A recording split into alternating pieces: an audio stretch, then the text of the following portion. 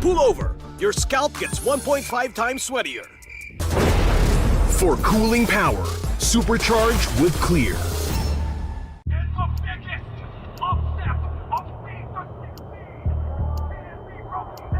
Paano ko kaya sila masusuportahan ngayon ng mas maayos? Kailangan ko bang magpalit ng strategist? Nagagampanan ko kaya ng maayos ang role ko. Will I be able to meet their expectations? We have to prove them all wrong.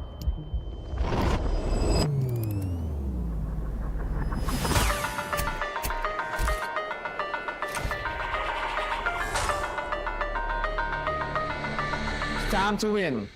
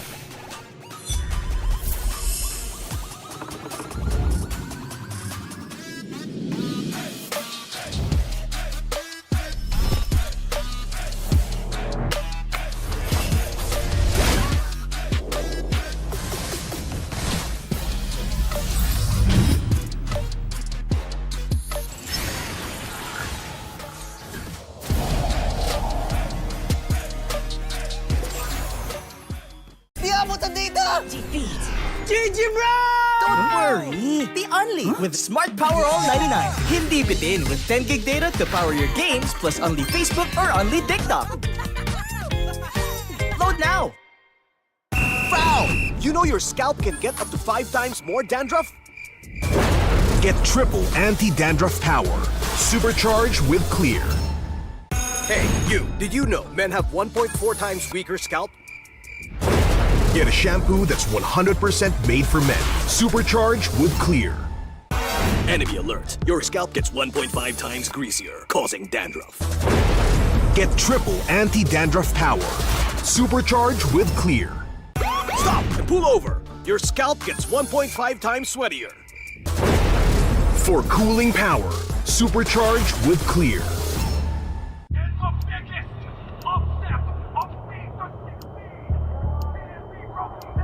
Paano ko kaya sila masusuportahan ngayon ng mas maayos? Kailangan ko ba magpalit ng strategist? Nagagampanan ko kaya ng maayos ang role ko. Will I be able to meet their expectations?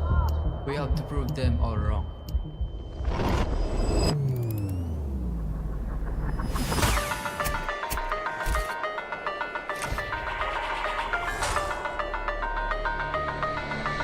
Time to win.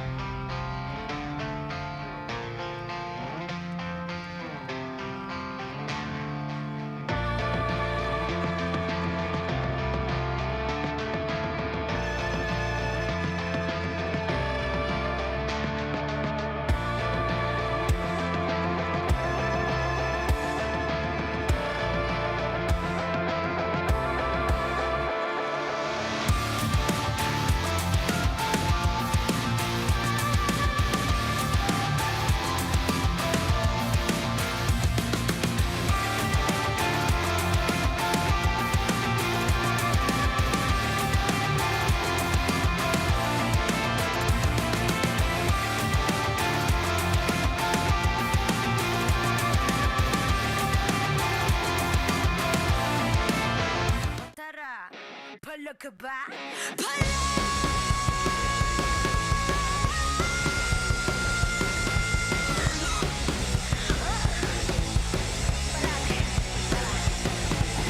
Handa sa laban, sandata sa aking kamay. Watch with my click, may fire in the eyes.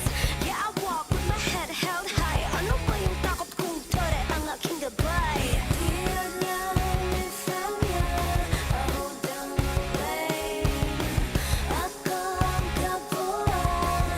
When we bring our name to the game. Eyes on the prize, do last, cause it's our time. Palag na to, me again, you already know. Automatic ka na na Pilipino. Break us when we steal the show. Automatic ka na na Pilipino. Lakas ng Pinas. Palag na to, kami na ang batas. Pilipino. Lakas ng Pinas. Palag na to, automatic ka na na Pilipino. Teka, wait. Remind you kung anong na-obtain. Palaging first place, lakayo sa PH. I know Superman. I'm here cause I got God, my team is super fast. Eyes on the prize, finalist, cause it's our time. Palag na to, me again, you already know. Automatic ka na na Pilipino. Panalo, break us when we steal the show. Automatic ka na na Pilipino. Lakas ng Pinas. Palag na to, kami na ang batas. Pilipino. Lakas ng Pinas. Palag na to, automatic ka na na Pilipino.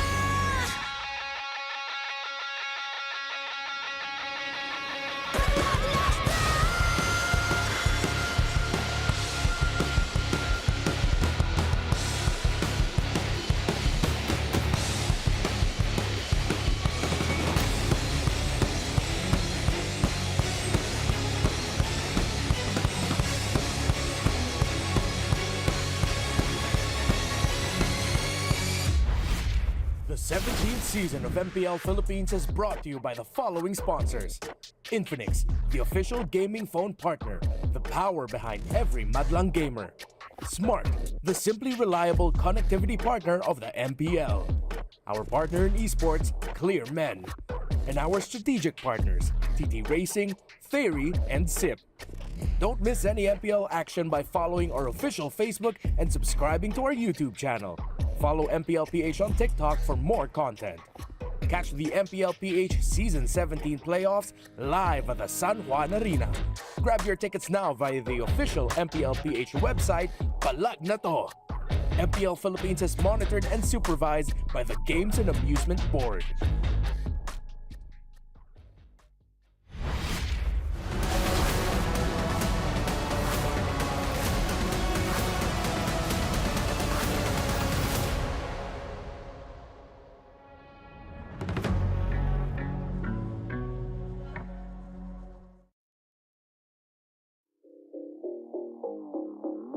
For ONIC Philippines, wala. Yung yabang nila eh. Yung dating nila na kaya namin lahat kahit anong mangyari na kaya na.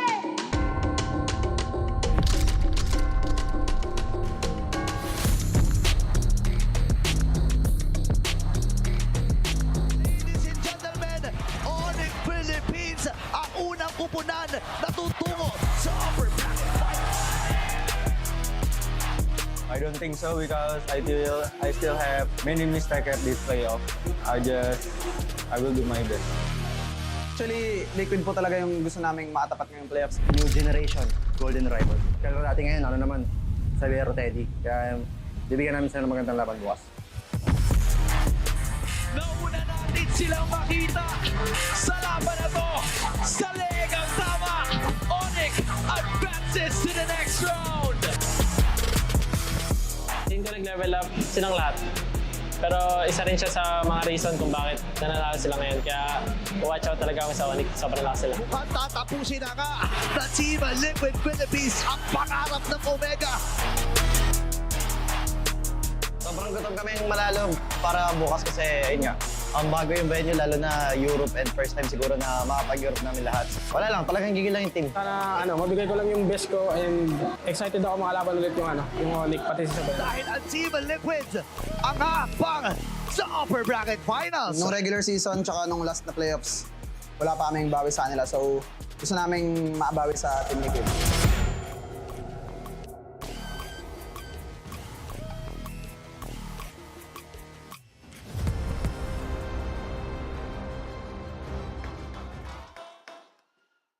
From the very beginning, they dominated, carving a path as absolute giants in the league. And game after game, they continue to prove why they have the crown. And now that the tickets for MSC and EWC is within reach, will they continue the stampede? Well, Cavalry, what do you say? You can feel the ground shaking with those stomps, but how about from your side, Denise?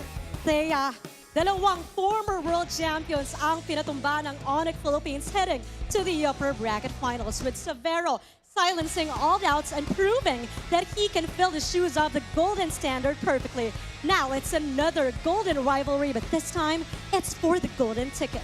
At ang tanong ng lahat, sinong unang team ang makakalipad papuntang Paris? Sonics, ano masasabi nyo?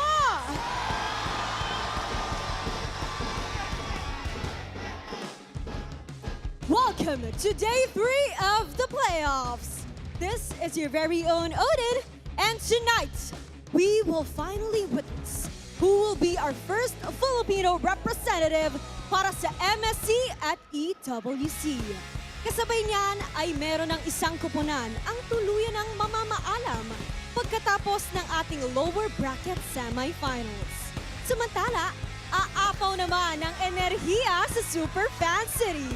And finally, our legends will be immortalized in the Alamat Awards. Super fans, humanda para sa isa na namang araw na puno ng aksyon. This is MPL Philippines Season 17, the playoffs. Palag na to!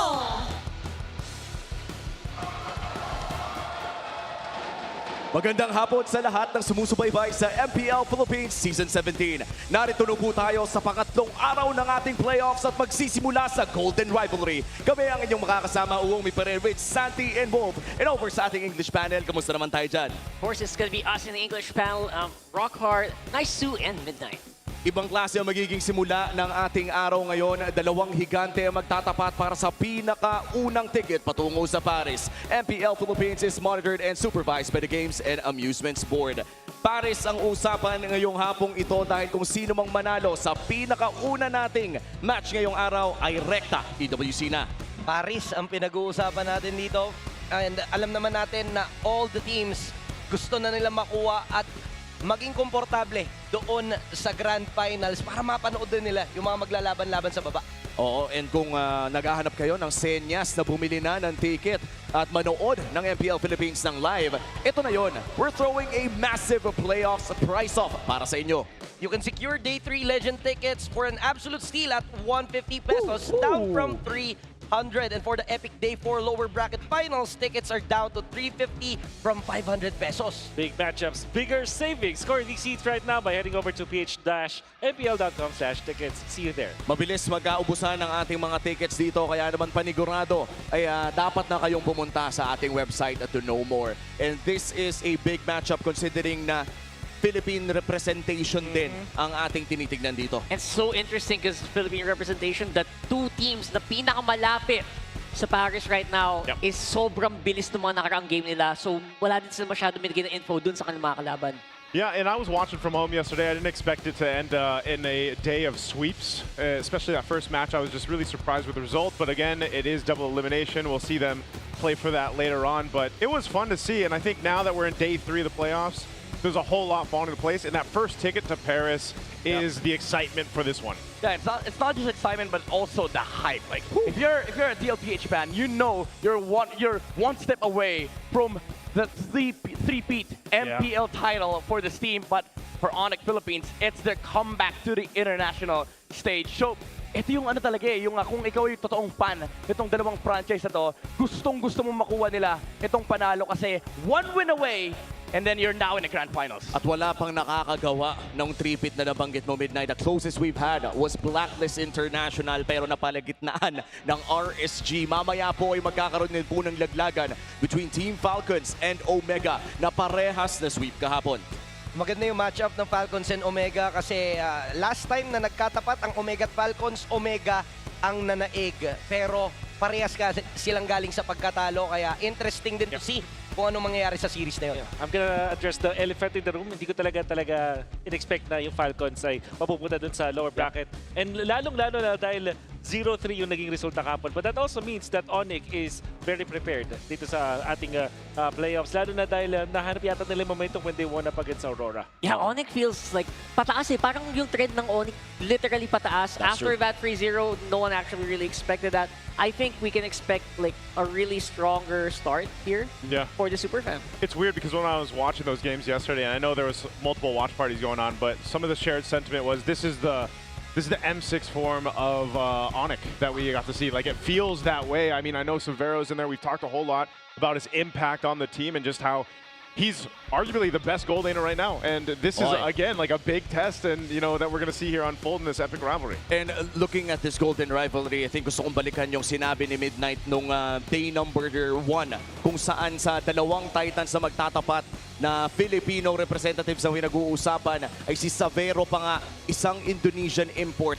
ang naging pinakamalakas na manlalaro. At ngayon magtatapat sila ng isang upcoming na gold laner ng Team Liquid Philippines na si Teddy. Pinanood natin si Teddy na mag-grow into what he is today dito sa playoffs at ngayon magtatapat na ang dalawang ito. Yeah, in fairness naman, ang story nitong dalawang to ay parehas naman silang mag-i-international. Kasi si Teddy nakasecure na ng ilang placements with TLPH. But for Savero, the pressure was really on him nung start pa lang ng regular season. But then again, the story for him all throughout MPL Philippines, he flipped the script. Instead na siya yung nape-pressure, let me pressure Philippines to perform their best.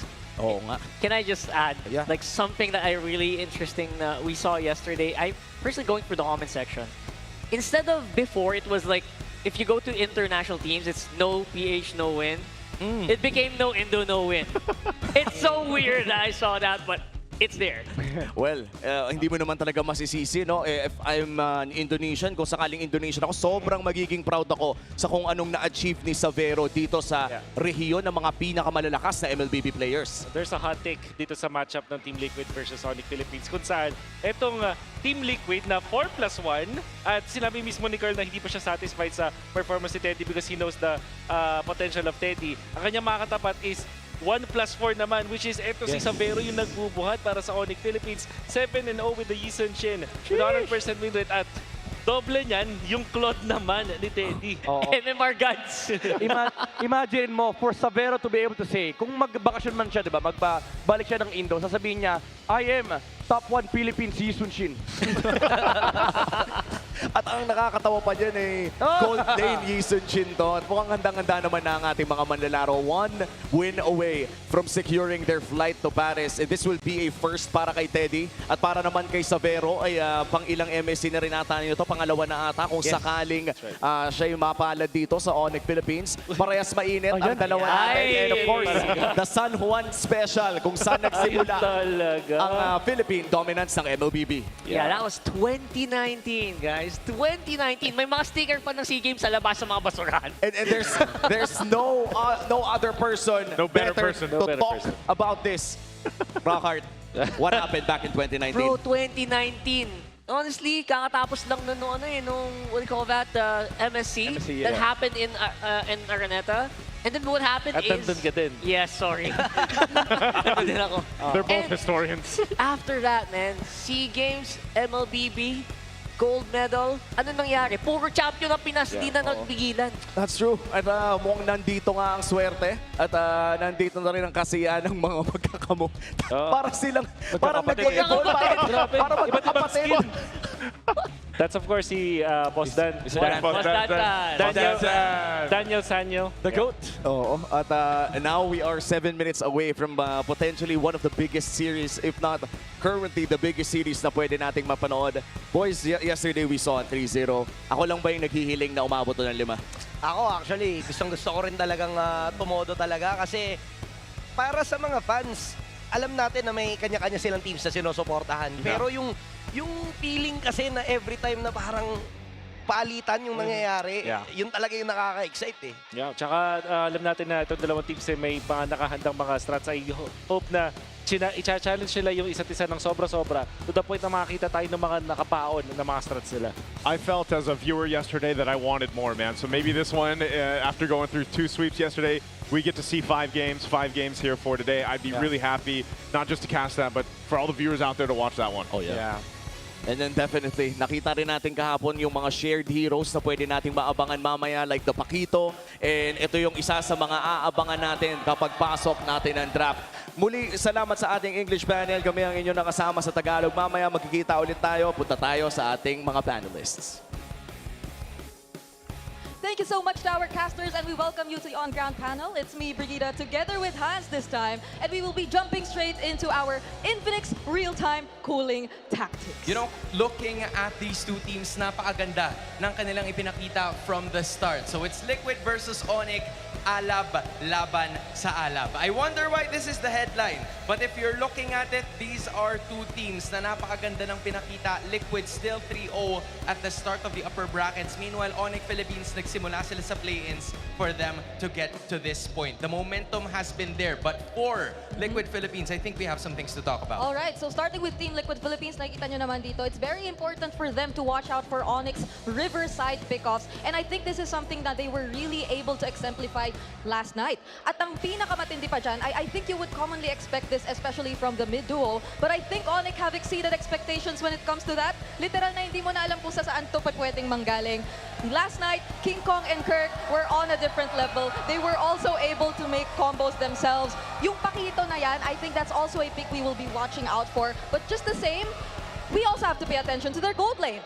Force ONIC to prioritize the lower tier gold laners para naman, alam mo yun, medyo mabawasan yung threat na talagang nag-overperform etong si Sabero. You know, looking at ONIC Philippines this time around, ang ilan sa mga bagay na kailangan nilang gawin is to first put heavy contest on the turtle. Nakita natin yan, especially with Liquid facing off against Smart Omega kahapon, na kahit level 3 si Carl TC using his Suyo, sure, merong damage, pero no yung retre niya ay medyo mababa pa rin, pero nilaban pa rin nila yon. So, putting on 5-4 members doon sa Turtle Pit in the first Turtle really gives a lot of snowball factor para sa kupunan ng Team Liquid Philippines. So they have to put a stop to that. Maybe put 5 people on there as well, or maybe 4 as long as there is some sort of 50-50 para medyo madelay yung ginagawa nitong si The GOAT na Carl TC. But on the other hand, you also have to distract a bit yung mid lane duo. We're talking about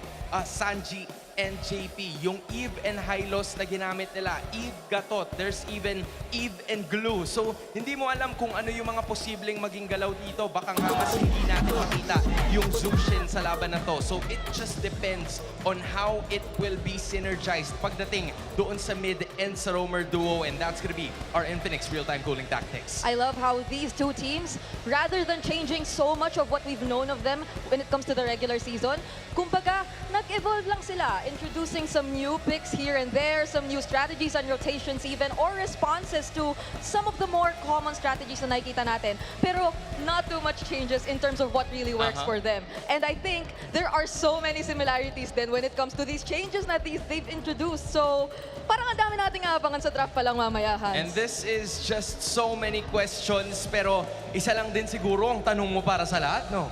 Oh. Ano yung tanong natin? I wonder, dito muna siguro ako mag-check, Brigida. Sige. Sonics! What time is it? It's Sonic time over at the red side. Alright, dito naman ako sa may blue side natin magtatanong. Cavalry! Mag-ingay!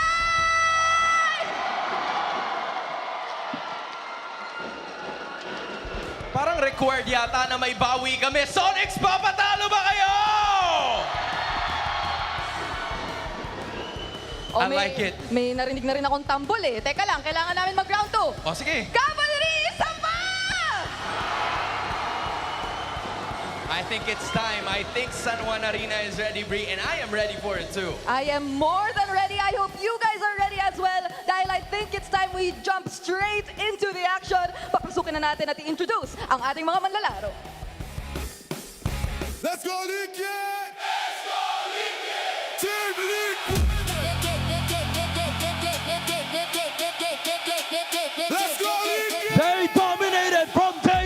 on and left their rivals in the dust. And now the ticket to destiny is within their grasp.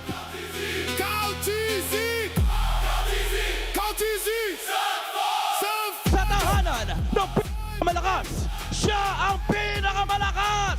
Sa sobrang lakas, hindi kasya ang achievement sa name tag.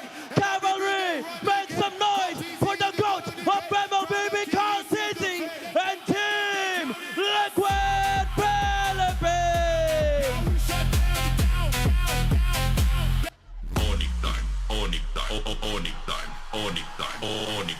They crushed two world champions and showed that they are fearless. Now they aim their sights on this Golden Rivalry for a ticket to go to Paris. Bila ONIC pinagandali, jangan semua harap dapat pas. At the center of their spectacular run is the pressure, the Standaremas.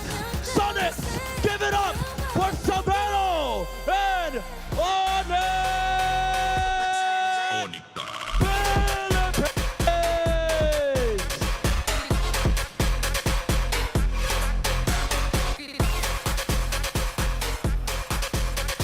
To ensure the integrity of the game, welcome our marshals, Miko, Chico, Joshua G, and JD. And our head referee, the Chop Master, Sense.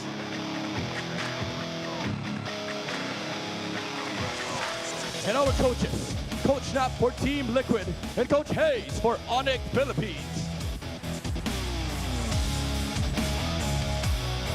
Monsieur et Mademoiselle, écoutez s'il vous plaît. This is the upper bracket. La bataille en Temple Pod. Super fans, allez, allez, allez! Woo! This is the Golden Rivalry. First off, TLPH currently stampeding through the playoffs. Man, Team Liquid has been nothing but dominant throughout the regular season, all the way up to this point of the playoffs. A lot of people would say, you know what? Just give them the ticket to the grand finals, give them the ticket to EWC in Paris. Well, guess what? There is a team, I think, that surprised most of us, and that was ONIC Philippines yesterday, sweeping the Falcons, the #2 seed coming into the playoffs. Yeah, ONIC Philippines definitely feels like they are also primed and ready with a 3-0 sweep yesterday. They showed off more. I mean, one Titan down, one more to go for the Super Family. And we've seen the rise of the trio mid from ONIC Philippines to protect the one, the goal laner, the pressure from Indo, the Standaremas, Savero.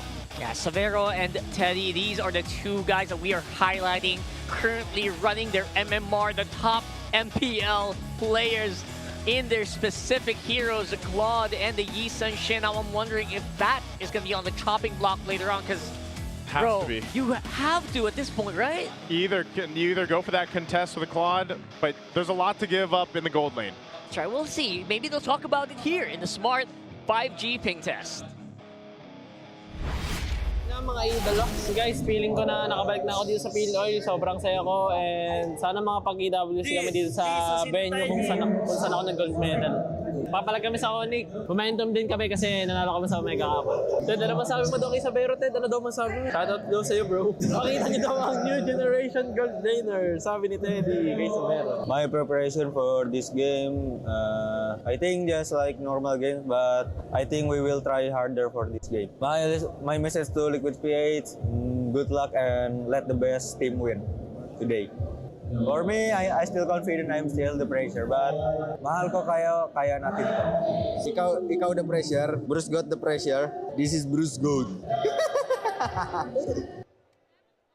I don't know, I don't feel any pressure. Both these guys look very, very business.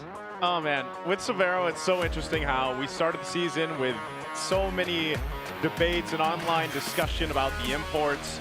And it just so happens to be, by the end of the season, well then well into the playoffs, he's our main talking point for ONIC Philippines going into this. I mean, it was a very heated discussion from the very start, right? Like, why do we need an import in the Philippines? Why get foreign talent from Indonesia? And now we see why. Because we're rich with good players, and Savero just we're so lucky that we're able to find players like these who can fill the shoes of the giants that was left by Kelra. And again, it felt like he did not leave at all, especially with the performance that he's shown us in the past 2 days. It feels like this guy is so damn hard to kill. That was a very big shoe to fill, right? Kelra moving over to Indo. By the way, is making waves as well. Sir.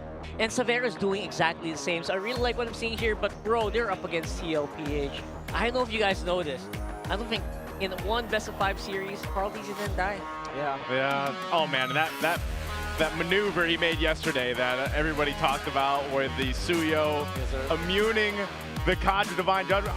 When I saw that too, I stood out of my seat. Yeah. Because I was like, oh! Yeah. Like, it was one of those things, you know? And that just highlights how good they've been on all levels. And it was also like kept in the shadows, right? Like, not a lot of people saw that play, but that's what makes him the GOAT. Yeah. Like, some of these amazing plays we don't even see. You try to make a play, you try to do something against him, and guess what? He knows how to deal with it time and time again. That's what makes him one of the greatest. Again, let's see if heroes like that are going to be popping up here in game number 1. We're heading to the draft. I'm very excited. Again, MMR players all around. Flying Clouds, of course, going to be chosen here for game 1. It's Flying Clouds. Isn't this the undefeated map? Yes, sir. Ladies and gentlemen, Liquid has never lost on a Flying Clouds map. And now we see the Fanny and Kalea, full respects on the table. I do want to mention, Hans and Brigida highlighted something earlier that is very important in this match. I don't think people will prio Zushin, and because of that, TLPH removes the Zushin from the hands of Super Prince because they just don't want to deal with comfort picks on the side of ONIC, even if they have counters against it. Like, Sanji has played Eve 3 times yesterday, but against Super Prince, no. I know like Eve's a good matchup against Zushin, but no, I'm not gonna give you comfort picks. Yeah, Prince has been amazing. I know we talk a whole lot about Savero, but Prince has been one of those players to just make it happen a lot of the times for ONIC Philippines. Boxer first pick right away for TLPH. You know what's crazy? Not what I expected. Yeah, I mean, there's a good chance that Carl Dizzy plays it, but also JP has played it during the regular season, I think just once. Yeah. And then he went on to like bring back Gato back in the Rome. And it worked once for Tracy. It worked once for Tracy, yeah. In day one. Day one. I think the Gatot Kacha definitely, Gatot Kacha game yesterday was one of the scariest Gatot Kacha games I've seen in my life. Yeah. Multiple unbreakables. Paquito showing up, by the way. The way that Sanford played it yesterday, it was very full tank. Yeah. Oracle first. Is that really going to be the build for Paquito in the coming days? I mean, if you're Sanford, I don't think so. Like, this guy likes aggression. He loves playing in the front line, dealing damage. But maybe there's a good chance we see a hybrid come out from Sanford and the Paquito. Because there's like 2 versions that you saw. You were talking about this on broadcast yesterday, you know, and I was like, yeah, you're right, Rockhard. There has been so far 2 distinct versions of the Paquito, and it just so happens to be in, also these 2 players that are going to be probably contesting it throughout the series. Yeah, multiple Oracles first pick. That's so interesting. And then we'll see, of course, if that is going to be the case here. Harif already locked in for Teddy, another safe goal laner. But to throw this over and complete this draft, we'll throw it over to our on-ground panel.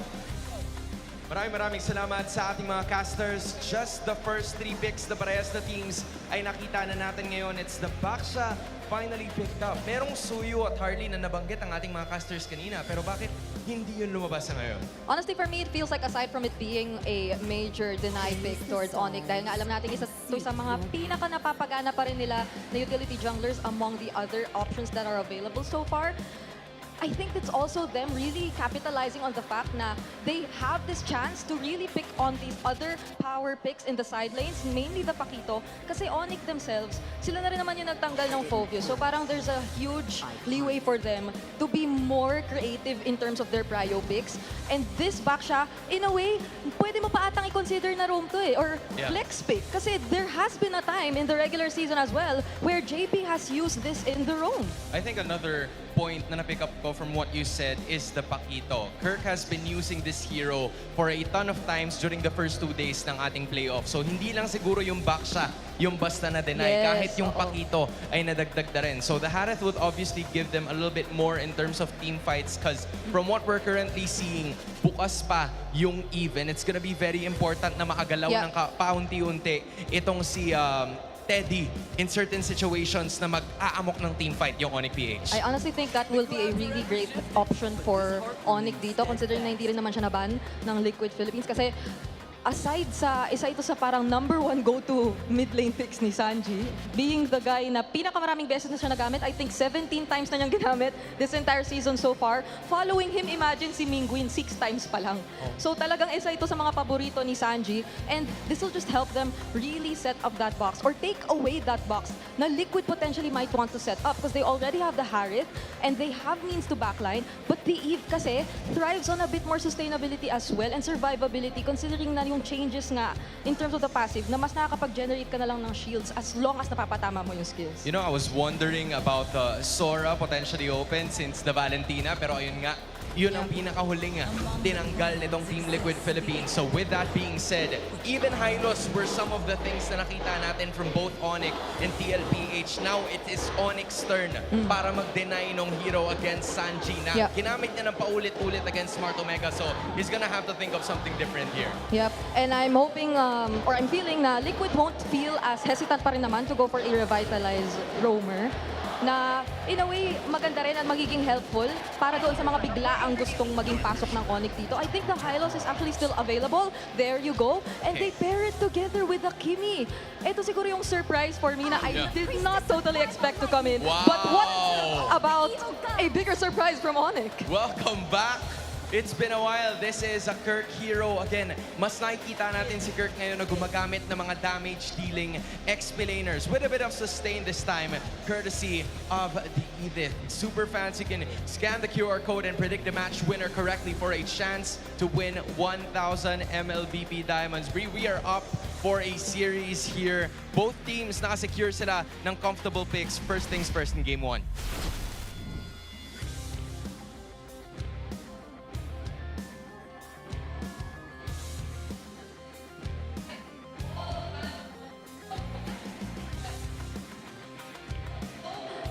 These are really hot picks na nakuha rin ng Liquid in terms of the playoffs specifically. So, let's see how this will fare out when it comes to the game. And that leaves us with one question. San Juan, handa na ba lahat? Casters, take it away. It is the biggest ticket for today on the line. ONIC Philippines and Team Liquid Philippines. One team goes to Paris. Who will it be? Let's find out in this best of 5. Well, you know, looking at this draft, this first game anyway, some interesting things come through, you know, that we talked about even getting to that point where, yes, the Paquito is there, JP on the Hylos. This is very standard things. You know, this is a shade of what TLPH showed us even seasons ago and Carl TZ being on the Baksha. Again, it could have been swerved, but he just happens to go with it. Brusco's going to go in and annoy Carl TZ just a bit, but I don't know. What do you think about this? Midnight, you shook your head a little bit on that debut pick. Kirk bringing it back. No, but I do like the Edith. You know, I love the idea of the Edith here because he shuts down effectively 4 heroes on the side of TLPH. This used to be good against Baxia, used to be good against Paquito, Harith, and Hylos. The Kimi, we still don't know yet, but ideally 4 heroes on the side of TLPH gets easily countered by the Edith. What I shook my head on was the draft for Liquid. Like, we don't see this comp usually come out from the cavalry. Kind of old school a little bit. All right. Yeah, and there's 4 magic, dude. This is very old school as well. 4 magic. In a sense of, you know, Kirk used to have the Edith as an MMR hero as well. Yes, and also just think about this, gentlemen. Like, Edith thrives on defense items, right? Yeah. And with Radiant Armor, he stacks up. There's 4 magic guys on the side of Liquid. So I don't know about this. I don't know. Maybe we see one guy carry it out from ONIC, but for TLPH, they have to play super fast. It's just so weird thinking about Baksha being the magic guy. You know? I mean, it's true. it is. I'm just saying, it's weird to think about him being, you know, magic damage. So yeah. But first turtle's up here.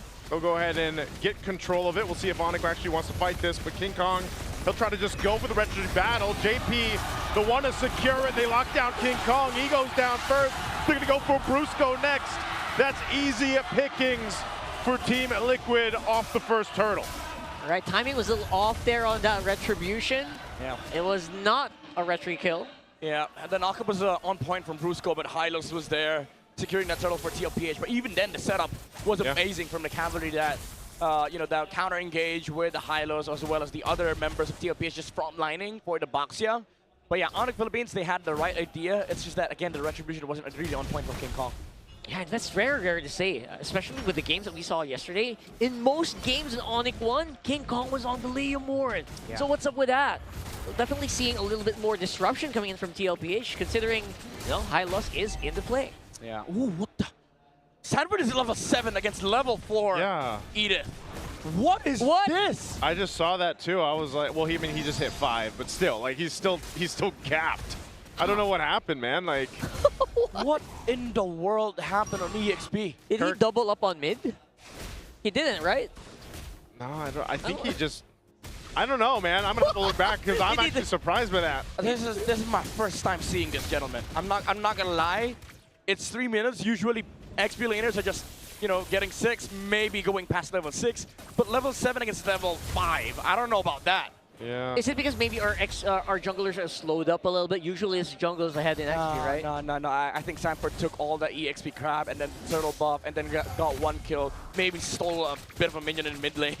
Yeah, he should have. That's the only explanation, right? That advantage already, gives him a bit of a lead to work with, and this is kind of what you see happening here with the Paquito in Sanford's hands.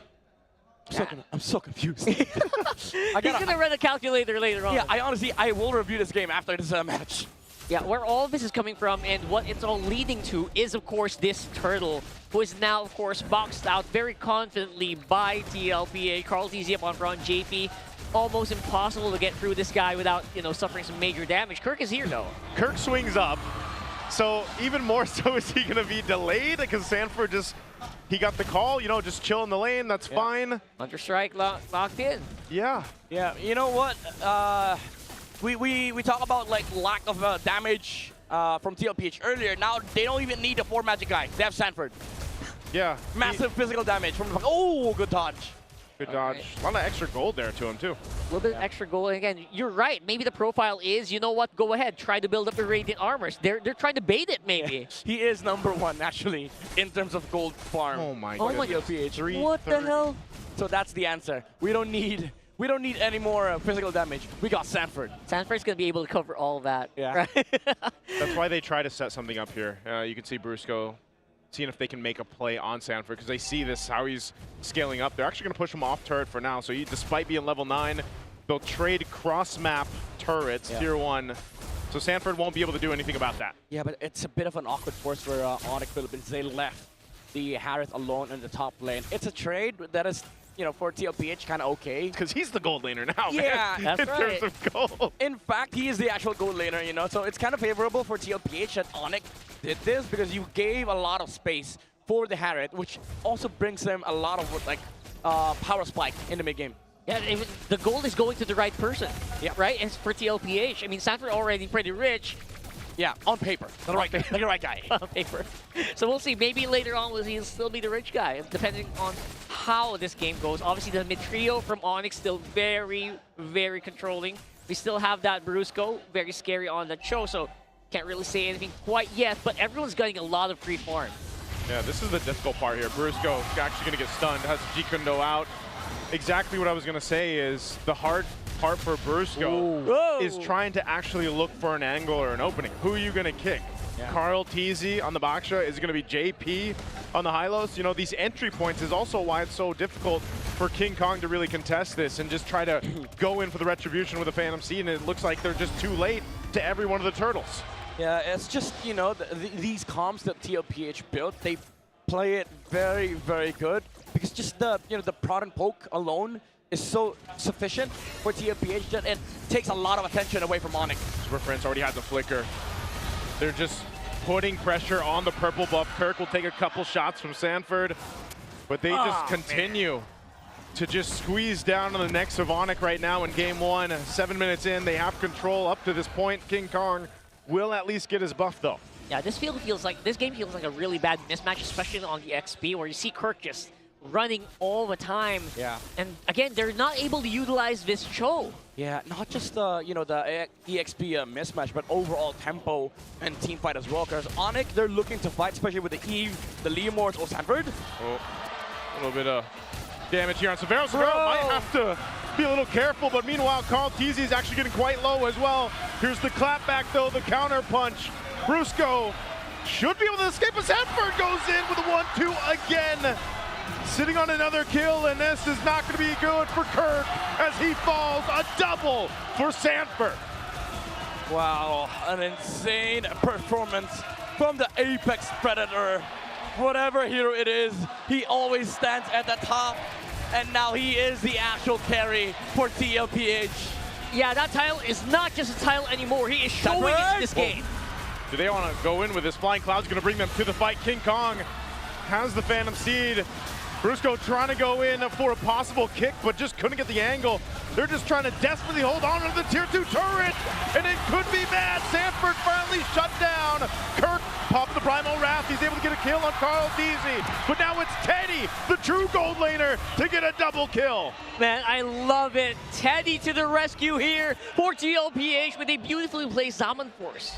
This is so annoying for ONIC Philippines. Like, the way Team Liquid fights, they poke and poke and poke until you make a mistake and then they go all in. But even if you punish, let's say you punish Sanford, now you kill him. You use all your resource just to deal with one guy. Now there's 4 more heroes left. You gotta deal with Teddy, you gotta deal with Sanji, and there's 2 meat shields as well who also deal damage on the form of the box here. That's exactly the story of that one, because after after Teddy arrived, they had no bullets in the barrel. They did not have any ultimates to use on him. They're like, pack it up, boys. Yeah. We don't have any firepower left. Yeah, and that's a great play. That's a great play. Yesterday, they were using Teddy as bait a lot to force team fights, and now it's the other way around. It's Teddy coming in later to the games and just showing off what he got, and they just don't have enough to deal with him. Yeah. And this is the best part about Liquid's playstyle, right? Like, people just know when to go in, when they're not supposed to go in, if they need to wait, or if they have to go. Like, sometimes you would see Team Liquid Philippines go with 5 members. They would just all jump. But there are games where you see Carl TG suiciding first, JP baiting a lot of skills and spells, and then Sanford and Teddy comes in to finish the job. And in this game, it's the same thing. Like, Sanford is I would say, like, he's the center of attention here for TLPH. Once he's forced a lot of the skills on the side of ONIC Philippines, then the Harris gets to play the game. I think you're right, especially right now where Sanford is the main physical damage dealer of TLPH. Everyone's wearing those shiny radiant armors, right? Yep. Everyone's trying to buff up against magic damage. Now it's going to be up to Sanford to really deliver that damage. All right, first base push in, traction pulse thrown out. The shield is still up. Everything will be dropped down here in the mid lane to walk this Lord for this turret. Even with this kind of lead, they're still gonna have to hold on because that Lord will be cleared out after the 1 charge into the turret. And that's about all TLPH is gonna get, plus some buffs here. Yeah, good trigger discipline coming out from the Eve. If Super Friends used the ult there, then TLPH might have gone for more. But this is very important for ONIC. They need to wait for the perfect opportunity for Super Friends to land the real world manipulation. But it's kind of hard against these mobile heroes and durable frontliners of TLPH. They can just slowly chip on the turrets here with the chrono dashes and of course the hits coming out from the Kimmy, and it's also buying time for the actual carry of TLPH. The Kimmy is farming up a lot of gold right now, which is going to be a bit of a problem for ONIC, especially that they don't have the Edith as the answer. That's right, the Edith, if you try to go in, you're probably going to get punished so hard. So you're right, Sanji, he's been very silent, right? He's been the one who's ramping up slowly and slowly while everyone's hunting down Sanford. Watch out for this guy. He's cooking. Yeah, Sanji already in the curve here, buying an item that will protect him, protect himself from the Claude with the Wind of Nature. This is going to allow the Kimmy to just stand tall in fights and then man up against a lot of the physical damage coming out from ONIC. Yeah, it's really interesting just the way that Sanji's been able to play this Kimmy. Again, a hero that doesn't pop up too often in our current meta, you know, aside from certain teams or certain players that will bring it to the front. But the way he's playing it, whether it's that little bit of a stun that you get or just the ability to go ahead and throw out the traction pulse, has been enough so far for him to actually have quite a big impact in some of these team fights. So that's what's, why it's such an obstacle for Brusco, or even Kirk to an extent, to try to get something set up for ONIC. They have to be completely reactive this entire game. Yeah, and to add to that, this mix-up from Sanford, right? Like, you know, when Sanford's playing the Paquito, he goes full damage. But because he understands that he's just a bait in this game, he's literally just opening up the game for the Harith, for the Kimmy. He went for the hybrid Queen's Wings, and then the War Axe into the Chastise Pauldron, I believe, for the Paquito. This is going to allow the Paquito to be more of a utility damage dealer, you know, using the shields from the first skill and also the knock-up from then the enhanced ult. And ONIC, it's kind of hard for them to fight into this, because how do you actually fight this Paquito? Here, that's exactly what we were talking about earlier, where you kind of are wondering what's the direction Sanford's going to go, because he is the only major physical damage for TLPH, right? So now, well, everyone, again, I'm trying to look at the items, right? Most people are just on Radiant. He's just trying to bait it out. I think he's going to skip Oracle, and I think maybe go for Chastise on this one, or Dominance Ice. I mean, I think he does go Chastise straight into Immo. Immo, okay. For the Paquito, because you just want to, you know, survive this initial team fight from ONIC, where they use Phantom Steed, they use Reload Manipulation. If you're able to go past that, then essentially you're winning the team fight. You're probably not dying anyway, so good luck with that, especially Queen's Wings. Lord charging in the mid.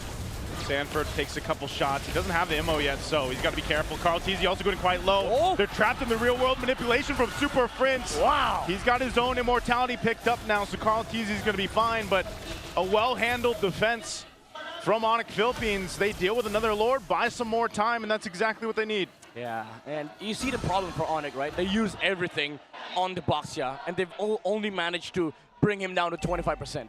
With the Tortoise Poisons, this is a big problem for ONIC. Again, it's not done. We do have rounds of minions they still need to deal with. This could be a ticket for TL. Oh, whoa, Severo getting checked. He's got to go heal back up here. But nonetheless, ONIC continues to clear out these waves. Ooh, that's split. Sanford attacking up top. Yep, they've got to split it. That's the only way they can deal some damage to these base turrets of ONIC. Yeah, again, it's kind of hard because there's always the threat of the real-world manipulation into the Blazing Duet of Severo. So for TLPH, they can only chip away some damage on the turrets. But in the next few minutes of the game, ONIC is going to be able to find farm on their scaling heroes. But the problem is, again, it's all about the team fight. TLPH, they're primarily focused on winning a fight right now, especially for this upcoming Lord fight. If ONIC waits it out, I think they can give this Lord to TLPH and then maybe defend and then get to the point where Severo just becomes massive. That's right. We did see that earlier, a good time to... The kick going to be used. Briscoe has to flicker defensively out. He was caught in a bad angle after trying to set up, so he goes down. They're going to force the fight anyway.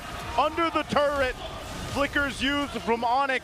They lose Brusco. It was an attempt, and it didn't work out for ONIC. Yeah, this is Liquid special, you know? Like, they understand ONIC might force something. The moment they step away outside their base, TLPH, they're gonna look to punish. Because you know why? They're already at an advantage. If we force battle spells on the side of ONIC, then we're much stronger in the next fight. Yeah, all that results in that top turret falling down. So TLPH just playing the macro game. They've maintained a really healthy gold lead up to this point, but yeah, like you said, Midnight, this Lord's gonna come here in a couple seconds. ONIC will probably just have to choose. Yeah, we just defend. It's pretty rough because 64 seconds on flicker for Super Friends, man. They're not gonna have tools to contest this. Again, that's why if you were ONIC earlier, the better decision would have been to just give the Lord, stay in base, hold back, and then maybe reserve these battle spells. Now, TLPH, again, Liquid Classic, the moment you step out the base, the plan is for TLPH, for some battle spells. Then the next time we fight, we're hella stronger. And now, because of this, ONIC is forced. They didn't take they didn't make the choice to give the Lord. They're forced to give the Lord, and now TLPH will get another layer of advantage for their side because now they get to push waves without battle spells on the side of ONIC. That's true. Despite the 10k gold lead or 11k gold lead, though, I feel like ONIC can still fight back. As long as, again, the real world is very well placed. Yeah. As long as maybe Brusco can make a pick happen on Teddy. Severo's locked in, man. I mean, he just picked up his Malefic Roar, last he can item. fight. This guy can fight. They've got damage. See if they can do it. ONIC on the defense again. Another Lord, third one of the game. Immortality's in play now for Brusco. They're gonna clear this out. Glorious Pathway drops down. It could come down to this as Brusco. Immortality already popped. He's gone out of the picture, and the base is gonna be locked down, but they have to get through the real world manipulation of Super Prince. Sanford took out King Kong with a punch to the face. And ONIC looked to be able to defend, but Teddy will capitalize another kill.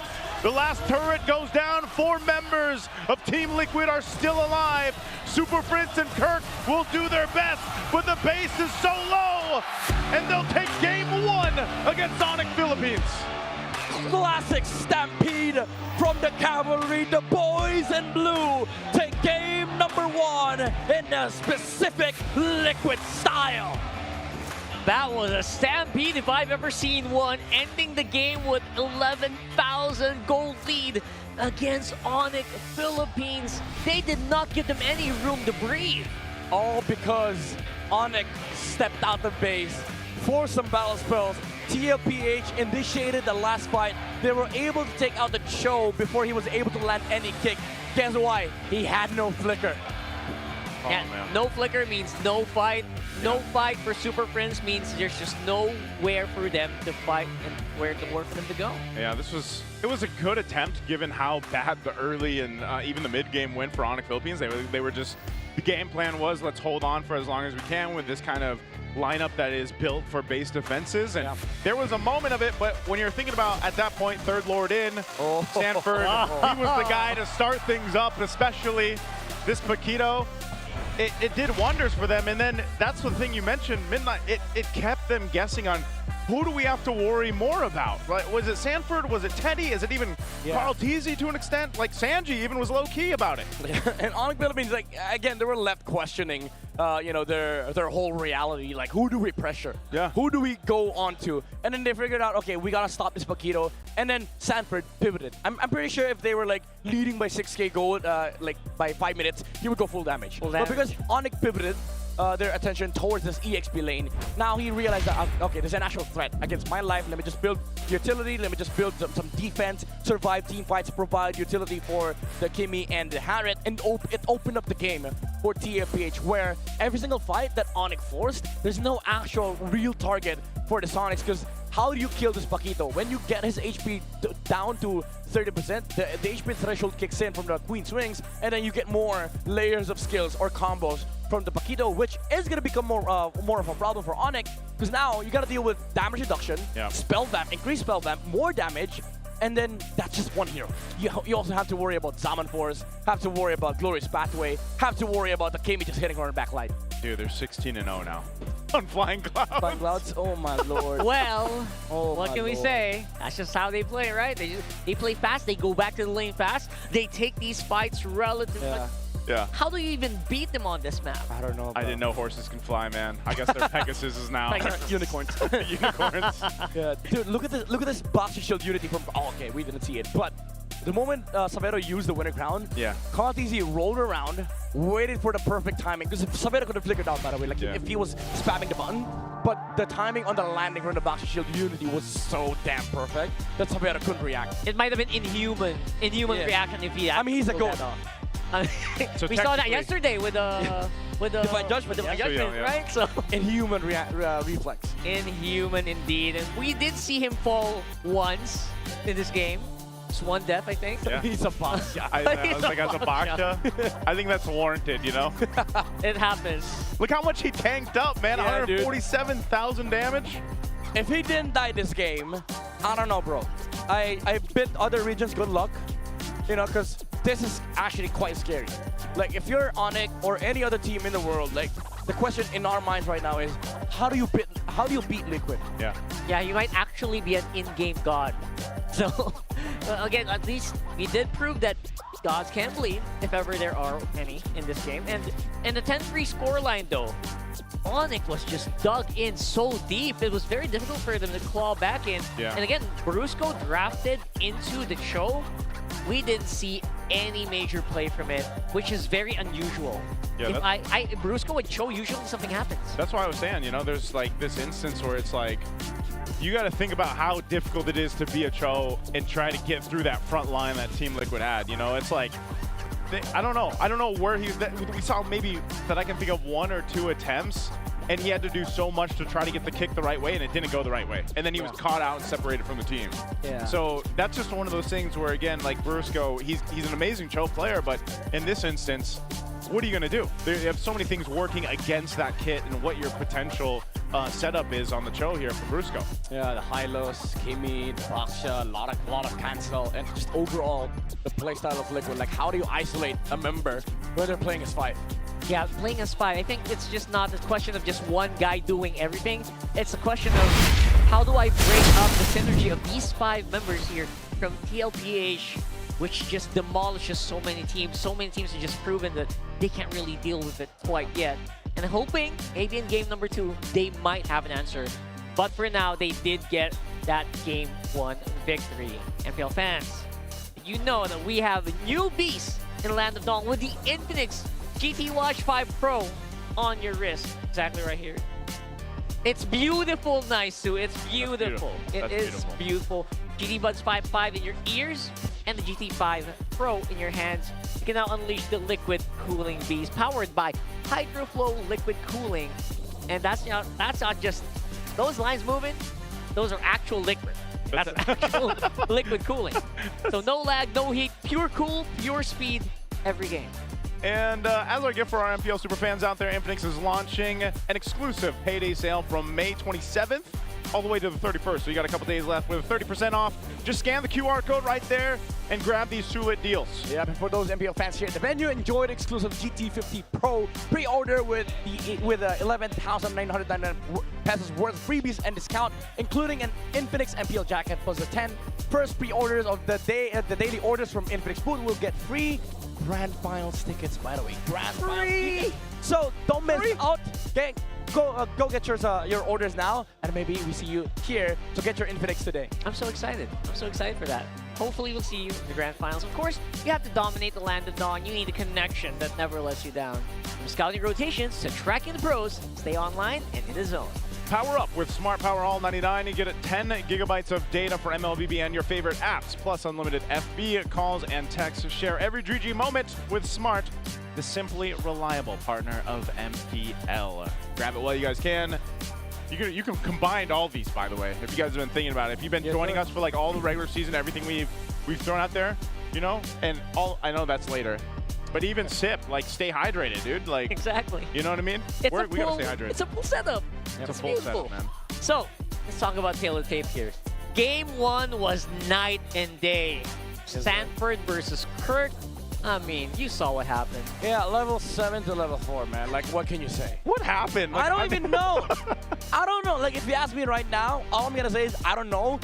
Maybe I need some 5 minutes to review what happened in game number 1, because I've never seen an explainer that gap before. 3 levels. 3 levels above. Yeah. After first turtle, Yeah. like, what the hell? In jungle, it's pretty easy to happen because if you deny big jungle camp, yes. But in XP laner, they're basically getting the same XP every time. Dude, that's like being in different weight classes, man. Think how slow Edith feels. And then you've got the champ like across from you, you know? Champ's dancing all over you. Yeah, I pity Kurt, honestly. Like, I don't want to be in that situation because the whole nation saw the 3-level gap. And then now you gotta play like Edith. Oh, I don't jump, I don't initiate, and then this guy has like 9 million dashes. Yeah. Yeah. And just a reminder, this is first seed versus third seed, by the way. So pretty decent win rate for obviously first seed usually gets championship. Usually we have a 58.8% win rate on that one. Third seed does get it too sometimes. Yeah, but the sad part is the last time a third seed won, it was TLPH. So if you're ONIC, all the stats are stacked against you.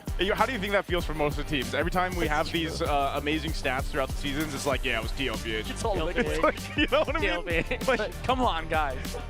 Like, maybe next time we make MPL TLPH. Yeah, and by the way, that third seed, they swept Aurora. Stop.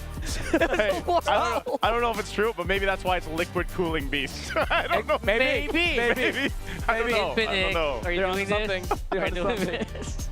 So yeah, so far, again, trying not to get too much into it, but it is lockstep and stampede, man. Games done so far. Liquid again. It's another liquid stat. I don't know. I guess they just have so many dominating stats. We have to break it down my by lord. midnight. What can I say? I mean, it's the fastest game of the league, right? Like 10-28, TLPH versus TNC, and then it was matched yesterday by TLPH again and again and again against Omega, which is funny because, like, I believe this was also the fastest series last season. Yeah. It was also TLPH versus TNC. It's all liquid again. This is actually crazy though. Games won under 12 minutes. They've won 8 games. So some people wonder why we say Liquid Stampede and why that's such a signature way that they play in the end games. That's why.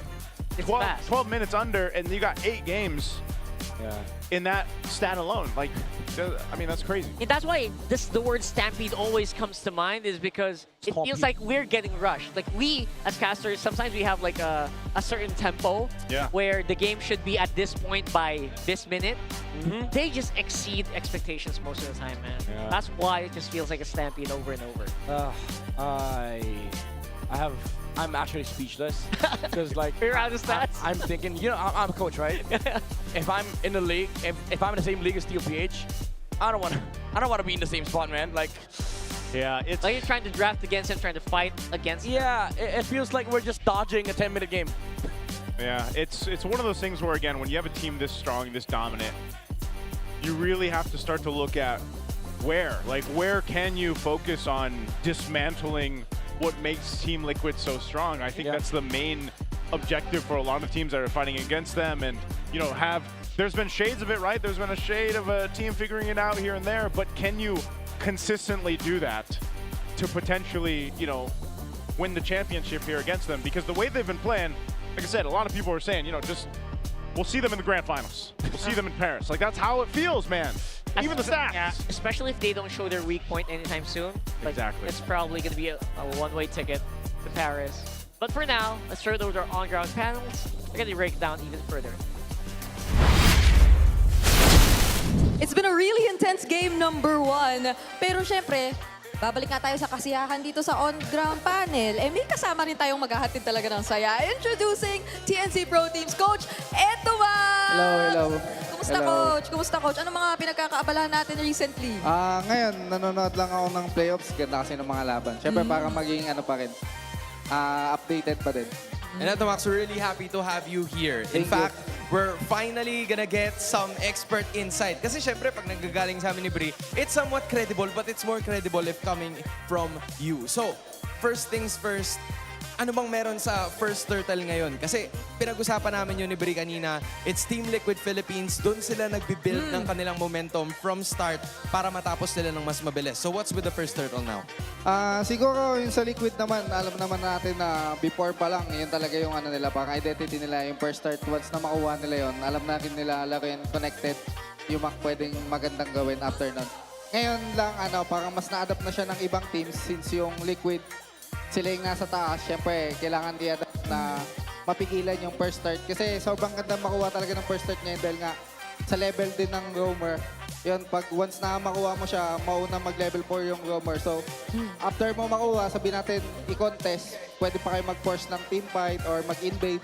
Maraming pwedeng makonect. Or kung hindi man nila contestin yung first start, madediretso naman sila sa jungle nila. So, maraming kakonect na play. Kaya sobrang importante niya. I see. Kaya siguro maski kahapon, no, Hans?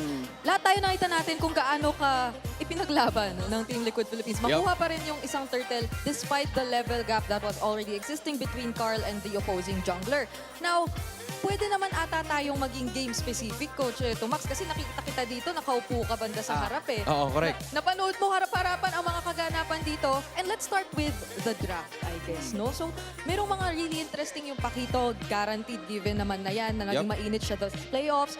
Pero why do you think did ONIC decide to go for the Edith pick? Tingin ko yung edit pick, siyempre alam naman natin yung Pakito, sobrang meta niya talaga ngayon dahil sa buff din, yung pwede ka na magka-armor sa clips. So yung sustainability niya, sobrang ganda.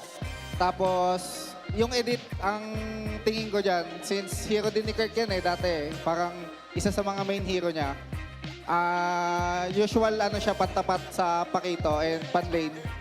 Since yung Pakito sumusugod, tapos si edit counter ko, parang yun siguro yung naging tingin ko, kaya nila pinik yun. Naghanap sila ng hero na pwedeng pantapat kay Pakito. Siguro yun yung naisip nila. Okay, so medyo malalim na hugot yun malalim na based hugot. on Kirk's Parang hero ganun. pool. We've witnessed it so many times from while they were here. Pero eto Max, nabanggit mo din sa akin last time na it's kind of a bit of a stretch. Looking at it, hold your horses. First seed, Team Liquid Philippines is 1-3 in the upper bracket finals. Tanging F-Cup lang ang kanilang natalo. But being in the upper bracket, what would you say dun sa mga sinasabi ng tao na both blessing din siya at curse in a sense? Like, meron bang momentum or meron bang nasa stop pa yon dahil medyo malamig ka pa bago mag-umpisa? What usually happens there? Tingin ko para sa akin may factor din yun na paglaro ka ng play-ins, manalo ka doon, makalusot ka. Sobrang laking bagay din na momentum, lalo sa team na ganyang kalakas yung kalaban. Siyempre, minsan kasi yung playoffs, yung meta dyan, nag-iiba. So, kung kayo yung una nakalaro, mas makakapa nyo kung ano yung naging meta sa series nyo. Mas alam nyo yung sino yung mga priority, ganyan. In comparison na waiting ka lang, papanoorin mo lang, doon ka lang magbe-base. So, possible may factor din talaga siya once na naglaro ka sa play-ins. Pero, yung ano naman, depende naman yan sa mindset ng waiting na team. Ngayon, kung sa scrims pa lang, same lang naman yung meta, papasok ng playoffs. So, sabihin natin wala masyado nagbago. Mas ano pa rin, mas pabor pa rin sa kanila kasi mapapanood nila yung naglaro ng play-ins. So, depende talaga siya. Kaya possible yung sinabi mo na pwedeng curse, pwedeng maganda. Yeah, and ONIC naman on the other hand, no, 3-1 din ang nakita natin na record nila when it comes to the play-ins or yung upper bracket din naman na pinag-uusapan natin earlier on. I think yung parang naaalala ko dyan, yung kung ano yung nakikita mo sa lower bracket runs na may init na teams. And you know what? Familiar siya dun. Oo. Because TNC came from the play-ins. Same with ONIC for this season. Pero ngayon, they're fighting all through it. So the idea is what? What's probably the scenario here? Galing ka sa play-ins, ONIC Philippines, this is the scenario. Best case scenario siguro to para sa kanila. Sobrang steamroll nung first two matches, but what do they have to do para kahit papano ay mapigilan or ma-stop nila yung momentum na meron ng TLPH? Siguro para sa akin yung mga experience na nangyari sa kanila sa 2 series na nilaro nila, kailangan nilang hugutin yon. Ano yung mga bagay na natutunan nila sa series na yon na pwede nilang ma-apply talaga. Yun kasi yung magiging advantage eh. Una mo makakapa yung mas malilinis mo yung mga laro mo, may pwede ka pang i-adjust, may pwede ka matutunan. Yun yung kailangan nilang ma-apply talaga sa laban na to.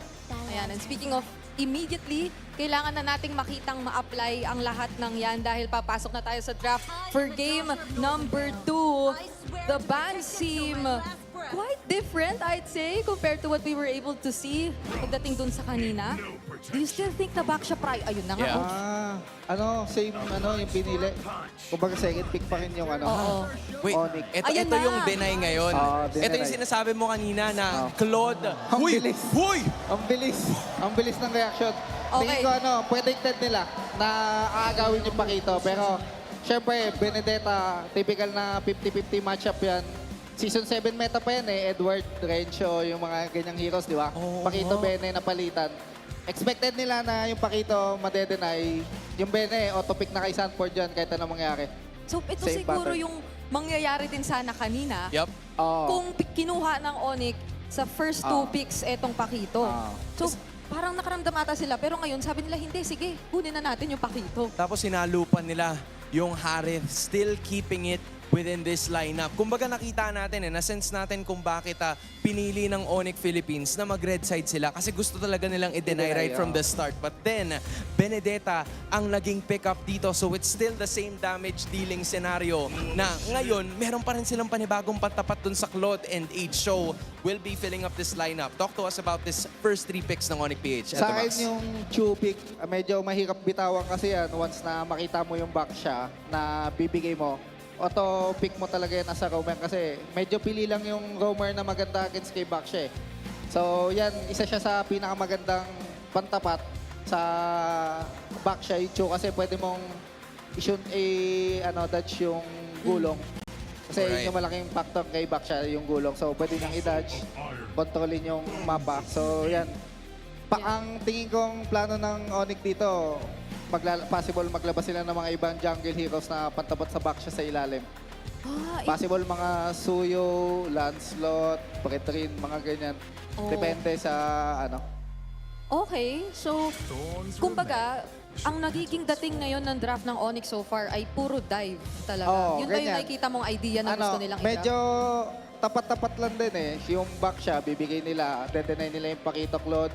Tapos tinapatan lang din naman ng TLPH ng Bene tsaka Harry. Grabe, coach naramdaman mo. Ayan, Lancelot, Binan. Good ban yan sa side ng TL. Medyo naramdaman siguro nila dyan. Siguro, Suyo, pwede Nolan. Possible din, Nolan. Kasi sobrang bilis mag-farm ng Nolan eh. Yeah, so, possible gumanda rin yan sa side ng ONIC. Tignan natin kung magiging option nila yun. Pero, kasi Pakito, damage siya, di ba? Yep. So, di ko sure kung sobrang compatible siya. Kung papasok mo ba ng damage jungle na assassin. Actually. So, yun yung medyo titignan natin. Pero ito, good ban to sa side ng ONIC, yung Hylos tsaka Gatot. Kanina kasi nung nag-choose sila, nakapag-pick pa ng Hylos si JP. Yes. Correct. Sobrang hirap ng mag-choose sa Hylos talaga. Kaya maganda na binan nila yan. And ito, Max, in addition, we saw yesterday, or in fact, yung mga junglers na minsan pinapanta pa talaga dito sa backsha, yung Fred rin na madalas nating nakikita. So since nabanggit mo nga na damage dealing yung Pakito and yung Claude, is there a possibility that they go utility o dapat ba mag-double down ka talaga completely dun sa mga damage dealing assassins? Kaya nung Lancelot at posibleng Nola na ibaban ngayon ng Liquid. Siguro pinaka-safe na yung Bretrin. Siguro, safe pick na yung Bretrin kasi yun nga yung damage Pakito, damage XP. Medyo magiging 50-50 yung laban pag nag-Bretrin. Pero kung willing silang sumugal, tumapat ng ibang jungle against sa back siya, may kita natin. Kasi kahapon, gumana yan Pakito Leo, di ba? Correct. Yung Leo naman kasi, kahit naman sabihin mo siyang damage siya, pwede rin naman siya mag-item ng mga defensive, like brute force, wings, mga ganyan. So, possible yan. Pwedeng nagsiset up sila sa Leo pick. Yung kasi kahapon nung nag-Leo Mord sila, ay may nakalaban silang Leo, parang si Balen din kasi yung mga magagandang heroes dyan Pantapat sa Leo Mord dahil sa copy ng Pero si Kimi, maganda pa rin si Kimi kung kukunin ng TLPH. So, tingin ko nagsiset up sila sa Leo pick. Nagawa na rin naman ng ONIC yun, Leo plus Pakito. Baka yun yung gawin nila. Pero kung medyo i-50-50 nila, mag-safety sila. Pwede rin siguro. Okay. Pero sobrang si Baksha kasi parang based sa series ng Baksha versus Fred. Yung Baksha yung mas mas lumalamang. Okay. Ito na. Initial thought natin, Bri, it's the Kimi versus Hilda that you mentioned. Yep, so mid control na naman. Nakikita natin kung paano to pinaprioritize and kung gaano siya kaganda i-pair with a very fast rotating XP laner in the hands of Sanford, which is the Benedetta. Pero doon pa din ako naku-curious sa jungler ng ONIC. Kasi knowing na may Hilda ka na on the other side, parang mas mapipigilan ka na freely pumili nung Leo Mord. Yung Leo para sa akin, good pick pa rin naman siya, safety lang. Ayan. Okay pa rin. Kasi pwede mo naman targetin yan yung Hilda. Once na Leo Mord kasi pag fighter, hindi ka naman masyadong takot sa Hilda. Ang heroes lang na medyo may ilang ka mag-Hilda is Assassin. Yes. Kasi kaya ka solohin, pero kapag Leo Mord, hindi naman niya masyadong Okay, so may chances pa rin naman at nakita naman natin multiple times kung gaano rin kayang sumabay ng isang Cho. Especially being a Cho Valen, no? Parang hindi ka naman ganoon ka may encourage na mag-super high invade. Man, these are some really good insights coming out from Coach. Eto, Max. Coach, maraming salamat Pwede kang MPL coach. Pwede kang coach. Testing mo ba every now and then? Now, I just have one more question, Bri. Okay. Boy pa ba ang San Juan Arena? Game 2, 1-0 TLPH. Casters, please take this away. 1-0, and it does feel like there is just no stopping Team Liquid Philippines. Can ONIC actually do it? Now, they have the Pakito on their hands. Yeah, they took the Pakito. Then now they got to deal with Sanford on the Benedetta. I'm wondering if he's going to try to replicate the gap that he gave Kirk last time, but I don't think that's going to happen this time because Kirk's actually mobile enough to keep up. It's a faster XP this time around. So maybe there's there's more chance for ONIC to actually make plays on the map, but the idea behind the draft of TLPH is almost the same as game number 1. Like, you have a lot of nuisance heroes on you know, Sanford as well as JP, especially with the Hilda, which is going to be annoying for ONIC to deal with. Looking at their lineup, they're again very heavy committal. Maybe with the with the addition of the Valentina, they can brawl a bit, like force a lot of skirmish against TLPH. Yeah. But overall, they're still gonna have a lot of issues when it comes to like actually dictating the pace of the team fights. Yeah, and just like game number 1, this is actually still Sanford, who is the major physical damage dealer for Team Liquid Philippines. Yeah. So it feels like the same recipe. And again, a little bit of a gap already building on the XP, like we saw in game number 1. Yeah, Again, it's JP up on front here, which might be a bit of a more even matchup in terms of roaming. I think part of this though too is like JP. Oh, JP, he is quite low. Whoa, whoa, whoa, whoa, whoa! Utilizing that bush. There's Carl TZ. Shield unity on in. He's gonna be fine. Whoa, Sanji also low. So ONIC controlling the space right now in the early game. They still have a ways to get to this turtle though. 15 seconds there. They'll have to go ahead and just reset for it. But nothing lost too much. Yeah, no, we're seeing exactly the way that ONIC, I think, intended to play the game number 1. They wanted to have more dominance in the early, more space for their own team, especially around this river. They're going to do it again here on the turtle. Let's see if this is going to go the same way. Yeah, see what Carl TZ does here. He's charging on in. He wants to drive by, but King Kong be able to secure it this time. TL wants to fight. They already used the Petrify as well. They'll take King Kong out. His price for the turtle, and he's going to lose his buff as well. Carl TZ pushing Kirk out of the area. They just want to take more from King Kong to delay him further, and Kirk jumps in. He's got the combo ready, but still, he's not going to be able to stop TL. I mean, if you're ONIC, this is very annoying. Like, you won a turtle, but then you lost your jungler, and TLPH went on to go for the invade. It feels like you can't win anything because this team will find a trade. The setup for turtle was nice. Kirk had the XP prio. He got level 4 first. They got to turtle first, and then Carl TZ didn't, they didn't land the retribution. They were able to get the neutral objective, but then TLPH still ended up being the winner of that trade.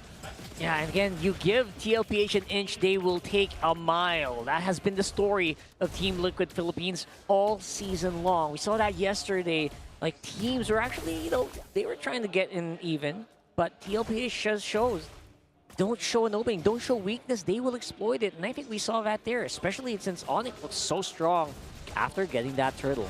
Yeah, this is better though for ONIC, at least in game 2's early game than it was in the game 1, because at that point they were already down, maybe a couple thousand gold.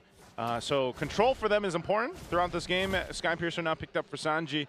He was a little more low-key the previous one, but could be a different case scenario for his Kimmy in game 2. Sanford now dealing the punch. Whoa, Brusco didn't even get to use the flicker. Yeah, again, just a jump from Carl TZ. I think ONIC didn't expect the Baksha to roll around the mid because the Kimmy was so deep, far back in the lane for TLPH. But then JP tried retaking the bush in the mid lane, and then ONIC was like, okay, it's just a Hilda, and then the Baksha showed up. And so far, with all the things that are happening right now, TLPH feels like they cannot be ignored. They cannot be isolated here. And you know what? They have a lineup to do it. They have very fast roamers. They have a fast roamer. They have a fast jungler. Can really respond very fast to Sanji. And they'll have a lot of control. And right now, it's JP scouting. They're trying to get all the waves in control in time for this next fight. You know it's brewing. Oh, yep. Ooh, ow. Yep. Kirk gonna feel that. Sanford will rotate for this turtle. Not sure if he'll be here in time for it. Half health on the turtle right now. Brusco's gonna jump forward. 4. They go in with a Phantom Steed. The kick's already gonna be used too. And now turtle secured again, but can ONIC win this fight? King Kong looking to take out Carl TZ. He goes for him. Zaman Force dropped by Teddy, but whoa! Where did Teddy go? They take him out so quickly. And JP's low as well. Kirk full stacked on the combos here on this Paquito. He's gonna I just threatened them enough to walk back to base. Sanford, sandwich between Severo and Super Prince. He's trying to do his best, but he can't get away from Super Prince this time.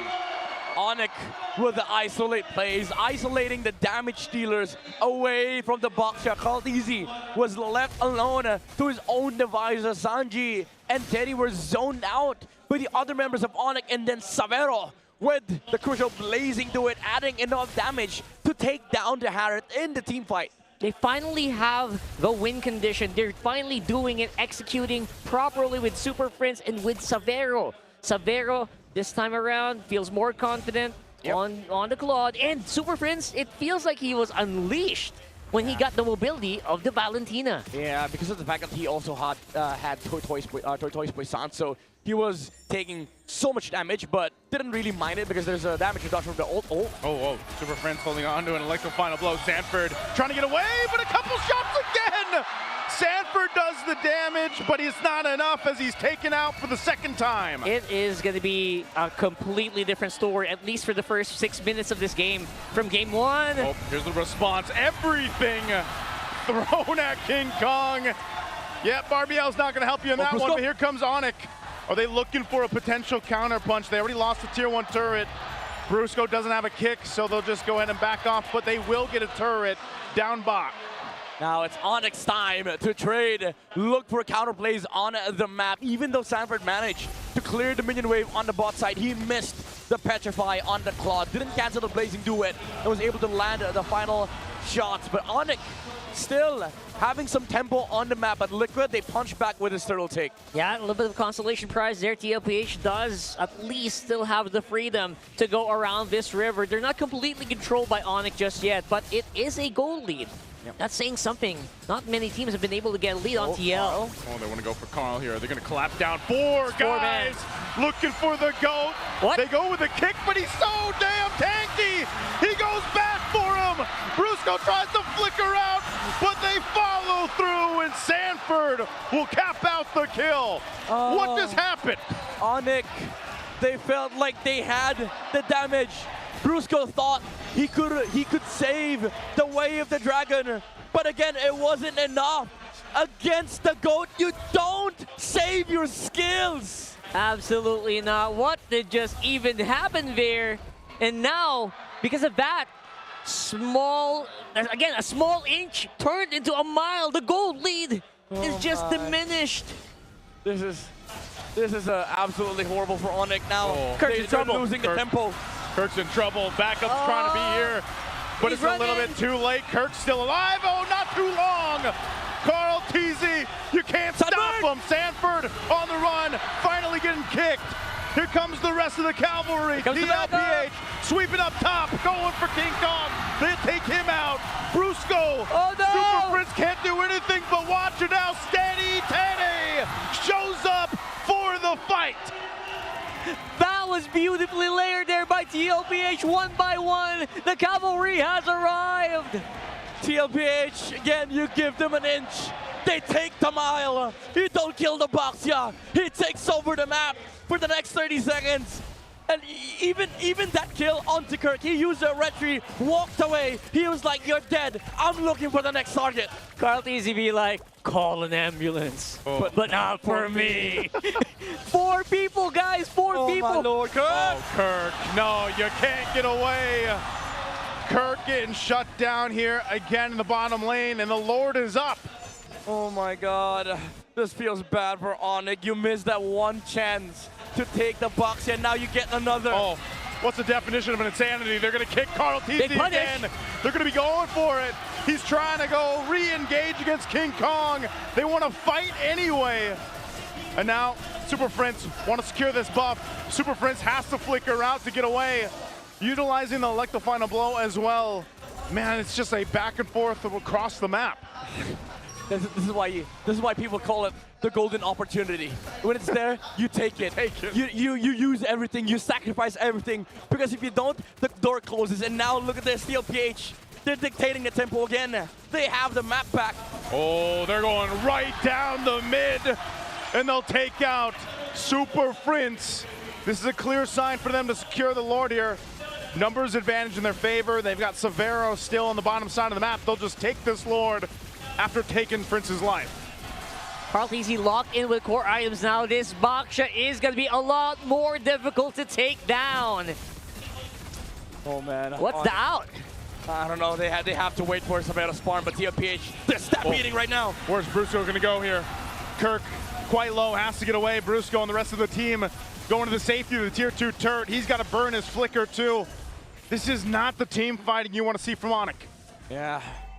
Even though ONIC, again, they do have scaling heroes on their side right now, but the problem is Liquid is so damn tanky with the Baksha and the Hilda. 6-1-4. 6-1-4, only died once. JP hasn't even died yet.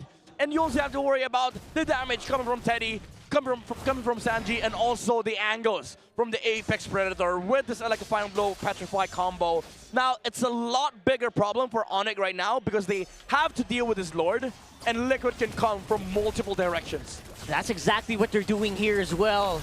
They need to get rid of the Lord. They need to control these waves. And they need to find how they want to team fight. Because right now, 1 by 1, that's not working out, man. They're trying to go hard into the Baksha. Nice, you said it best. That seems like insanity. Definition of insanity. Doing the same thing over and over again, expecting something to go differently. But it's kind of hard for ONIC to actually just choose a target. Because look at Liquid. Sanford can dodge the wave of the dragon. We've seen it before. Teddy has a Purify. You're not kicking a Hilda, by the way. Absolutely. And then maybe the Kimi. But Sanji, every single time these fights break out, he's the last guy to show up from Liquid. Yeah, because he is the one that doesn't have a Purify, right? So he seems to be the right target. That's what Brusco's thinking. But where is he? I can't find him. He's always last. Yeah, there's something about it. I don't know. They ran it back with the Cho pick, and he's run into the same obstacle that it was in game 1.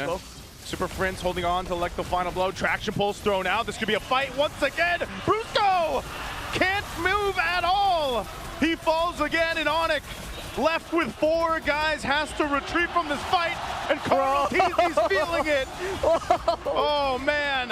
Yeah, that's the signal from the GOAT. That's the signal. You only take 1 chance. Oh, man. You only had 1 goal opportunity, and now they go all in. They're going to go all in. Kirk trying to hold the line, but it's all going to be for the base turret. TLPH getting out with finesse, and King Kong gets stopped in his tracks. I think they've had enough, too. They want to hold on to more as they try to keep the mid turret up. Game 2 recall spam? That's pretty early, guys. I mean, Liquid, they're probably feeling it. They're probably not thinking about game 3 right now. All their eyes are set on the objectives because they know Paris is coming. Yeah, Paris does feel like it is within reach, especially if they keep this up. Right now, it's like Nice says, it's so hard to actually go through the GOAT, the front line, the big wall in front of TL. Especially now that you see the items, right? There's a blade armor and then an impending Guardian's helmet. These items are going to allow the Baksha to just completely reset, take so much damage, and even survive under the blazing duet of Savero. Oh, look at this. They're going to force it anyway. King Kong trying to run away. Kirk not even a part of the fight just yet. Another flicker from Brusco. TLPH gets so many resources out. Is ONIC Philippines going to re-engage against Liquid here? Carl has no ult though. He has no Torndo's Poison, so the damage reduction isn't there. But TLPH, again, they have the luxury of just waiting around because they have a big fat wave on the top lane. Whoa. They see Kirk, they're going to go right for Kirk! Kirk has to get out! Burning the flicker, Conceal was used too. And now that's a clear sign. TLPH knows they can take the Lord. They're going to go ahead and start it up. Traction pulse thrown out to keep them at bay. Super Prince holding on to his electro final blow. Carl TZ swinging around. They're going to go for Brusco again, pushing him off. The Lord can be held here through the broken walls. This is going to be a miracle if ONIC pulls it off, but I already called the Phantom Steed, and Lord goes for a bit of a soft reset. Kirk still in the mid lane. Team Liquid, they'll pull off. Look at this, again, TLPH, they understand they have the luxury of time on their side because they have the wave advantage on the top side. Now that they're looking to fight, there's no Paquito in this team fight. Yeah, quick Lord. Super Prince, his own like the final blow. Dominant force from Teddy drops down. Brusco falls again for the sixth time. King Kong leading the charge on the Phantom Steed. Kirk looking for Teddy. He sees him inside. Kirk goes, but he gets one. Can he get another? Sanford fighting King Kong 1-1. But here's Super Prince. ONIC looking for the turnaround in game 2. They're going to chase down JP. A bob and a weave, but you can't escape these fists from Kirk. The angles, the Kirk attack from ONIC finds the damage dealers of TLPH. We don't fight the GOAT, we fight the Horseman. 15 minutes, he finally found that big turnaround here right after a very crucial Lord take. Let's watch that again. Oh my, Teddy had nowhere to go. He had no Zaman Force.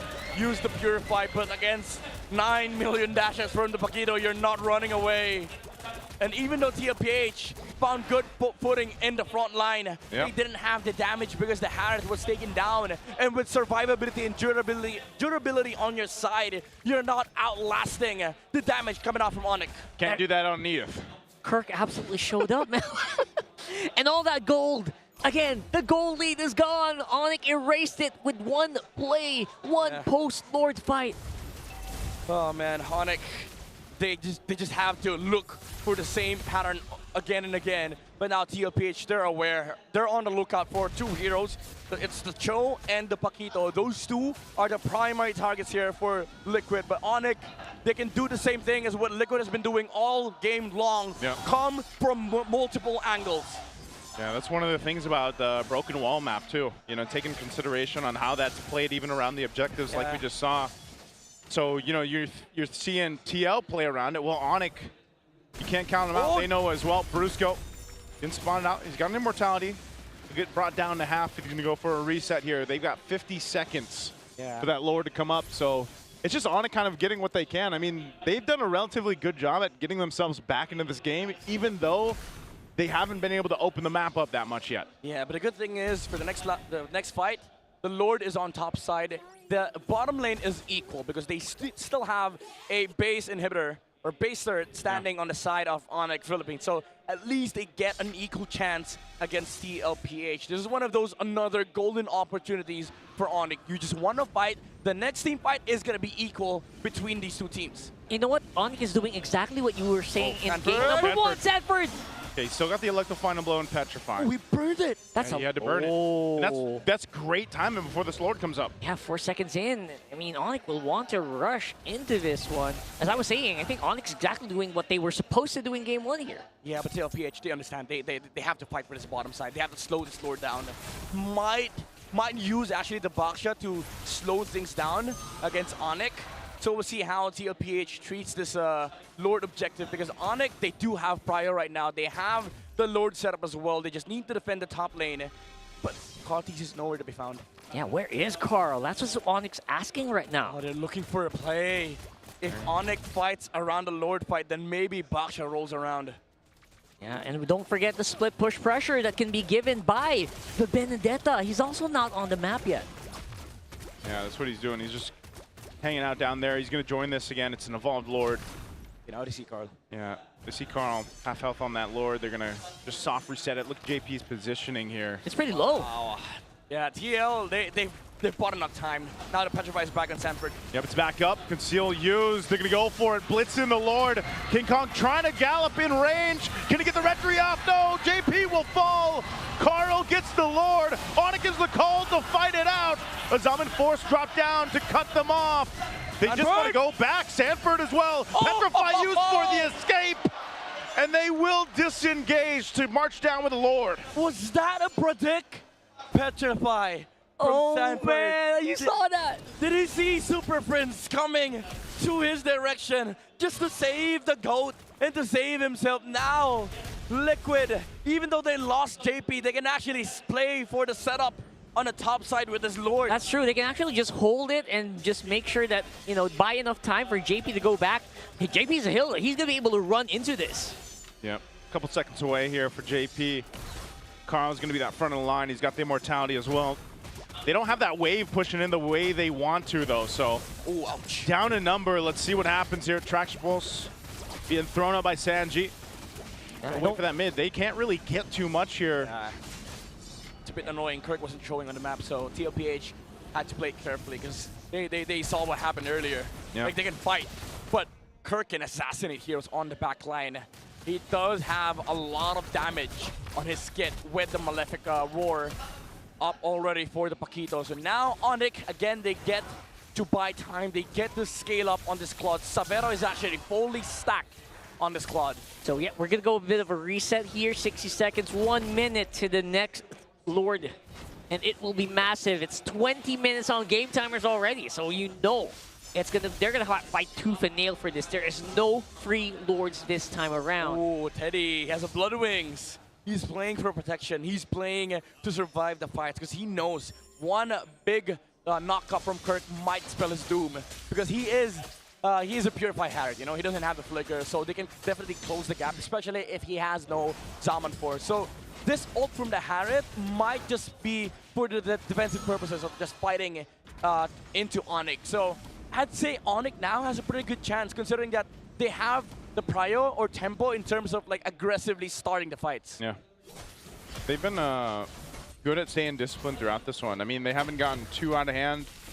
Again, you're continuously seeing the most tension built up for Brusco for the most part, but they want to play into this Lord. It's up again. They fought for control around it. At least it's on this side of the map, but they still have to watch out to see if TL tries to do something a little sneaky here. All right, everyone has flicker, so everyone's ready to fight. You know one big one is gonna blow here. Look at Super Prince. He has an electric final blow. No pressure fight, however, but that will hurt because look at his items. He has a Holy Crystal. So ONIC, they're going all in on the damage department. Yeah, but ONIC has the tools to do it. They also have that split push potential from, obviously, Kirk. They might have to send Kirk back here. Quarter the health It's of the Lord. low. They're going to blitz it. It's going to come down to a split across the map as well. Lord going for it. Sandy secures the Lord, though, for TLPH. They just want to disengage here after securing the objective. And they'll do just that. The Lord happened so quickly. Oh, I don't know. Maybe Brusco could have kicked the Baxia, maybe offered his life just to stop the Baxia from actually retrieving the Lord. And King Kong messed up the timing, which allowed the Kimi to take the last hit. So again, at TLPH, all the stars are aligning for them in these Lord fights, and now they get to push with 5 members on this side. I was actually looking for the fight. Like, why are you not fighting? Why are you not pressuring? You're letting yourself be pressured. One traction pulse sent everyone running. And now they're going to have to fight this Lord. It's going to be a bit more difficult. Yeah. Especially now, TL looks like they're ready to go. They're ready to go for this little bit of push. Look at Kirk's positioning, man. He's coming from the other side of the map. Looking to cut and then surprise potentially. That's 44. Lord still needs to be worked on. Brusco has the immortality there. Super Prince in trouble. Whoa! Sanford comes through with a huge petrify, taking out Super Prince. His immortality is going to be popped to Barrow, firing off the backside. He'll deal with the Lord, and now they go back in, but Kirk falls. Azaman forces drop down too, and King Kong won't be able to escape his death. And now TLPH, off of an amazing move, will take game 2. The cavalry again, standing tall on top of ONIC Philippines. Steady Teddy with a winter crowd play to shut down the Kirk attack. Just when you thought Kirk would have done the impossible, wait from behind, targeting Teddy, targeting Sanji. The teamwork of Team Liquid Philippines still dominated here in Game 2. Man, both XP laners, you had to watch them throughout this game. Yeah. They both had their moments there towards the end, but it was Sanford that took out Super Prince at the beginning of that fight. And then, as you mentioned, you know, Teddy with that winter crown play. You called it before the fight even broke out. You're like, look at his itemization. Yeah, he had to play defensive this game, so TLPH can open up the game with the Baxia and the Hilda in the front line, allowing these two frontliners to just be a nuisance against ONIC, because they cannot engage if they don't see the Harris fully committing. This is so hard for ONIC, because you've done so well in the early game, but you still lose fights because of genius itemizations, genius movements, and JP with this genius Hilda gameplay, covering pushes, being annoying in the front line, using his body to guard the members of the cavalry. And normally you would see Hilda's getting thrown into the front. Yeah. JP was different. When JP was down, they really suffered. And after that last Lord, they made sure that JP would survive. Yeah. So that they could go for that big push on the mid. I mean, if you're ever wondering why JP was an MVP in this game, you go ask Severo. He was not able to play a lot of these fights properly because the Hilda was just always in his face. Yep. Like, what do you do? Like, the Leomord goes in, the Valentina goes in, the Paquito has to go in. So there's no peel for the Claude, but it's a Claude. It doesn't matter. It doesn't need it. But this game, he needed it because JP was like, "Oh, you got no peel, huh? You got no peel. I got you. I got you. Let me Yeah. introduce you to the power of wilderness. You're absolutely right. It's the favorite. It's the favorite pro player move, right? Just don't let one guy play. Yeah, dude, because it's so annoying. Like, if you review this game, almost 90% of Savero's BMI was a BMI backward because there's a Hilda in front of him showing him the power of wilderness. And that's one of the difficult things for Severo because you've got Brusco on that show again for game to game now, where Brusco's job is to go and get that pick off. For the most part, like that's what they want to do. Yeah. So Severo is left to his own whims, but that's how it should be for a Claude. Like Claude should be able to handle himself. Yeah. It's just one of those cases where again there was no real opening for Severo to get the efficient use of the Blazing Duet when he was totally item locked in. Yeah, and that's what makes it so genius because TLPH, they understand. Kirk has been doing assassin thing since minute 12, right? Yeah. Like he's looking for Teddy, he's looking for weird angles, which allows ONIC to sort of like force weird fights, weird engages where TLPH suffers because now they have to protect the Harith. But JP was like, why would I protect the Harith if he can protect himself? Let me just, count your numbers. Okay, 4 heroes against my team. Let me just remove one. Let me take away the Claude, and then now it becomes 5v3. So I mean, Kirk was doing the right things in this game, right? Like, he didn't really do much wrong. He needed to do what he was supposed to do. Yeah. Like, again, look for weird angles, shut down the Harith, maybe offset the amount of damage that TLPH has, because for the most part, TLPH has been playing front to back. So with this kind of gameplay from ONIC, it's sort of like allowed ONIC to play a chaotic fight where Liquid has to break formation. But JP was like, since we're already breaking formation, let me break yours.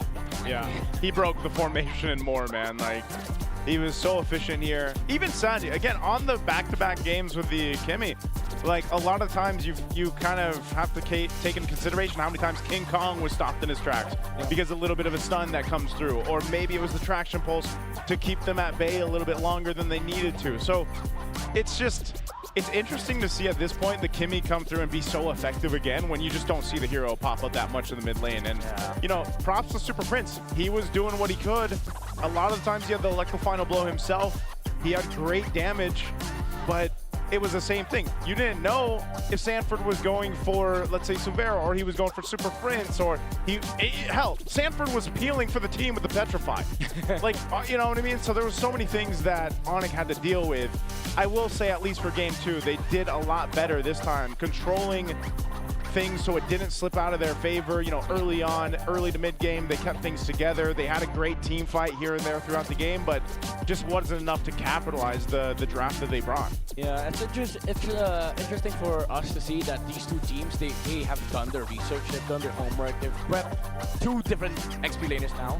The Benedetta, Paquito, and then the Edith. We haven't seen like a formal XP laner yet. Like no normal glue, no normal Atlas. It's just a lot of like pocket picks for these two teams. It's so odd, right? Like the Paquito has been the Sanji's heart rate. Sanji's heart rate. Yeah, 175. Peaking at 175. That's like inhuman at that point. I mean, there's a Paquito in the game, so. That's true. That's true. You are running, right? You're running all game long, trying to look out for that Paquito, and I understand. So even Super Friends on the on the Benedetta as well. So that's scary. I get it.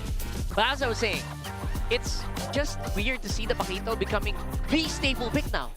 Yeah. It's not Alice, it's not even Glue, it's not even anything like that. Paquito has been picked almost every game since yesterday. Think about that. I'm okay with it. I'm okay with, like, now at this point in Season 17, we've got more heroes coming up in different lanes. It's a big shift. And just like this is history in the making, super fans. Of course, the very first MCGG Crew Clash has officially kicked off, and the competition is heating up.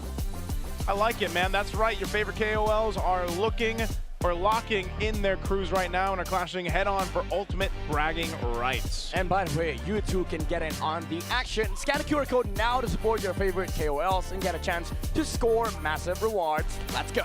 Yeah, massive. I know you're happy. Yeah, I'm very happy. You're very happy. Very Well, happy. I'm also an MCG You're also guy. happy. Very big MCG players. He's bigger MCG than I am. No, you're bigger. You're No, he's bigger. bigger. You're absolutely bigger. In MCGG. The, But you're literally bigger. the All-Star event is, of course, ongoing. Gear up, do that title gold rush, and earn everything from free skin to diamond. Don't forget to grab your All-Star returning gift just by logging in, or rally your squad for the Tide Clash 5v5 event. Now's the time to gather your friends and stack those coins. Log into your MLBB account and jump into the action. Don't miss out. I was fishing, by the way. He was literally fishing when I arrived. I was doing the fishing thing. I didn't know that was part of the title event. I was like, brother, why are we fishing in this game? Would you be a fisherman if you were? Would you be a what? A fisherman. Like for a career? Yeah, I would. They earned a lot. Here?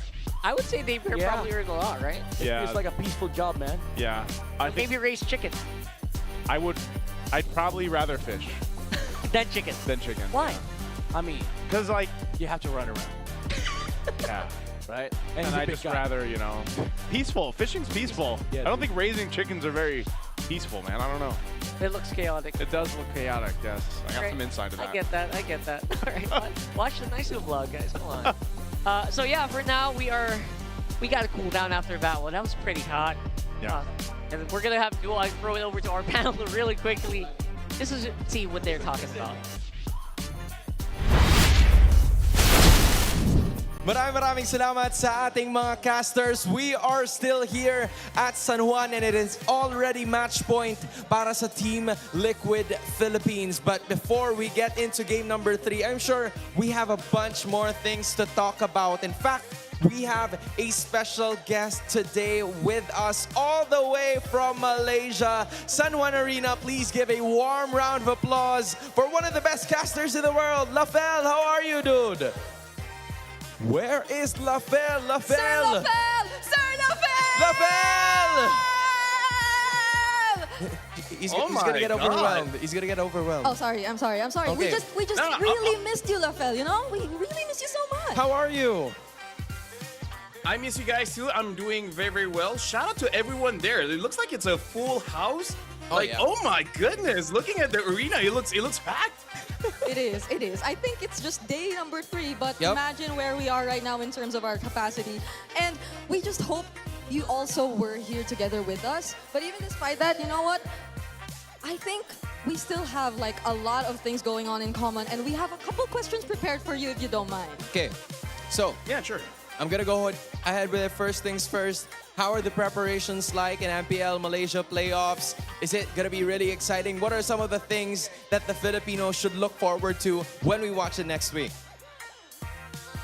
Well, in terms of the playoffs, and since you're asking for basically international audience, right, the Filipinos, here's the thing. SRG during regular season didn't look all that great because Cram wasn't playing, but in the playoffs, it looks like he will be playing almost immediately. And I would say, in terms of the preparation for this playoff, the good thing about this season is that we finally have the double round robin again, which gives more time for the teams to get a little bit better in terms of feeling out the game, feeling out the teams, and everything like that. And now we see some teams almost recreating the SRG story in the sense of getting players that not many people are hyped about, but somehow they're like very, very strong. You know, namely like IG, Invictus Gaming, as well as Vamos.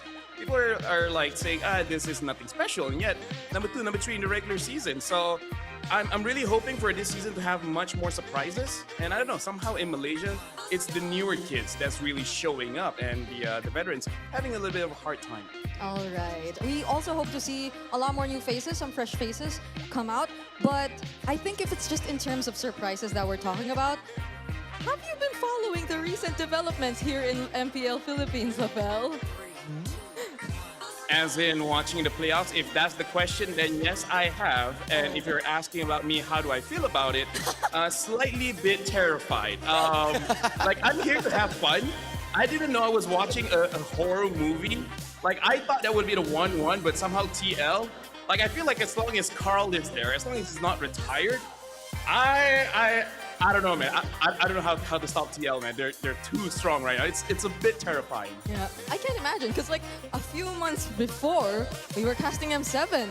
But you see what's happening in MPL Philippines now, and I can only imagine how LaFell is feeling as an international talent. Yeah, dude, I wonder. Maybe he can talk more about this over the broadcast. But hey, LaFell, now MPL Malaysia is finally at its franchise phase, right? Did anything change aside from, you know, the competition? What are some of the things that you think were huge positives as the league transitioned there in Malaysia?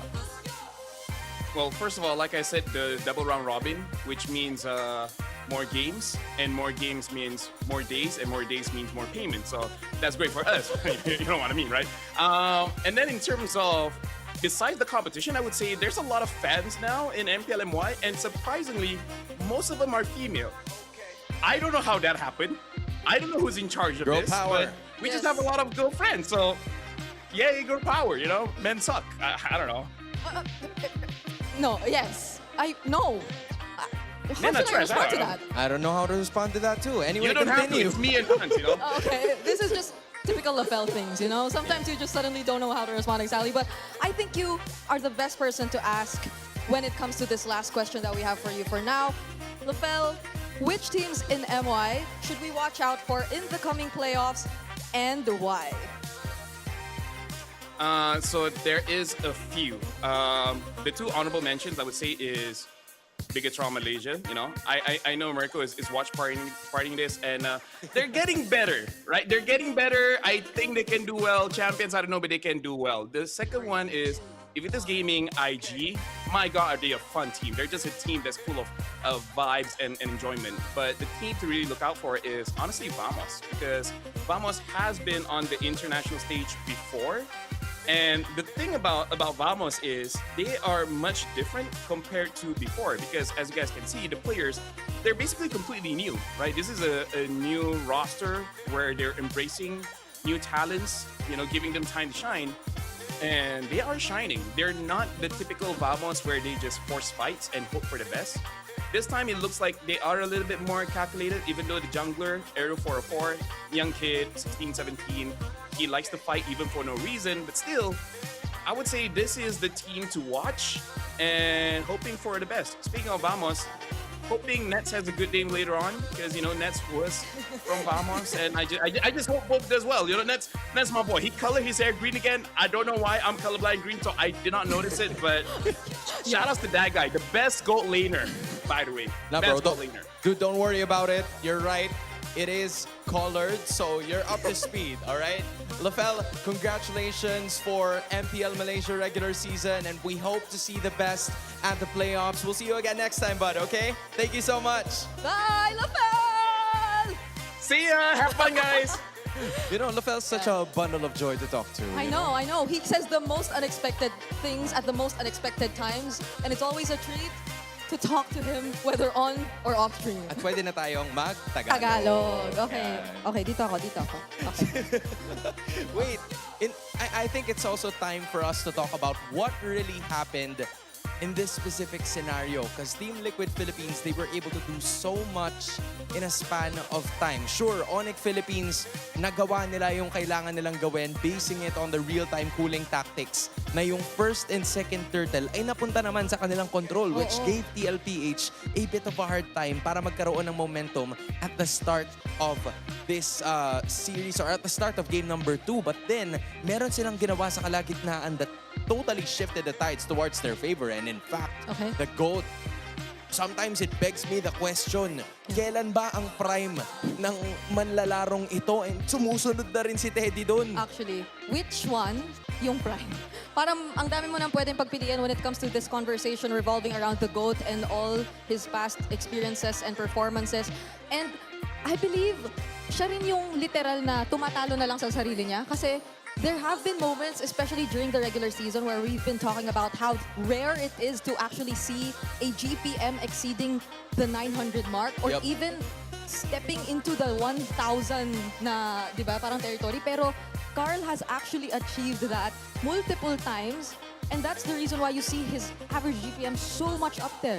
Yes, props as well to Super Marco, Natco, and Innocent. Pero ang sumusunod din sa kanyang yapak ay walang iba kundi si Teddy. You have to appreciate the guts that this kid has patungo dito sa playoffs. Sure, masasabi natin na siya yung pinaka wala sigurong experience in this playoffs First because some of playoffs. them nakarating na. Even Savero back in Indonesia, nakaranas na rin siya ng playoff doon and won championships as well. So siguro yung expectations niya ay nasa kanyang sarili sa kung paano niya ba iaangat yung level ng kanyang paglalaro, and being part of the top 5 in ID, MY, and PH, that already says a lot. I agree. And it's something na he's been very vocal about. Even in this recent interview we had yesterday, sobrang grateful niya na itong team yung kasama niya kasi nafe-feel niya talaga yung support and the way na pinupush siya. But also, on the other hand, we have Savero, and we're taking a look at his top 5 heroes pick. Now, I think it's the best time to also recall what we previously talked about, no? Doon sa ating previous na naging keys to victory, which was to force ONIC into lower tier gold lane options. But for the past games, 2 games, I don't think that has been entirely the case. We didn't really see Savero pick up a marksman na parang in terms of yung gold lane hierarchy natin right now, I guess, is between yung mga Clint below. Diba? Yung mga iba pa nating rarely na lang makita na marksman. But you still see na Liquid are able to really disrupt whatever we've seen from ONIC in the previous matches na they've been performing really well. First turtle pa lang, na-point out mo na yan. And that so-called post-objective 5-man gank na we are so used to seeing from ONIC, we barely got to see it here in this entire series. Yeah, I think they were having a hard time trying to get some scaling para dito nga kay Savero. Because sure, Kirk finally got a Pakito, which is a hero na nagamit niya rin throughout the play-ins at naglagay sa kanila sa puntong ito. But there has to be something next. There has to be more focus towards those team fights dahil yun yung paulit-ulit na nilalaban sa kanila nitong Team Liquid Philippines. So the idea for ONIC is this. Is it finally time to ban the Baksha out at magpunta tayo dun sa Suyu Harley scenario? Or is ONIC still willing to do that? Magpapalit pa tayo ng sides? It's not gonna be the case. Pero yung Baksha ay bukas pa rin. What's gonna be the answer now? And I think on top of that question na kung hahayaan pa rin ba ng ONIC na ma-open yung Baksha first pick for Liquid is also, are they willing to somehow change what has not been working for them in the past 2 games? Kasi I believe they've been trying to make use of the Cho for 2 games in a row, but we've had people share split opinions regarding the Cho in the current meta.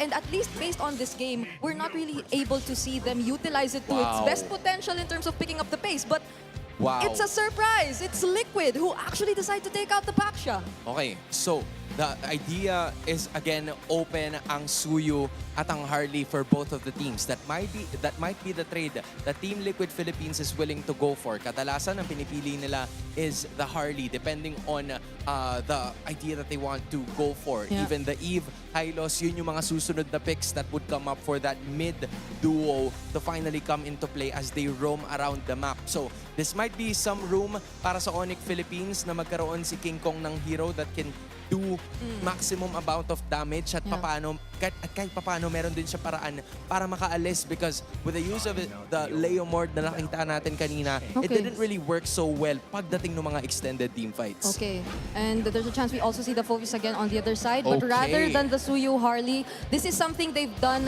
yesterday as well. It's the Prio on the Claude, and as expected, Jusin finally makes an appearance in the series alongside the Pakito. But this, I guess, is one of my biggest worries because Jusin is commonly something countered by an Eve. And Eve is still available for Liquid, and it has been the priority for Sanji for their past few games. And I also have to add that Teddy in this current season is 15-0 pagdating sa paggamit ng Claude. So this is a player that really knows the mechanics of this hero. Although in terms of comfort, I feel like there's more to do now for ONIC Philippines just because they have the Zushin on their side. A while ago, we saw the Valentina getting picked up but only copying the Alecto final blow for mobility purposes. Now, they're not gonna have that problem anymore. And an extra damage coming out from Kirk. Okay, that's the Leomord. Already picked up by Liquid, but they don't get the Eve. It's actually the Valentina this time for Sanji. Okay, I see it.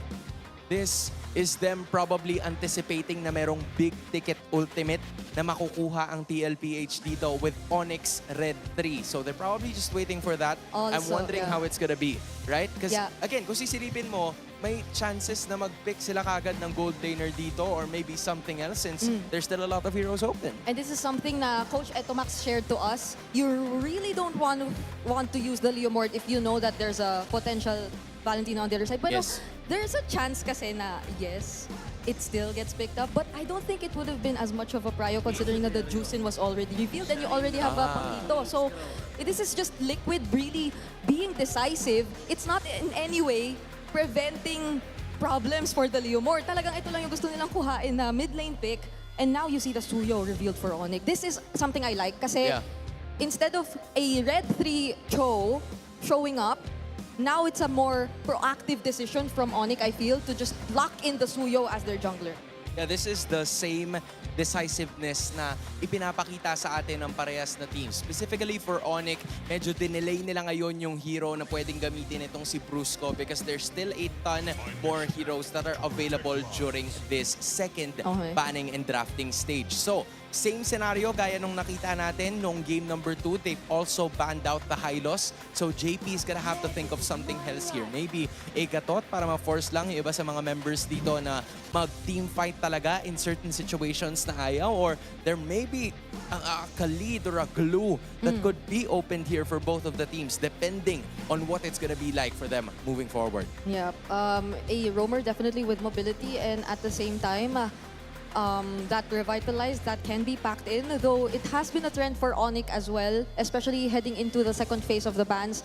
Now that Liquid has mostly been reserving their roamer for second phase, na yung mga natitirang magandang revitalized heroes talaga, tinatanggal na lang nila.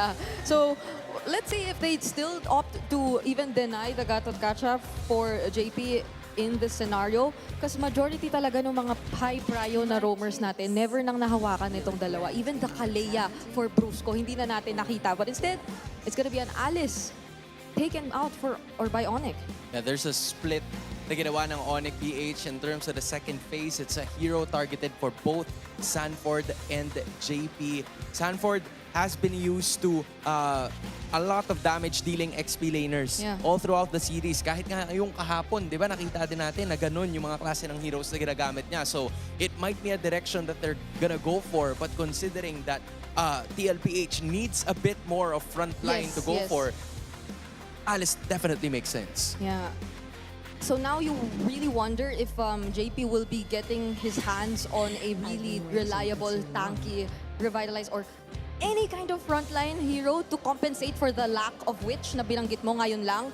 And if that's enough to make room for Sanford to still go for those typical damage XP laners in terms of etong matchup with the Pakito especially. Kasi we've seen it. Previously, parang ito rin yung plan ng Liquid all along to just really match a Pakito in lane and to make sure that they're capable of delivering the same through the Benedetta XP lane. But this is a change na we've been waiting and wanting to see from ONIC. Finally picking up a different roamer, a Khalid to be exact. Pero ito ang classic mula sa TLPH. Picking up the Yuzhong. Ito yung mga feel-good picks usually coming out of Sanford. Now JP, there's a lot of heroes na tila ba nawala. The Marcel, the Kalea, the Hylos has already been taken out.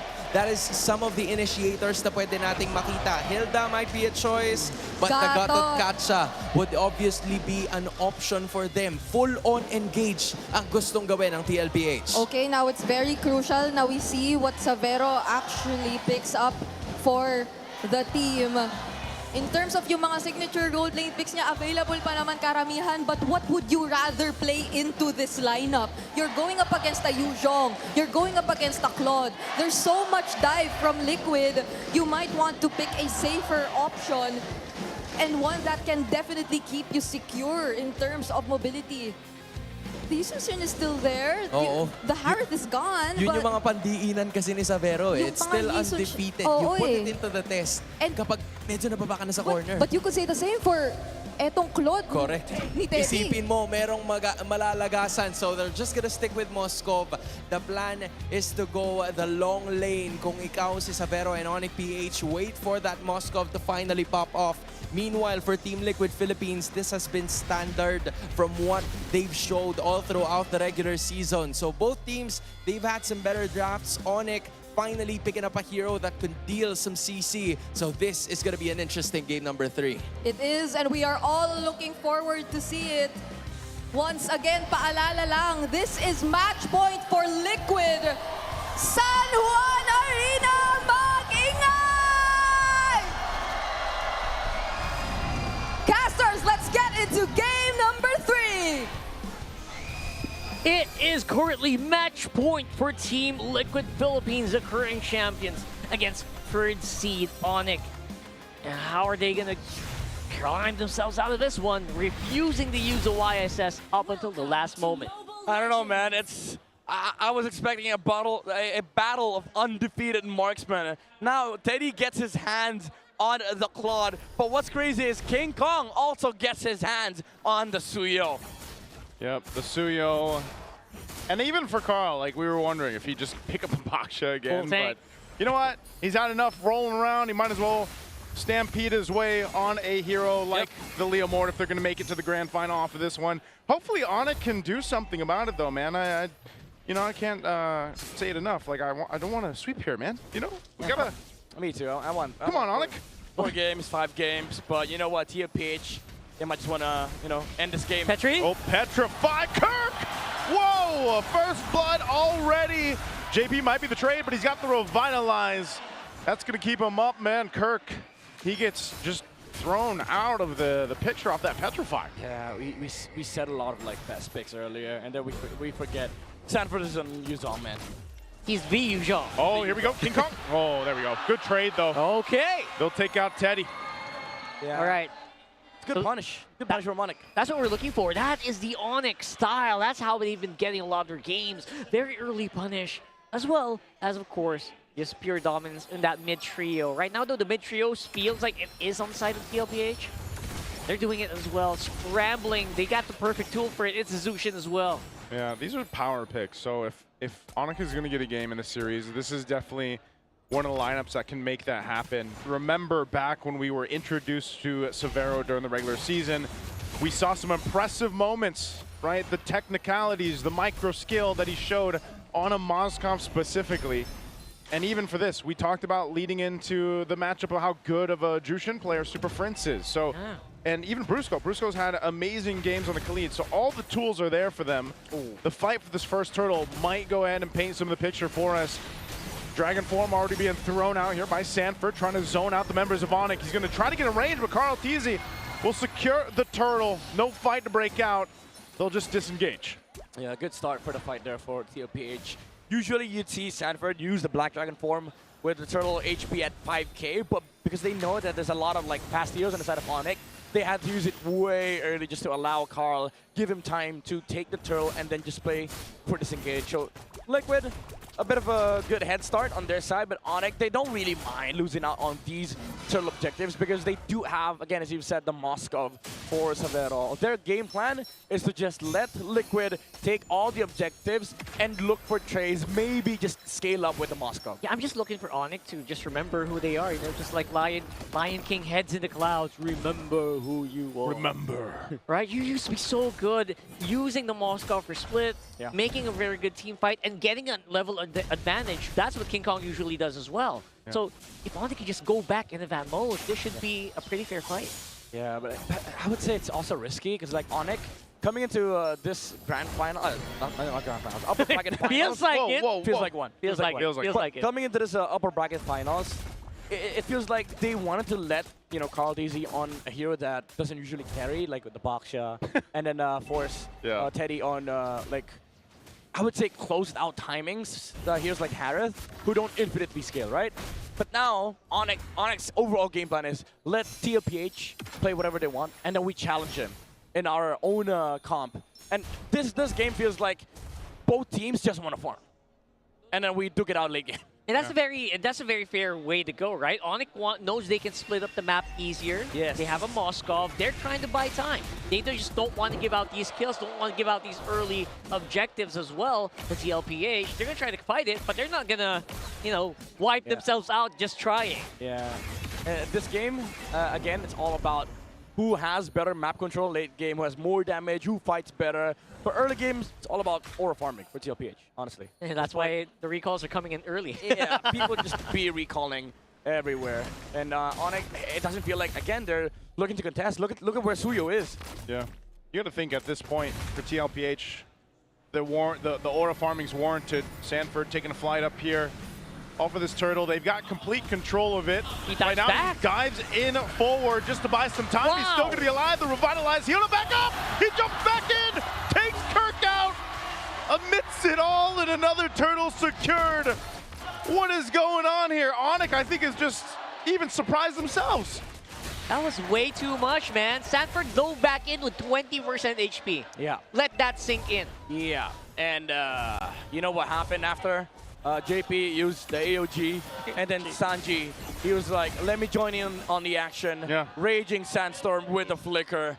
And ONIC, it felt like they weren't really looking forward to that play. They got surprised. Surprise. That was a huge surprise play here. TLPH is exactly what we know Sanford for, that X factor, that out of nowhere play. Even with like really big, bulky XP laners, that is why he is one of the world, if not the world's best Yuzhong player. Yeah. Again, why JP's so good too. That revitalize playing a part in that role of keeping him up, keeping him healthy.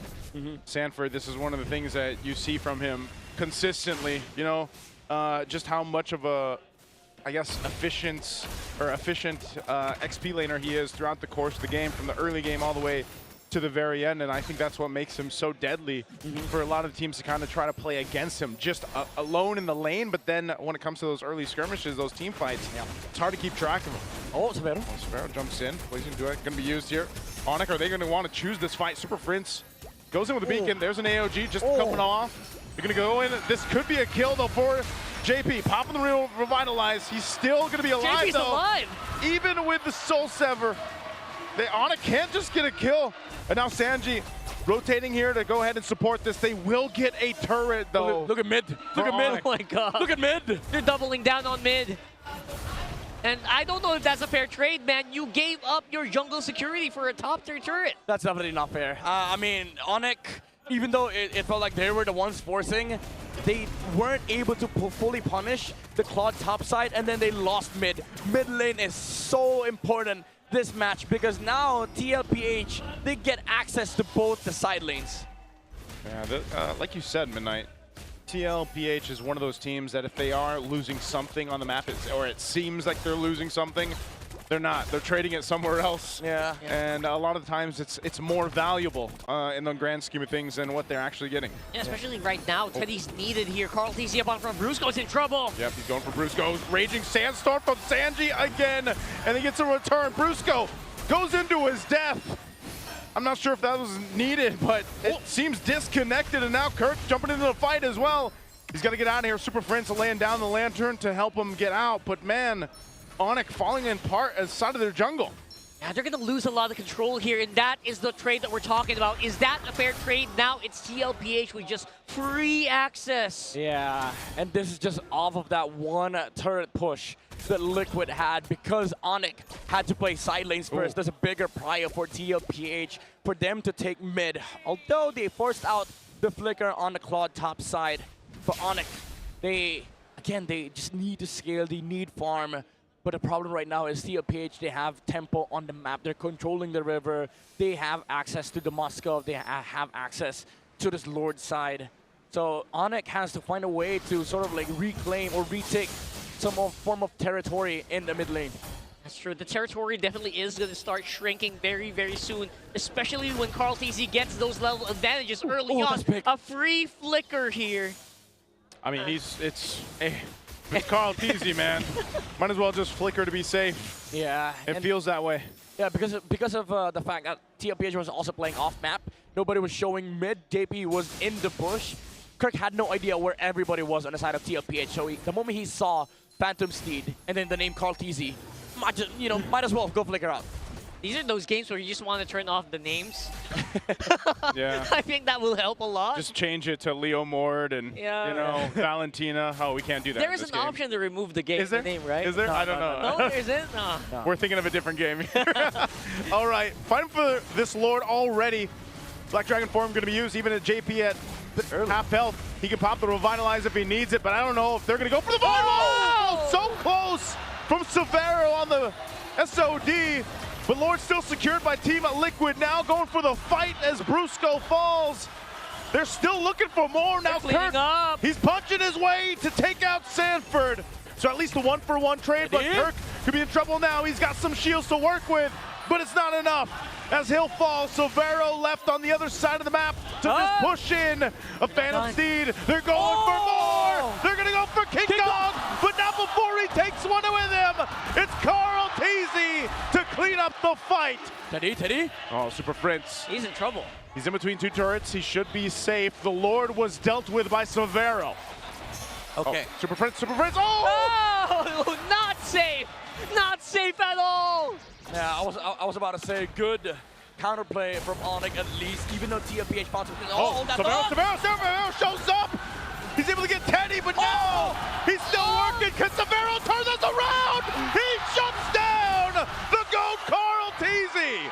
What a counterplay from Severo! The pressure lives up to his name. I was gonna say earlier, TLPH overextended a bit. Sanford died, but Sanji and Kartizi played well to cover for each other, got more kills, but even though they were getting kills, they were being punished by King Kong. And then Severo was able to clean up the Lord. And then after that, TLPH tried to look for more kills, and then the Moskov appeared. We've said this so many times in the regular season, you do not get to overpressure against Severo because he can punish. Yeah, he is the pressure. He just knows how to deal with it. Yep. And finally, ONIC is showing us why they chose the Moskov over the Ascension in this game. Severo can do stuff like that. He was doing it in the regular season. All the superhero landings in the perfect time, saving ONIC just when you thought everything was lost. Man, down from almost getting the Lord with the Spear of Destruction, down to, handling it, pushing that wave up top, getting the tier 2 down, and then showing up for that fight to get a double. Like, if that doesn't reiterate the fact of what we mentioned back on day one of right now, the Indonesian player for ONIC Philippines is just making things happen and sometimes carrying the team. This is what's happening right now. He's bought them enough time. Yeah, and now he's bought the Wind of Nature. So this is a big problem for TLPH. You have to outplay a mechanically gifted Severo on his signature Moskov with a Wind of Nature. So TLPH, they have a lot of layers to go through against ONIC. I can smell the outplays. I'm waiting for it, right? Like, you can enable so much with Wind of Nature, especially the majority of them are physical damage. Yeah, and the reason why I say outplays is because majority of the damage dealers on TLPH are all physical. And this is also the item that dropped Aurora Gaming back in day number 1. One outplay might spell your doom. Even though that was a different hero, same idea. Yeah, it is a 2-0-1 Moskov as well. Now, no cross map, no problem. We're going to try to fight it out as a 5v5. At least that's what ONIC is thinking right now. They're looking for it. Sanford's up on front, still has that Black Dragon. Oh, Sanji! Oh, the flicker! Hey, yeah, flicker burned. Severo doesn't have that. That's crucial. So he's going to have to rely on Brusco potentially here. Kirk doing the work. Okay. Taking some resources, at least from Carl TZ, but the space for this Lord is what they're looking for. That's a decent cut. He can split that top side. And it will force a reaction from TL here. Oh, they're going up. They're going up top. Oh, they are going up top. Kirk's still there though. Are they gonna try to spawn him out? AOG. He's got the purple buff. Mid lane, gonna be the focus. Black Dragon form to use as well from Sanford. They used up all their ults. They just want to push ONIC off of this. There's a push down bot as well. Wow. Good waves. All right. For ONIC. Now they're gonna start up the Lord here. They make quick work to clear it. Kirk goes to push on the off lane to put the pressure there. Kirk, he'll push that turret down. Severo. Sanji has a Raging Sandstorm. They got to deal with Kirk. Kirk gets a turret, a great move there. They're keeping TLPH guessing already. Lord's gonna go for a reset though. This might just break out into a fight. Sanford still the base. They come in, they're looking for Carl. ONIC will be able to get one. They're looking for more. S17. Here's Severo. Pops the Wind of Nature. Still alive. And they'll collapse down on the Cavalry under the tier 2 turret, wiping them out. ONIC finds the golden opportunity to split push. TLPH, the Cavalry was confused, but the Super Family is pushing the base. If there's a liquid stampede, we gotta figure something out for that for ONIC, because what was that? That was an ONIC flash if I've ever seen one. They took TLPH by surprise, complete outmaneuver, and Kirk was at the helm. I mean, there were a lot of doubts with this Moscow pick. They could have gone the East and Shin. They could have gone the undefeated route. But no, they went with the mechanical route. They went with the pressure. They went with Severo. Oh man, that was so genius to see how they played that.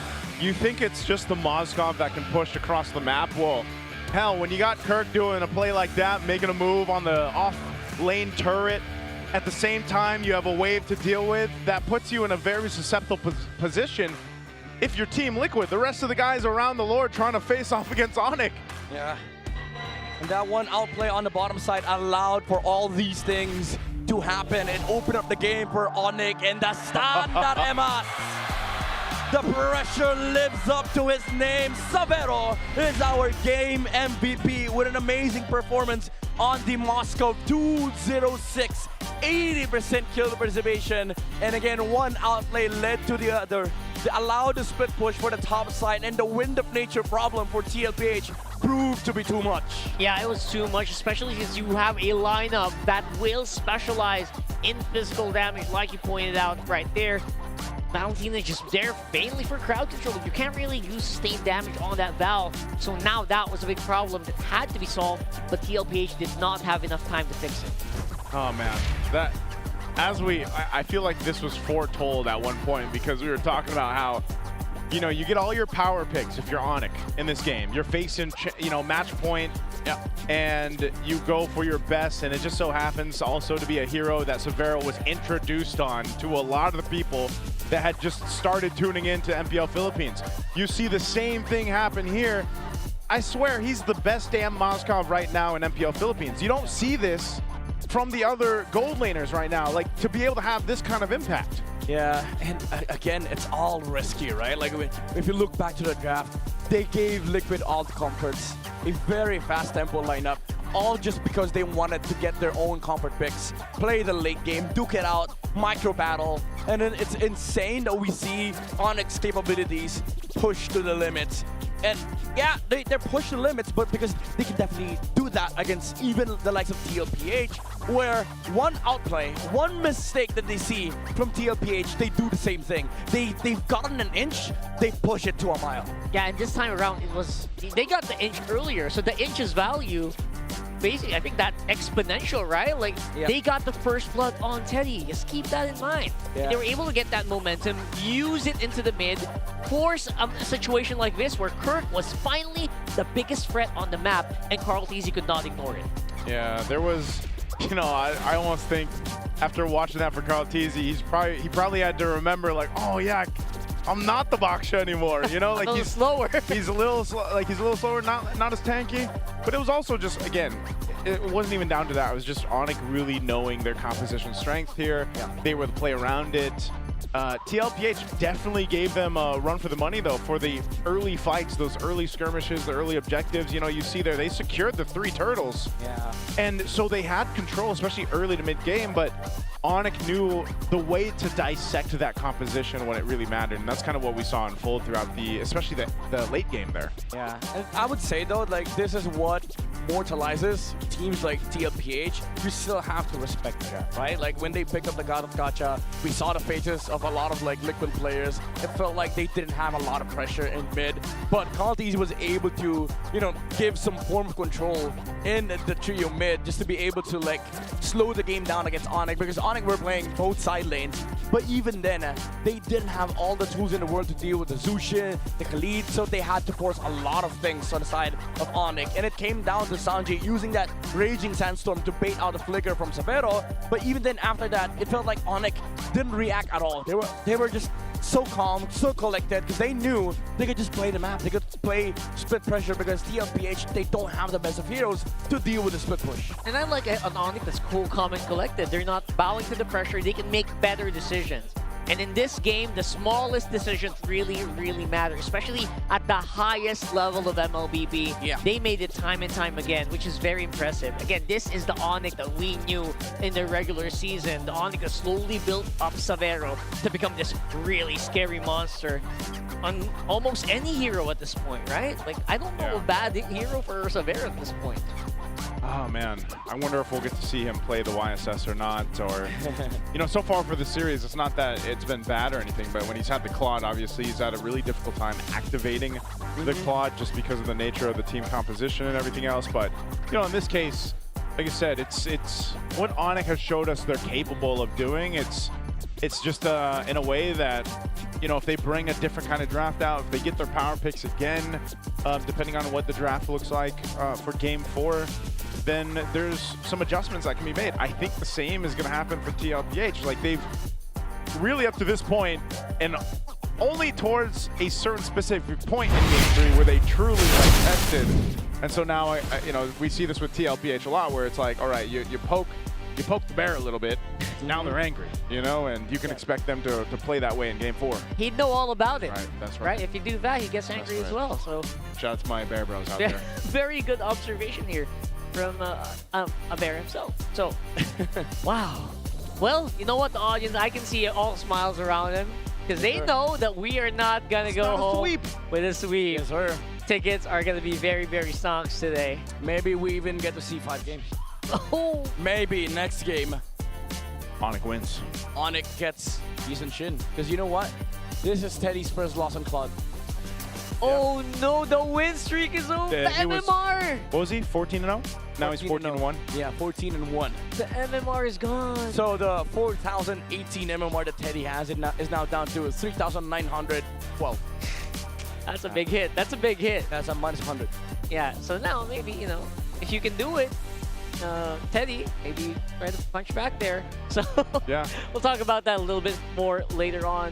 For now, you guys, we all need a breather here. So let's go ahead and throw it over to the host. We have some very interesting people all around, who joined us today. Yeah. And I think our hosts are going to talk to a few of them. What's that? That's very familiar. You're gonna know in just a bit. You're gonna know. Very familiar. Wait, what was it? What was it? No, I'm not gonna do it. You're not gonna I do didn't it get to see it. Okay. I just still don't know. If you know what that means, burrito? You know what we're talking about. But Burrito? Yes, yes. But MSCU. So these are some of the teams that are definitely going to be seen here. A lot of them are getting locked in, bro. Wow, look at all the teams qualified for like wild card over here. Congratulations. Congratulations. Congratulations to Mr. Midnight. Celebrating. Celebrating over here. So either way, man, I'm going to Paris. You're going to Paris. He's going to Paris, 100%. Yeah. Can you get me a croissant? I'm going to get you a baguette. Okay. You like baguettes? You like baguettes? No, I don't. Sorry, baguette. I'm not. Baguettes. Nope. I like croissant. Croissant. Croissant. We'll get croissant. Okay. All right. I mean, I don't mean to flex, but it's Paris. It is Paris. You don't get to do this every day. That's true. Right. That's true. There's how many spots are? This is wild card, a lot, right? Yeah, this is all wild card. So we got some wild card spots here. We of course still have the other MPLs finishing up. East Asia is what I had the pleasure of getting to cast a bit. That was actually nice, by the way. Just throwing a little fun fact out there. It was nice to see, you know, the South Korean team compete. And then also we get to see Japan compete a bit. Yes, they didn't get to move forward, but it's always nice to see new regions come forward and into the competitive scene of MLBB. Absolutely. I mean, the family's just growing. Yeah. Like, all around, there's just so many things happening.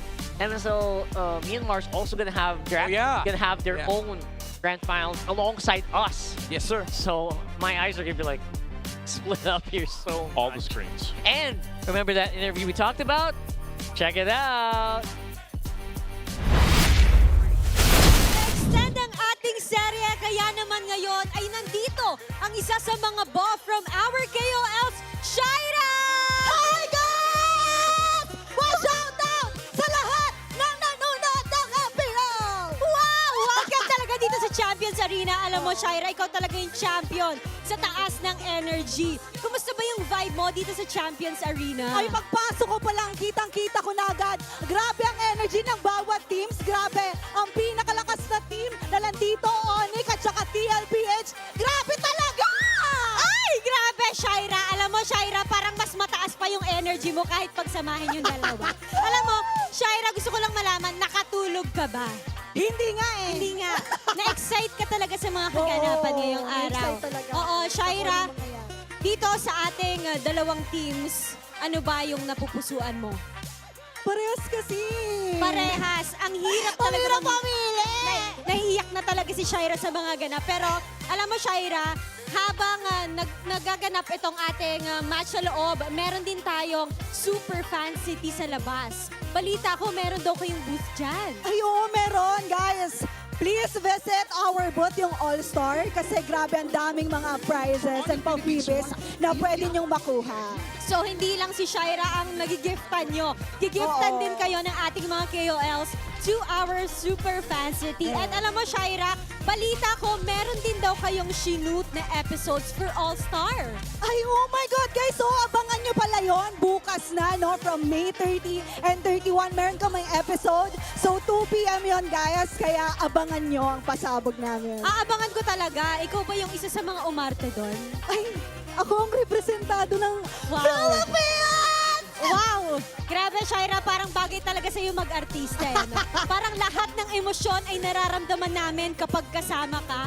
At i-invite mo naman lahat ng ating mga super fans na manood dito sa venue. So yun nga guys, nabanggit ko na kanina. Abangan nyo, 2 p.m. bukas ang episode ng All-Star. Imagine, iba't ibang region ang kasama ko, yes. 10 po kami from different countries na maglalaban-laban at ako po ang magpipresenta sa Pilipinas. Ang buff ng Philippines, ang KOL nating si Shaira. So ipa-cheer mo naman, tigisang team. Okay guys, titignan natin ngayon kung sino nga ba ang may pinakamalakas na cheer. Ready na bang lahat? Okay, saan muna, Odin? Saan sino sa Siyempre tingin sa mo? ONIC muna. Okay, ONIC muna. And 3, 2, 1, ONIC! Wow! Ba, Napantayan yung level ng energy mo. Dito naman sa kabila. Siyempre, TLPH. kailangan bumawi. Alam nyo na, narinig nyo na. So dapat mas lagpasan nyo pa. Ready? And 3, 2, 1, TLPH!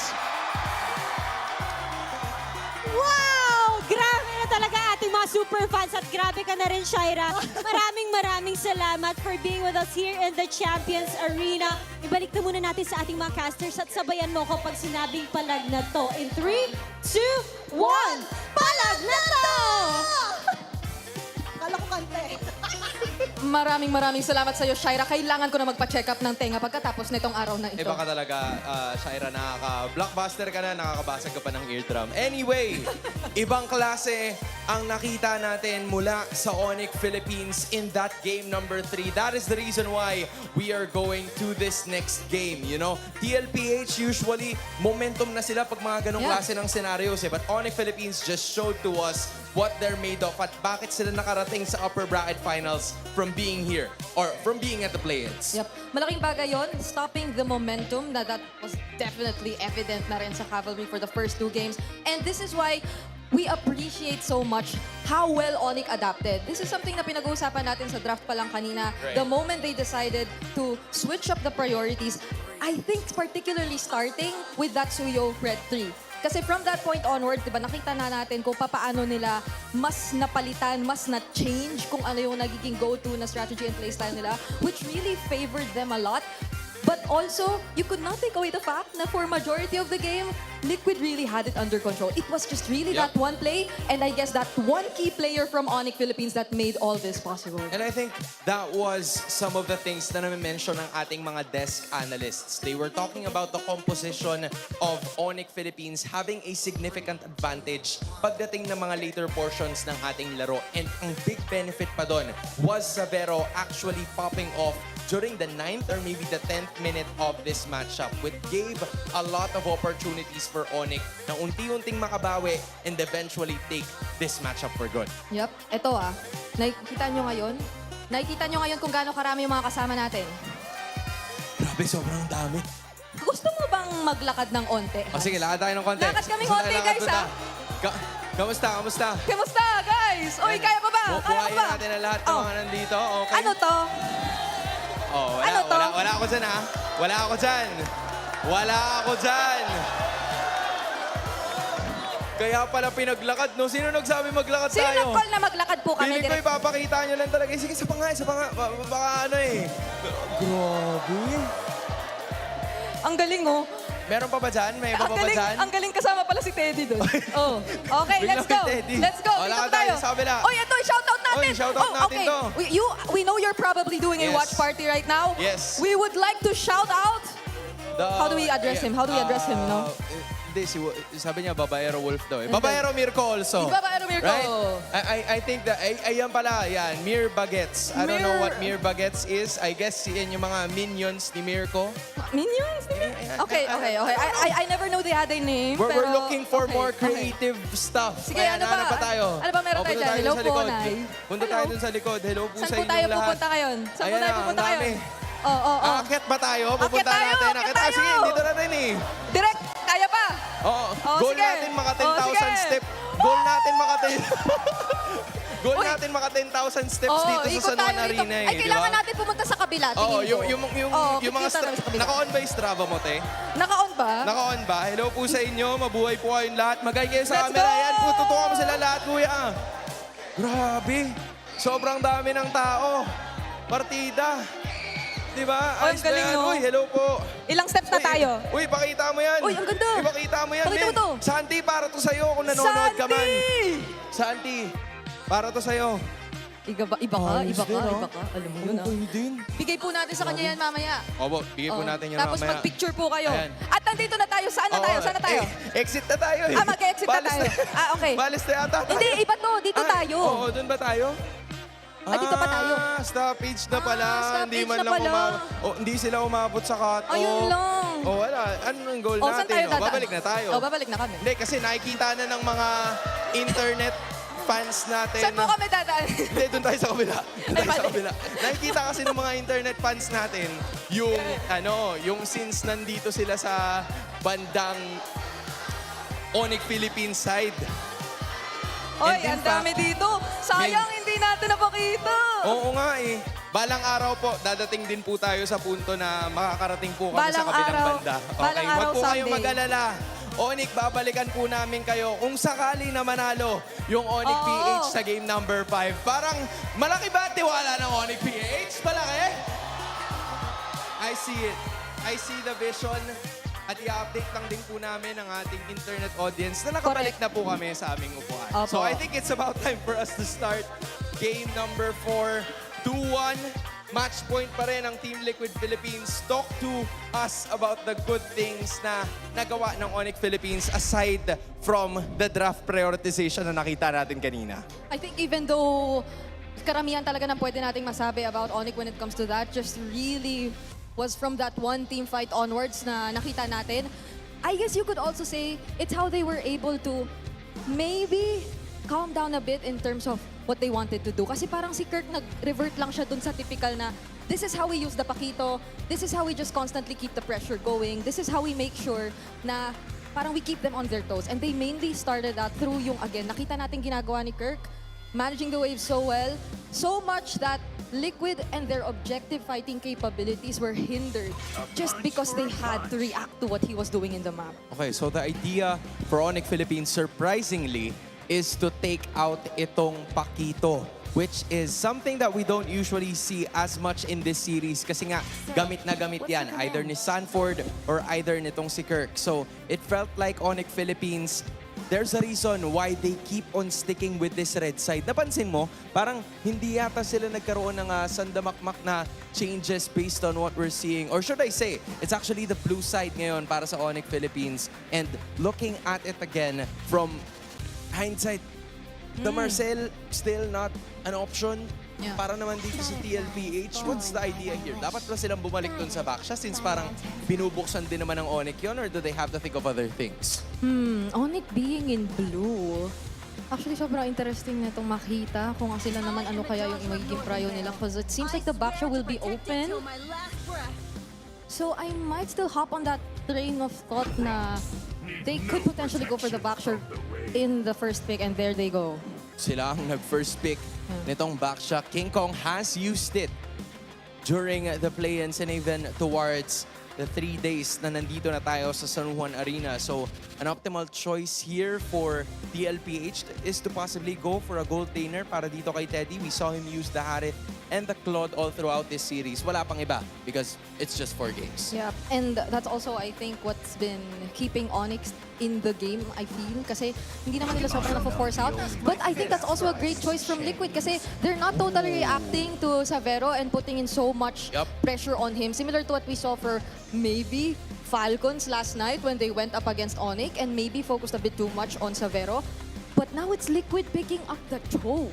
Oo, yung Freya lang kasi talaga yung problemahin mo mainly in terms of the gold lane. The others, you're looking at two of the best gold laners that we have here in the world. So, TLPH, they're kind of changing things up. Pili sila nung show na nasabi nga natin kanina na medyo nagsastruggle yung ONIC PH in working with it. Pero naalala ko din kasi yung sinabi ni Eto Max kanina that it is somewhat of a good matchup against this Baksha. Kasi masisipa mo lang siya. If you have the tools to burst it down, then maybe you have a chance na maparag kagad yung front line. But ONIC Philippines decides to go for a lapu-lapu, another damage-dealing XP laner, at isasama mo pa yan with this Claude. Okay, at automatically, a not-so-target for the Cho, perhaps, to go for the Lapu-Lapu right away. Because again, there are just countless ways for a Lapu to keep himself immune and safe. But there's a great response to the carry as well. So you see the true frontliners, main frontliners for ONIC as well. You already have a huge response and answer. This saves the Carl TZ and Sanji pick for second phase. This is something that Liquid has only done here in this game so far for this entire series. Yeah, and from what I can remember dun sa ating real-time cooling tactics, it's TLPH's task na medyo mababaan yung sa lower tier, yung mga gold laner heroes itong sa Savero. Kahit na sabihin natin na hindi naman naging factor yun in terms of the banning phase, it felt like ONIC had the urgency to pick up a Savero hero right away just because of what he did during game number 3. Nung nilast pick siya, it boded very well for this team dahil nga meron silang aasahan up until the end. And I think this is a composition, the Lapu might be a question mark for me sa ngayon, but it's gonna help them later on once Savero gets his items. Interesting though, ONIC take out the Guinevere. And can I just say na this feels like nag-swap lang sila. Like this draft from Liquid seems to be like an ONIC draft that we've seen for the first 2 games. And ONIC this time, it seems like they're the blue side Liquid for the past 2 games. But it's great that Liquid are taking out again yung Hylos because I think that is also gonna be a really great answer. Imagine a Baksha Hylos again paired up together, diba? I think that will finally enable what we've been looking for ONIC in terms of yung frost rotations nila. I wonder why the Kimi 2. It feels so... Yeah, dude. Like, kung tatakpan mo yung mga pangalan nila, you would expect that ONIC banned the Hylos and the Kimi, but it's the other way around. So, TLPH they probably have something in store for us here. Baka gumamit na naman sila ng Gatot Kacha if it's still available once again. Or, I mean, not anymore because the Cho is finally available. So they have to worry about the team fight in itself. And that's where the Eve comes to play. So Cho and Eve ang kanila magiging combo dito para kay Sanji and JP. Okay, it's great. Because I think also the Kimi pickup would enable ONIC to just keep their kiting on top, and Liquid might wanna fight within this box kasi nakuha na naman nila yung Eve once again. So I think this will help them execute their plans in terms of this lineup. But for ONIC, we're looking at a Brusco and Super Prince mid duo. Yeah. There's no Kalea still. The Khalid is still up. But that's a Cho, so you have to really... Okay! Okay! I see the vision. You see the okay. I see the vision. Again, they can play macro with this. Pero ito na ang alas ng Cavalry. Team Liquid Philippines picks up a classic hero, an old friend ni Carl Gabriel Nepomuceno. Team Liquid Philippines, how are we feeling about Game 4? But let me ask the Super Fam. We have the Luyi Atlas. Kumusta ang Super Fam dyan? TLPH 2, ONIC 1. Will we go to Game 5 or will it end here? Casters, take it away.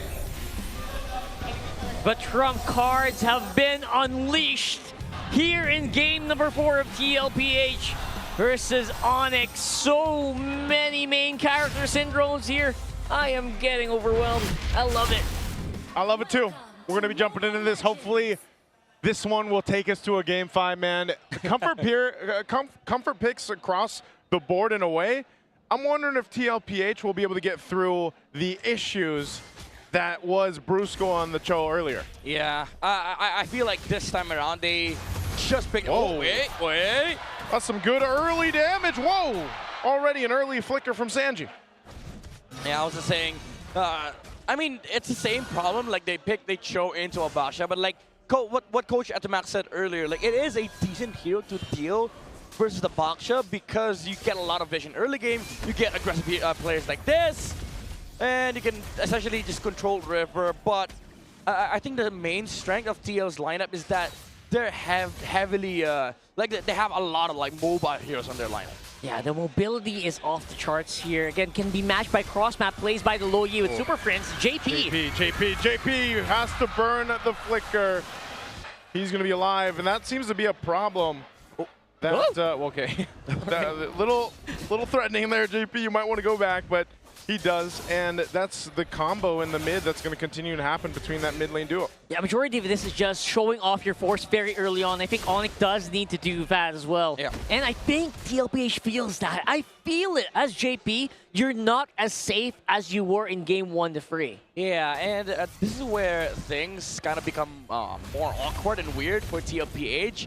Ideally, you want to be able to win out the first turtle, especially with this Phobius on your lineup because he's up against a Lapu Lapu, but conceptually, ONIC has a lot more better kits on their side. Like, they can actually fight this first turtle, so it's awkward in a sense where TL's comp, they don't really get to play how they want to play this game. Oh, okay. First turtle. Frontizi's going to swing on down here after taking a camp in the jungle, but he goes forward, trying to use the Phantom Execution.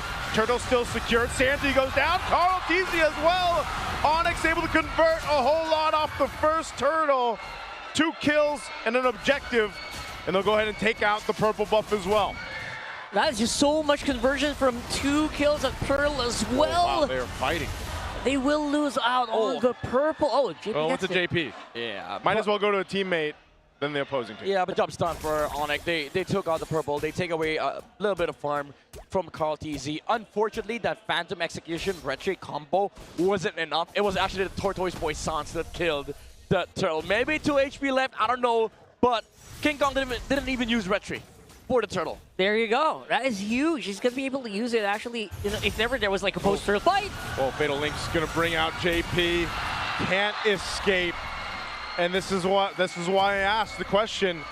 Is he going to make this Cho work throughout this game? Diversion going to be used. They're going for Carl Teasy again. They spot him out in the jungle. Thorn Rose isn't going to help you here, Carl Teasy.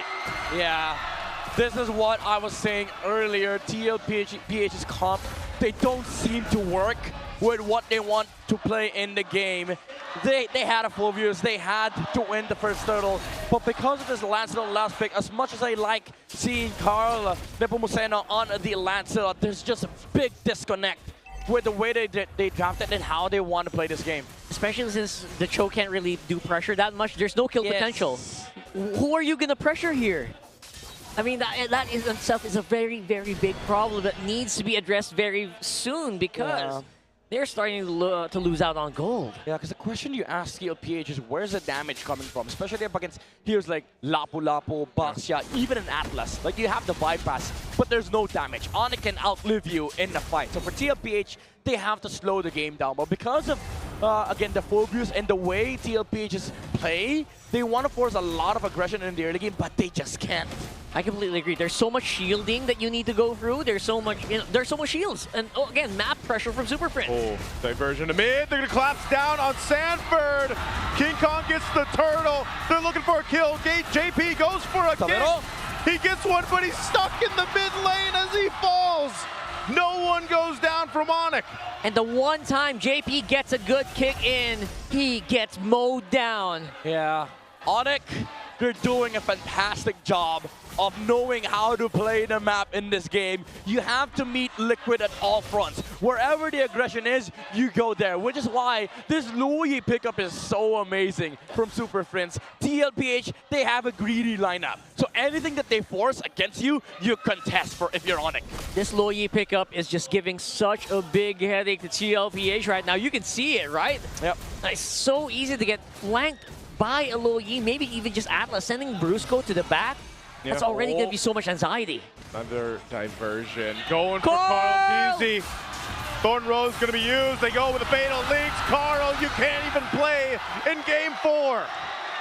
What a layering Here's from JP. King Kong. There's a kick. At least they get something. Super Prince to fall. Brusco's going to be able to get away, but man, you have stalled Carl Teasy on this Lancelot. The hero he's known for playing and has done so many amazing things on. Well, against this lineup, he's not able to do too much. That's one way to get into this game, get back into it, get into the head of Carl Teasy. Yeah. Make him play, make him have a very bad game. Yeah, if you remember, if you look back to regular season, the only game where it looked like Liquid was immortal was when Carl Teasy suffered 7 deaths on Hayabusa. And ONIC, they can do the same thing here, just shut down this Lancelot. Oh, Sanford, I don't think he's going to escape this either. Kirk will get that kill. Great rotate from King Kong. And man, ONIC is on fire right now in this game. Yeah, and the TLPH have a big problem right now. Savero's massive. He's winning the 1v1 against Steady. And now they're just constantly looking for plays. Looking for more. Brusco. Yeah, they can afford to do stuff like that over and over again. Yep. Now it's going to be a turtle priority. And Carl Teasy's just no shape to contest this. Yeah, there's no damage. Oh. Yeah, you just have to forfeit this last turtle. You are losing on all fronts here for Team Liquid. And ONIC has done a great job continuing to keep the pressure up. Kurt, he'll burn the flicker. RWM dropped down 2 from Sanji, his own flicker. So a couple things traded on both sides. Yeah, most wasted battle spell. Oh, Carl! Carl! Okay, he has a puncture, but I was going to say most wasted battle spell, especially the one that Kirk just used, is not worth it. JP! Big flicker. Goes in with a kick. Super Prince able to get away. Good fatal links from Brusco to save Super Prince. Atlas feels like just a point and shoot, right? Like he just uses fatal links. Everything they just fall apart. They just run away. That's a big ult to use though for ONIC just to save Louis. Earlier, the flicker from Kirk, I would say that's worth it because you're essentially still controlling the map. True. And you're lessening the answers coming out from Liquid, but JP forcing a flicker and an ult from your side is definitely not a good, a good trade. TLPH, a bit of a good force, I would say, from the Cho, but they're still not out of this annoying window where ONIC can just constantly play. Oh, they're going to try to go for it again. Flicker going to be used by Sanford. A turret, tier 2, falls. So far, it's easy pickings for ONIC to take what they want across the map. Here comes a diversion to the mid lane, sending in ONIC. but Conteezy will be able to get out just fine. He is very mobile on this Lancelot. They're doing so many big plays, but it's so inexpensive to keep doing that over and over again, right? This Luigi is getting maximized, maximum stonks. Yeah. And ONIC is 4K. Again, all you want right now is for ONIC to sit on the side lane, TP back to mid, defend the tower, make sure that Teddy's farming, and just remove some of the side lane pressure that TLPH can apply on this game, because they can definitely do that with the Lancelot and the carry. So if you're ONIC, you play it safe on mid, you play side lanes, let the Cloud farm, and then just play for objective. Do it again! Oh, Fatal Links again. JP, he does get out with the G-Kundo. He's still able to get there. King Kong jumping. Whoa. Good body block from Sanford, but now he's taking the brunt of the damage.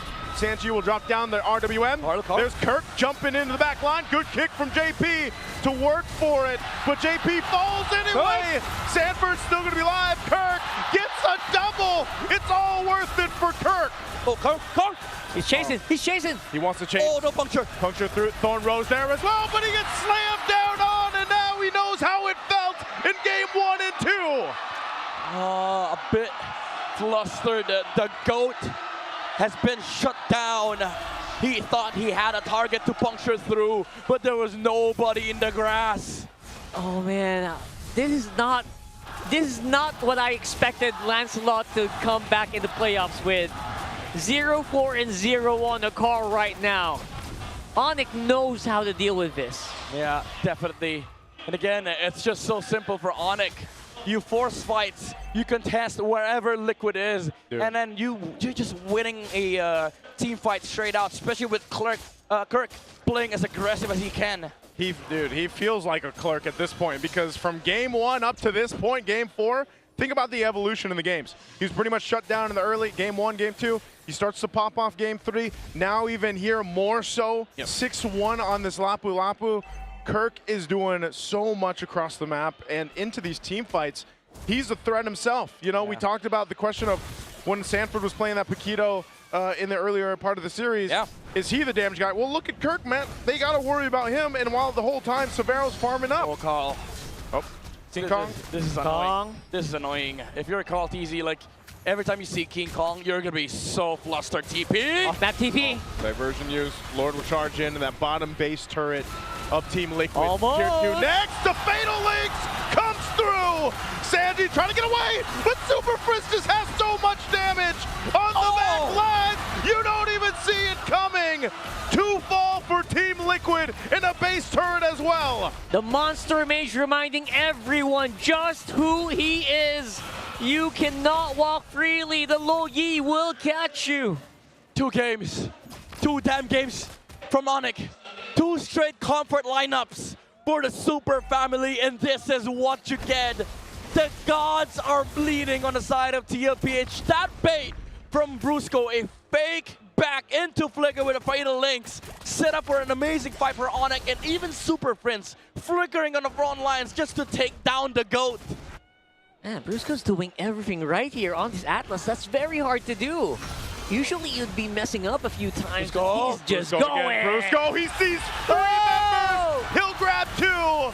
He's going to take a brunt of damage from Teddy as he's shredding through him. Gets away with 1 HP. Hold on. JP will go with the kick. Way of the Dragon. Severo finally popping up with a blazing duet. Fritz is gone though. And now Sanford up in the front line. Kirk focused on Teddy. Carl gets a double kill. He's got the space to work with. He gets a triple. Carl Teasy goes in and gets the shutdown. And Maniac, Team Liquid, turns the game on its head. They're going for it. They're going to go for it. It's Brusco left against the team. 1 cannon minion there. They still have it up. They're going to go for it. Brusco trying to buy the time. Super Fritz is up. The game isn't over just yet. Man, oh man, TLPH just reminding everyone what they're capable of.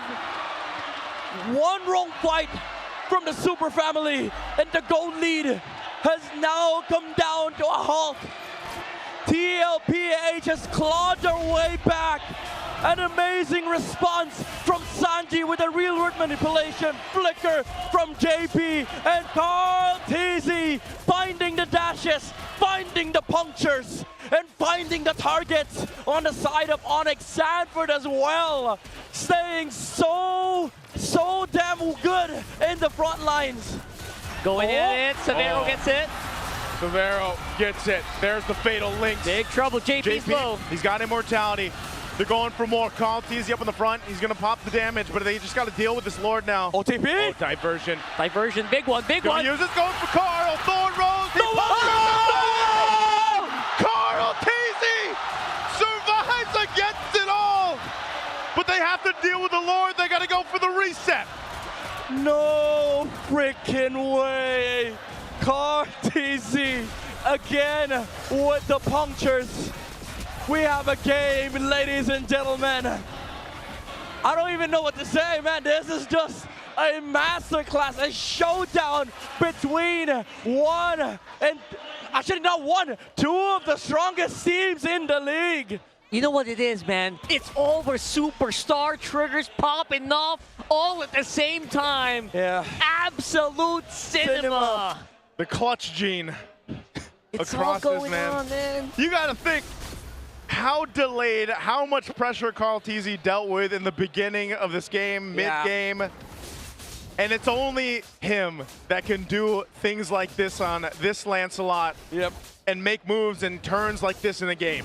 And man, I just want to highlight Sanford on this full view. So damn annoying in the front line. So freaking tanky against ONIC, where they have to find the engage, but Sanford has always been on the face of the damage dealers, effectively shutting down some of the response from ONIC Philippines. And now you have Steady Teddy on the carry, fed up with what happened in the early game. Now he has items. It's starting to hurt, man. That carry is starting to become even more of a threat, something that we didn't see in the first 12 minutes of the game. This is looking very, very even. And that goal lead they were working on for 12 minutes is gone. Yeah. We saw it yesterday. Carl TZ invaded early game, level 3 internal, able to claw his way back to an MVP performance. Yep. The question is, can he do that for a ticket to Paris? No way we do it again, right? No way we see it. They're literally one game away from their EWC ticket. And all of that, again, just relying on very micro plays, very micro mistakes, and the great catches, by the way. JP caught Super Fins that last engage as well. It's a battle of engage, honestly. Brusco and JP, they really have to be on point here, but also for ONIC.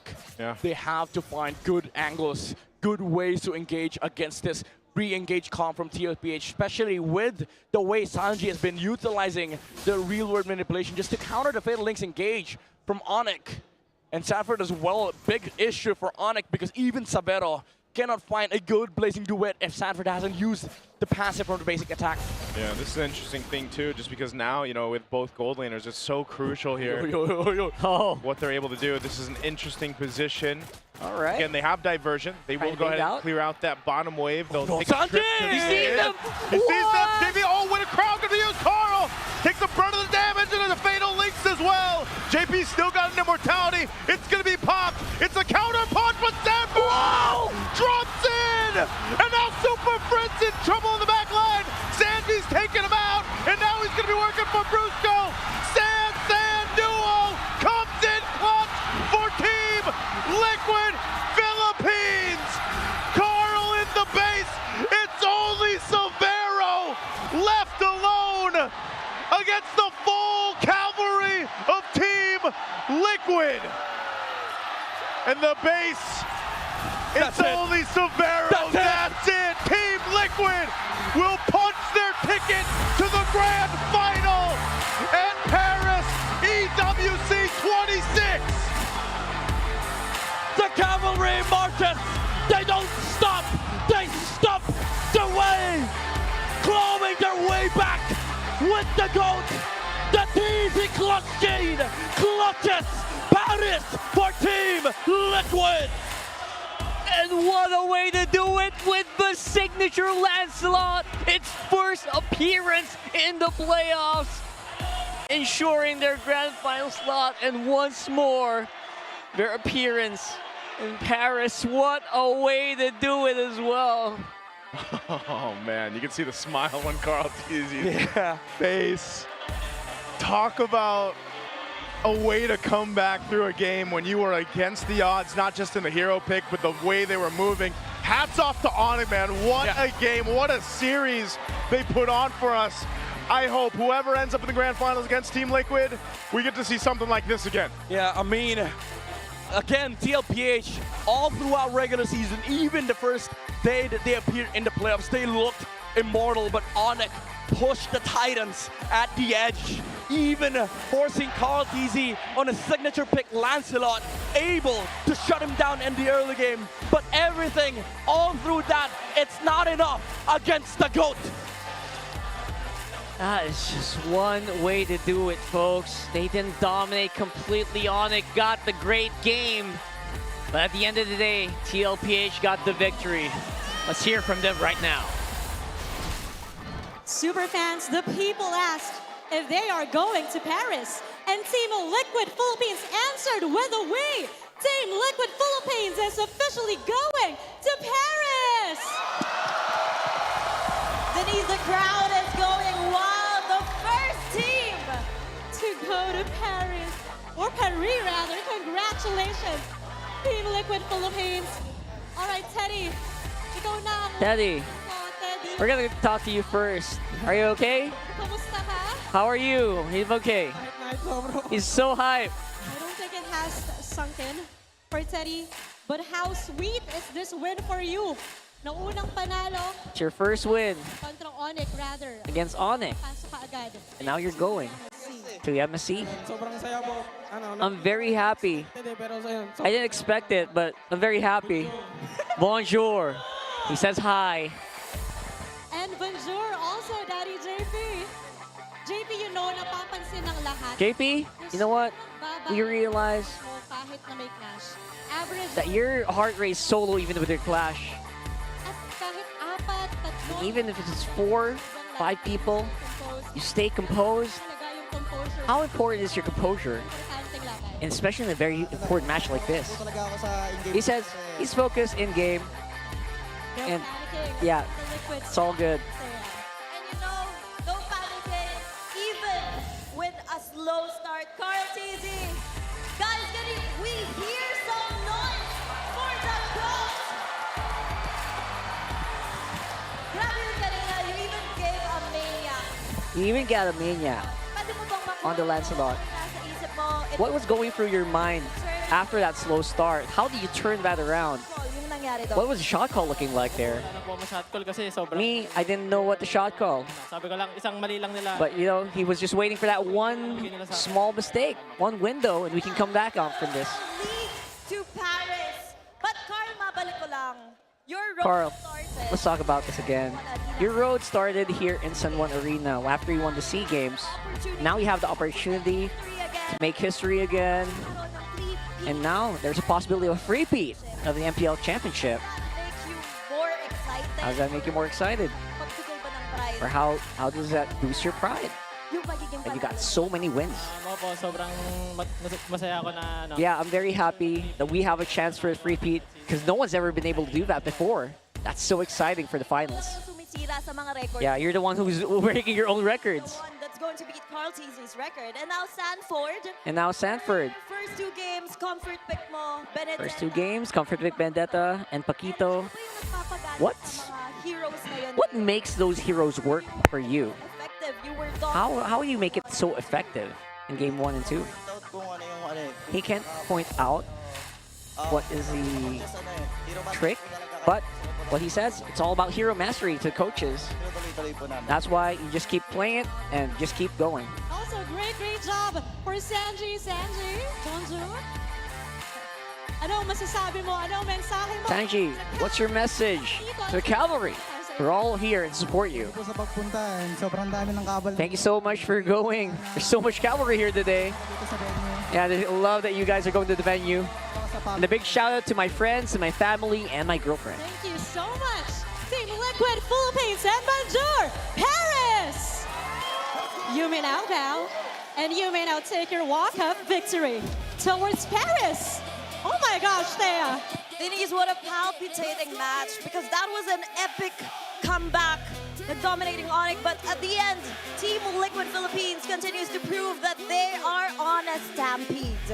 And syempre, pag-uusapan to ng lahat at pag-uusapan din ito ng ating casters. Casters, palag na to. What a well-deserved victory right there.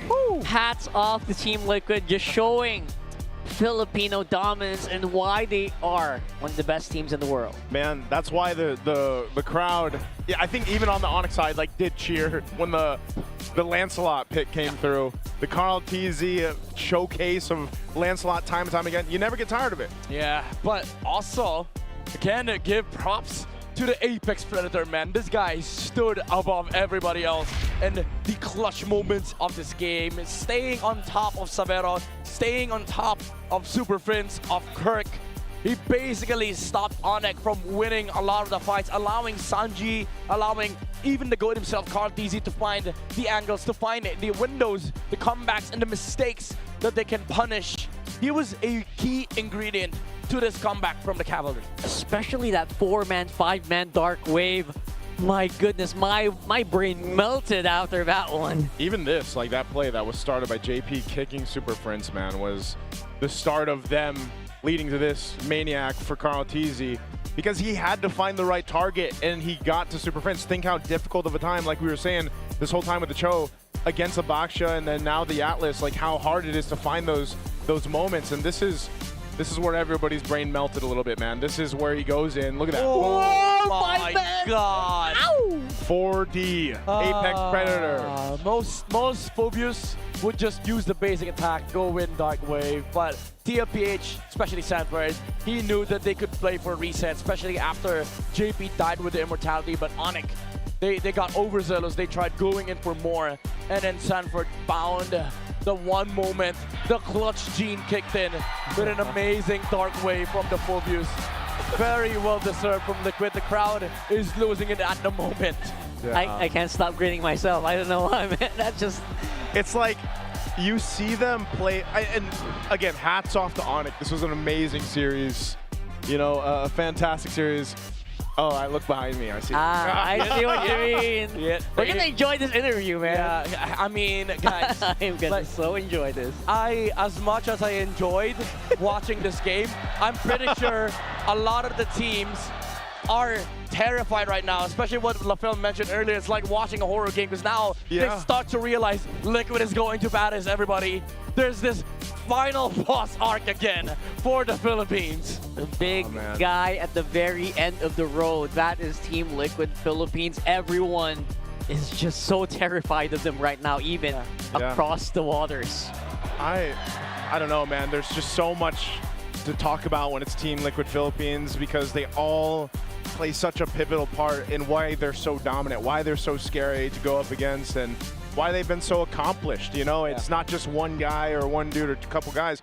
That's what makes that synergy. And that's why all the more while, you know, throughout the season of MPL Philippines Season 17, why Teddy coming into this and making it work in his own way. Like, it has been incredible to watch as well as he's developed. Yeah, he's so steady. Like, at this point, it's not even a joke. Like, he's just so steady that whenever Liquid needs him, he steps up. He has the items. He has the damage. He can basically supplement what Liquid is lacking. And in this game, everybody just complemented each other. The kick from JP, that clutch Sanji reload manipulation to negate the fatal links, and then the maniac play from Carl TZ because of how Sanford laid it up for Liquid Philippines, where ONIC felt like they don't have enough resources to fight the Lancelot anymore because they were busy dealing with the Phobius. It's just so damn beautiful to watch. And that's I love that you guys brought that out because that's exactly what Team Liquid is. It's not one guy carrying the whole team. It's everyone doing their job, doing their part, and making sure that they just look so damn good winning. Yeah, look at the heart rate, man. JP still so calm, so collected, as well as steady. But I'm pretty sure, you know, Sanford, Carl, Sanji, they have their hearts beating. I'm pretty sure. Let's go ahead and throw it over to our panel. We are gonna love this interview. Oh, we are. Let's go ahead and see them. Maraming salamat sa ating mga casters. Hindi ko alam bakit taas ng enerhiya po natin ngayon sa San Juan Arena. Kasama recent game MVP, Sanford. Congratulations on your grand finals and finally qualifying to EWC. Kumusta ka naman? Anong nararamdaman mo ngayon? Sobrang saya kasi noong una nahirapan kami rebuild to team pero kinaya namin mag-qualify sa grand final. And I think, sorry yan, dito pala ako. I think it's time for us to talk about this last clash. Ano yung nangyayari kasi natambakan kayo kanina early on in game number 4. So let's play this for quite a bit. You knew that the approach was there. Pero ano yung ginawa ninyo para mapalagan yun? What was the comms like? That time, sabi kasi sobrang lagi na namin sa macro. So kailangan namin lumaban. And nung nakita namin na medyo nagbuhos na sila ng skill, doon ko nakita yung opening na pwede akong pumasok. So feel ko sinuwerte din ako na nagkumpul-kumpul sila. Nagkumpul, nag-line up in the words of Hans nga na literal buong San Juan Arena napatalon ata nung Dark Wave na ginawa dito kanina. So, buong time naman na halatang ONIC din talaga yung nag-lead and in control for majority of the game. Carl, unfortunately, nakita natin siya with a 0-4 stat line. Right. How were the comms naman between the team nung nangyayari yun sa inyo?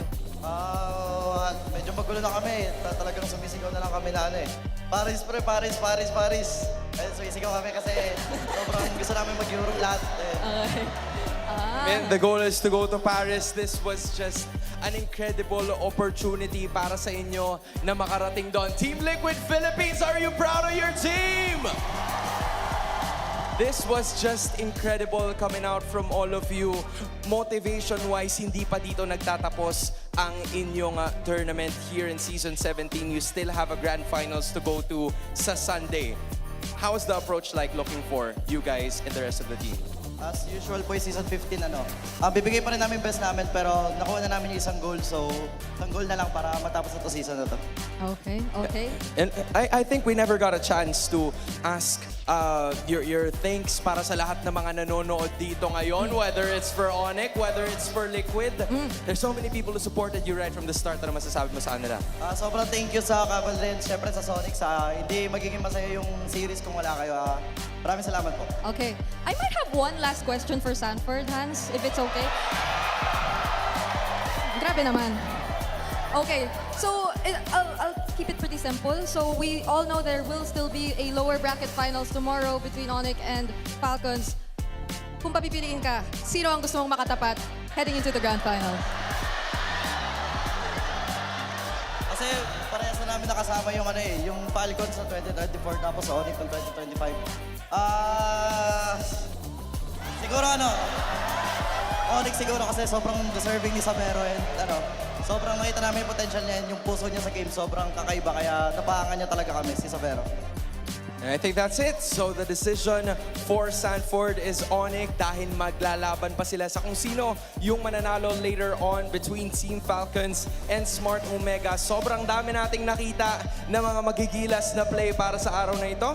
And I think, what we're supposed to do next? Actually, meron pa pala tayo, no? Meron pa? Meron pa pala tayong abangan mamaya between Smart Omega and Team Falcons. Correct. So, meron tayong mga nalatag na choices doon pero hindi yun yung definite. Maaalalaman pa lang natin yun mamaya-maya. So, hanggang dito na muna tayo, guys. Congratulations once again to Team Liquid Philippines. At mukhang it's about time. Kasi meron pa tayong unting pakulo kung hindi ako nagkakamali, di ba? Okay, I wonder. Ano yung pakulo? Meron pa tayong unting pakulo dito eh. May gagawin yata tayo dito with our crowd. So, with the fans. Yes, with the VIPs. fans, with the VIPs. With the VIPs, okay. Okay. Sige, guys, ito sinasabi ko lang sa inyo, you're completely missing out on the things that are happening kasi kapag nandito ka, you get a chance to do it. Okay? So, guys, if you want your selfies to be taken, go ahead, do it. Do just that. Oh, sige, Sanford, ikaw na mag-interview. Okay, go. Hindi, joke lang. Nabigla ka yata eh. Pero, ayan. Again, for everybody who's watching at home, this is the opportunity that you get. Dito, yan.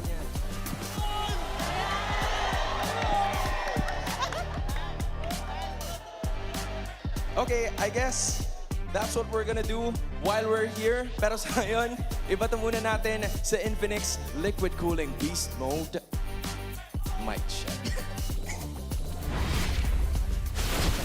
boss. 2K lang, boss, ha? 2K lang. Kay buhat, ha? 3K lang, kalma. Gawin ka, G. Mera. Kanya lang. No. Nice. Keted. Dalawang tibak siya. Shutdown. Okay lang. Kaya pa natin to late game, pre. Legit. Promise. Late game to. Chill lang. Hold lang tayo, hold. Promise, ma-hold lang natin to, pre. Pag napag-item din ako. Kalma lang, boys. Nakakari tayo, boy, oh. Yung lapo, mawawala ng kwenta. Chill. Bro. Wala. Bigger. Naano ko yung ano. Atlas mo na. Harap pa lang. Patayan, pre. Gusto nyo ba? Tara, dad. Louie. Ah. Louie. Cancel ka ulit, pre. Laban, loading lang. Patay, Louie. Lapo tayo. Nakita na, lapo lang. Sakit lot, pre. Go na ako. Fury. Flag, pisa. Baksa. Takiko. Baka ang double, pre, ha. Pre, box. Balik ka. Kaya pa niya pa. May lord. Carl. TP. Try bush. Dito ka. Out na, pre. Out. Ingat ka sa mid. Nice. Go, nakaliwa mid. Dep. Chill. Dep na agad. Kalma siya. Sige, tara. Tara tayo, pre. Pwede tayo humiro. Tara, manghihiro ako. Dead. Tara. Pwede. Louie. Waiter. Okay, may mabalis ka, pre. Buhat na. Pika na, Louie. Ready ako sa klod, ha. Laban tayo. Box lang. Lalay. Tara, liba. Lapigan Louie, boy. Louie. Dadaga mo, patay. Isa ka. Patay mo, pre. Huwag kayo papatay. Baksa muna.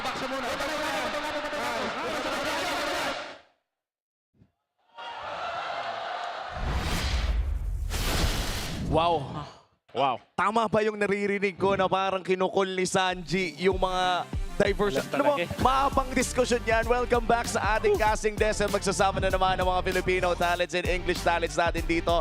That was absolute cinema of not only a series, kung hindi, pati na rin yung post-game interviews natin. Oo. Goated. Goated. W. I was just on the edge of my seat. And so far, no, nakita na natin ang ating pinakaunang grand finalist, which means we have our first MSC representative. Team Liquid Philippines, wala naman na nagtaka. Regular season pa lang, ine-expect na ng taong mangyayari ito.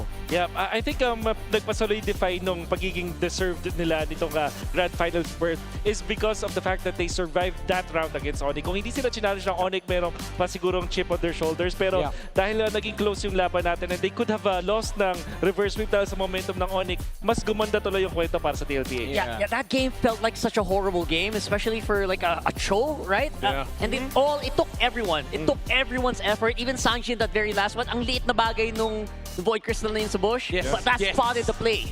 Even the fact that Carl TZ dealt with so much pressure in the early part of the game, like we were saying, like 0-4? Man, 0-4, and then he ends up getting a maniac and then just popping off, and the Sansan dealt. There was so much great things to see. It's funny because it's a 3-1. But that felt like a full series, man. I feel satisfied after that, you know? So great MLBB there. You know, one good thing that I can never erase from my mind is I can't believe Alphobius can sit versus 5 people. 5-man Dark Wave. 5-man Dark Wave. I think chill lang si Idol. Ito lang ata yung unang beses and maybe ang huling beses na masasabi mo ang 5-man, ang mga katagang 5-man Dark Wave. In one sentence. In one sentence. Crazy. Because how do you do that, di ba?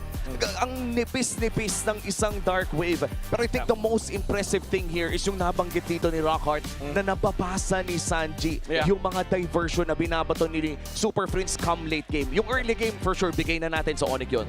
Yeah, well, alam naman natin yun yung nerf sa Louie, di ba? Parang alam mo kung kailan magti-TP. And then pag dinagdag mo yung knowledge mo dun sa mismong ganong klase play, kaya mo nga kontra. At syempre, Louie player din si Sanji. So alam niya yung mga limitations hanggang saang bush ka pwedeng manggaling. Kung sakali galing kang bot, you know yung mga limitations na yun. And parang kailangan niyang gawin is utilize yung kanyang knowledge, mag-pop ng second skill, ilatag, sabay nakakita siya ng dalawa doon. Also yung yung puso ni Carl TZ. 0-4, tapos wala siyang mga purple buff. Para sa isang Lancelot player, yun na yung mga moments na napapasigaw ka na sa mga kakampi mo na protektahan yung purple buff mo eh. Wala eh. Si The Goat kasi, si Mr. Carl, dinaanan niya na lahat. Nag-0-7 na siya nung regular season. Kumbaga sa kanya, di na bago to. Normal na to. Chill lang. Sabi nga nila magkakamali din yung kalaban. And in fact, hindi naman nagkamali din yung ONIC. I would say it was a proper Louis play. Sadyang niluto lang ni Chef. Sabi niya, naluto ko na to eh. Saktong-sakto nga, yung shoutout sa cameraman natin by the way, saktong-sakto pagtingin niyan dun sa titipihan ng ONIC Philippines, kita mo na eh, may nakalatag na eh. May nag-aabang na void crystal, may checkpoint mula kay Sanji. Tapos nakita, nabawasan na po ang daming nagawa ng play ni Sanji na yon. Actually, yung masabi ko doon kaya parang magandang Loye play siya. Kasi alam din ni Fritz na siya yung target. Di ba, before yung play na yun, nasipa siya ni Daddy JP. At alam niya, may flicker na. So, naganda siya ng Winter Crown. At hindi siya actually tinamaan nung stump ng Jeet Kundo. Kaya napaload din nila si Carl TZ ng mga time na yun. I think kaya nakakuha ng 5-man Dark Wave itong si Sanford is because disiplinado din yung Onyx sa box nila. Kaya magkakadikit sila. So, parang alam nila na i-go. At nung na-bait sila ng TLPH, doon na nakakuha ng flicker sabay Dark Wave itong si Sanford. And again, yung mga ganung moments, like people are knowledgeable, diba? Like that was a very tough game talaga. That's true. And it took every single player in Team Liquid Phillies superstar trigger, X-Factor play just to turn that around. So big props for him to ONIC, honestly. And even Kirko mula sa ONIC Philippines ng I think yung sa game na ito, that Lapu-Lapu was definitely playing really well nung simula. I think 6-1-1 at pumi-flicker pa nga ata sa tapat ng marksman ng side ng Team Liquid Philippines. But sadly, ang nangyari pa nung late game na nga tayo ay pumababa naman na talaga ang power spike ng isang Lapu-Lapu by that time. Very beautiful yung maniac ni Carl TZ. That was the moment na masasabi nating okay, winnable na para sa Team Liquid. Nabalik yung momentum eh, di ba? The momentum, man. Came back. It came back so quick after that, and you know, there's only certain ways that can happen, and that's why we really highlighted over here. Before that happened, what Sansan duo were able to do throughout the game was enough, even for JP, solving the issue, because the on-ground panel talked about this. Is he going to be able to find the right targets against, you know, the Baksha, the Atlas, those combinations? So the amount of work that takes to find the right targets with the G-Kundos or with the Way of the Dragon ultimate, like to be able to kick super Prince most of the time and also just lock down the targets was crucial. And frankly speaking, no, ang dami nating nakita ng mga superstar dito sa loob ng seryeng ito. And sobrang excited na akong malaman kung ano nga ba yung mga resulta ng mga naging botohan natin.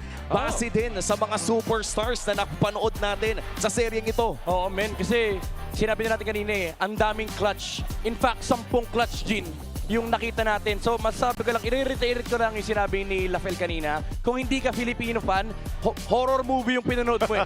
Kasi PSA lang, reminder lang sa buong mundo, lilipat ang Liquid sa Paris. So, alam mo, kung ibang team ka, parang, ito na naman tayo eh. And a lot of teams na sinubukan mag-Golden Road ay kadalasan napapagod matapos ito hindi makamit. Pero mukhang iba ang Team Liquid Philippines. Hindi ramdam ang pagod, ramdam mo pa rin yung gutom. And they are starting again from scratch from day one technically in that Golden Road. Golden Road take 2 agad next year? Grabe naman. Makita natin na parang maganda yung motivation na nakita natin from all of the players. And I'm saying this because I'm able to interview the players at nakita ko yung mga hardships na pinagdaanan nila. Especially, this is the team, kasama na rin yung team ONIC Philippines na dinout natin lahat, di ba? Heading into the season. Good point, But here we are, witnessing greatness once again at napaka-dominant nila. Sila pa yung nagtapat dito sa upper bracket finals. Grabe, no? Yung struggle from scouring for gold, trying to find a coach for TLPH. And ano nga, yung nabanggit ni Carl sa HG Podcast Mini na gusto niyang ipanalo talaga to for TLPH kasi gusto niyang bigyan ng championship. Hindi na para sa kanya. Kulang na yung name tag eh. Ang liit na yung name tag. Ang dami ng trophy. Ang gusto na niyang binibigyan, si Teddy, sa mga coaches. Lahat, ano yan, in English. And the next trophy. Parang ang sarap maging kakampi ni Carl TZ. Alam mo kapag nakapasok ka sa Team Liquid Philippines, yung sunod na tropeo kung wala ka pa, para sa'yo na yan. Sure kasi kita naman natin yung epekto ni Carl even with Teddy as a rookie ngayong season. Sobrang laki ng impact na na-enable nila itong bagong player na to na sobrang komportable din na sumasama dun sa 4 Horsemen. At yun nakita din natin kay Teddy, ginagawa niya kasi trabaho niya ng matindi rin naman. Let's just say na in that particular series, we can say na si Savero yung na-highlight natin many times because of the outplays in that game number 3. But Teddy, all throughout this series, dependable naman siya at nagagawa niya yung kailangan niya gawin. At pati dun sa huling clash, hindi rin siya napatumba ng ONIC Philippines. Some would say he was steady. He was steady Very steady. throughout the whole series. Very I think steady. that's what we were saying over here on the English stream, just how steady Teddy has been throughout the season, but even in this series alone, where it was such a heated season, that he kind of had to be that guy to be able to pull that off throughout what was happening across the game. And you know, other than that, you have to imagine now they're one step closer to making history here. Back to back to back, 3-time champions here in MPL Philippines. That's Wala why- pang nakakagawa nun. This is Teddy's first playoffs, by the way, guys. But let that sink in. I mean, come on. You're put in the team that doesn't really need you to, outperform so much. Just need to be very reliable, and Teddy really did that there. And ang dami nating mga na-recognize sa mga manlalaro sa sering ito. Panigurado, marami pa tayong mababalikan sa ating regular season. Nagbotohan tayo a few weeks ago kung sino nga ba yung mga magiging regular season MVP at iba pa. I-reveal na natin yan mamaya-maya lang sa Alamat Awards. After a spectacular regular season, we now welcome you to the MPL Philippines Season 17 Alamat Award. Tonight, we honor the exceptional individuals, the brilliant minds, and the outstanding storytellers who define the greatness of this season. Let us begin with our first category of the evening to recognize the elite performance of our players in the Land of Dawn. This is the Infinix All-Star Team 1. To present the award, please welcome on stage Mr. Patrick Hernandez, Infinix Philippines brand representative. These awards recognize the top players in each role, players who truly rose above the rest this season. The Infinix All-Star Team 1 represents elite performance, perfect teamwork, and clutch consistency. Qualities matched by the GT Watch 5 Pro, synced right on your wrist for peak performance at every moment. As such, winners of this award will receive their very own GT Watch 5 Pro. Your Infinix All-Star Team 1 members are: first, the Infinix All-Star Team 1 XP Laner. Give it up for Sanford of Team Liquid Philippines.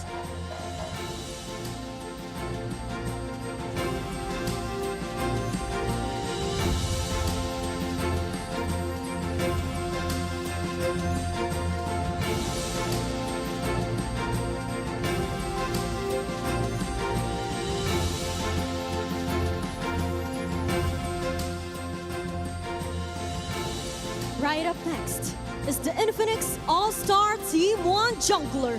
Congratulations, Carl Daisy of Team Liquid Philippines.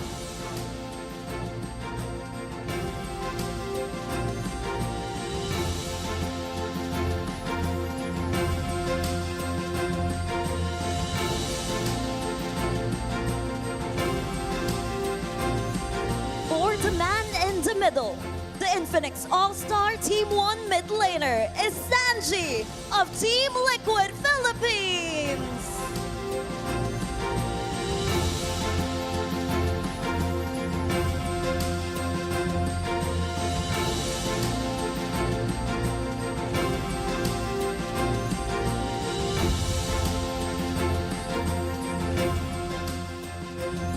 And now, the Infinix All-Star Team 1 Roamer. Make some noise for JP of Team Liquid Philippines.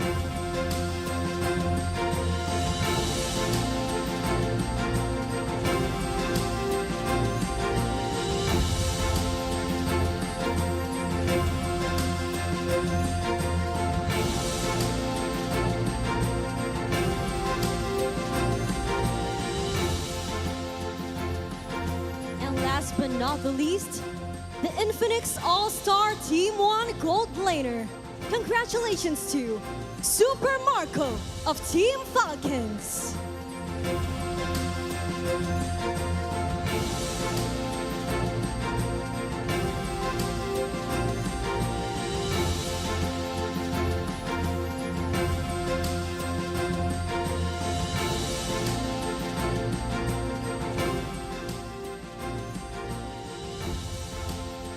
Once again, congratulations to the Infinix All-Star Team 1.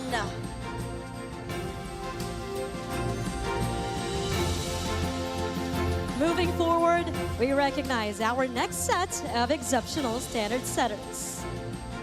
These awards recognize our second highest ranked players in each role, selected for their exceptional performance and overall contribution. These individuals consistently made a massive impact for their teams all season long. For our first award, the All-Star Team 2 XP Laner. Congratulations to Flap of Team Falcons.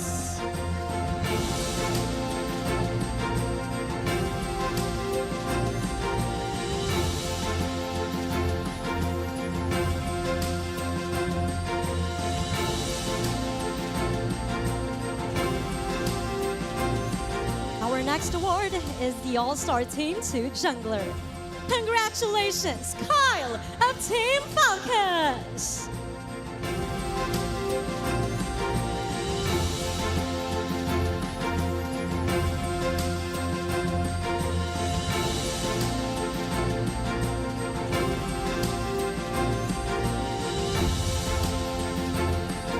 Now it's time to give it up for our All-Star Team 2 mid laner. He is none other than Super Friends of ONIC Philippines.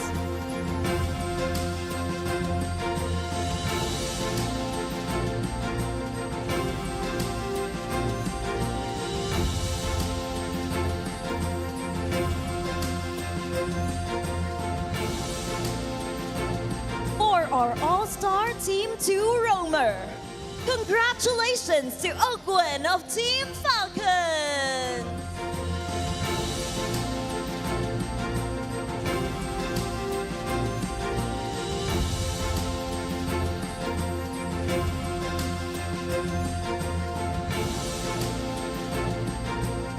And finally, the All-Star Team 2 Gold Laner.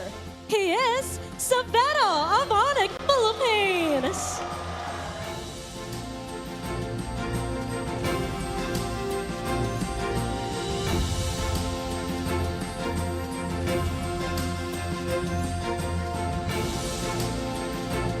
Congratulations once more to our All-Star Team 2.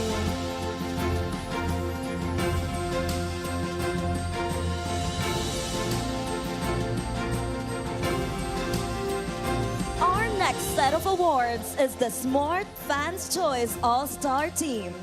The fans were asked to vote for their top players of the season. This award reflects the players' influence and overall contribution to their team and community. Winners of this award will take home a smart device. To present these awards, please welcome on stage Mr. Camilo Medina, Smart Events Officer.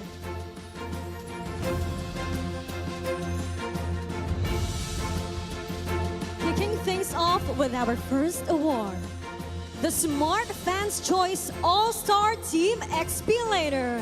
Congratulations, Kirk of ONIC Philippines.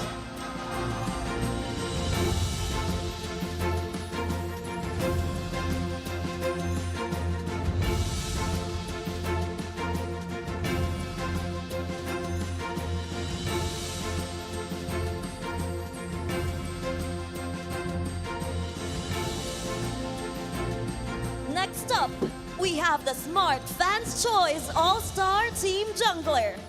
A huge congratulations to King Kong of ONIC Philippines.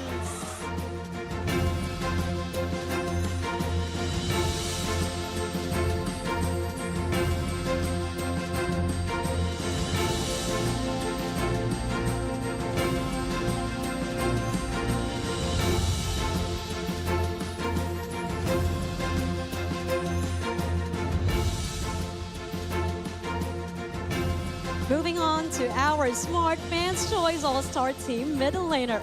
Make some noise for Super Friends of ONIC Philippines.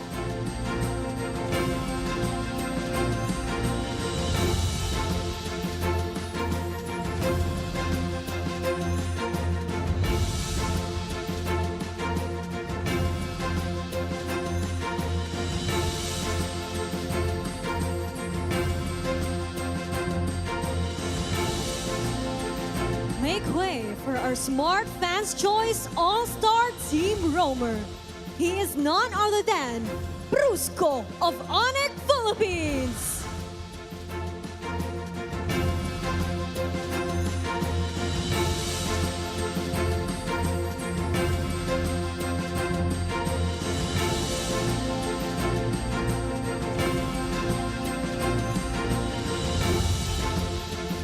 And finally, our Smart Fans Choice All-Star Team Gold Laner.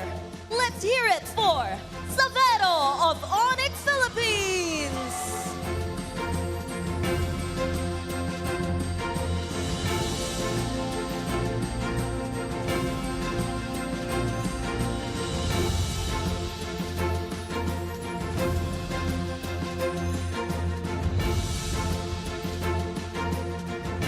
MPL superfans, give it up for your Smart Fans Choice All-Star.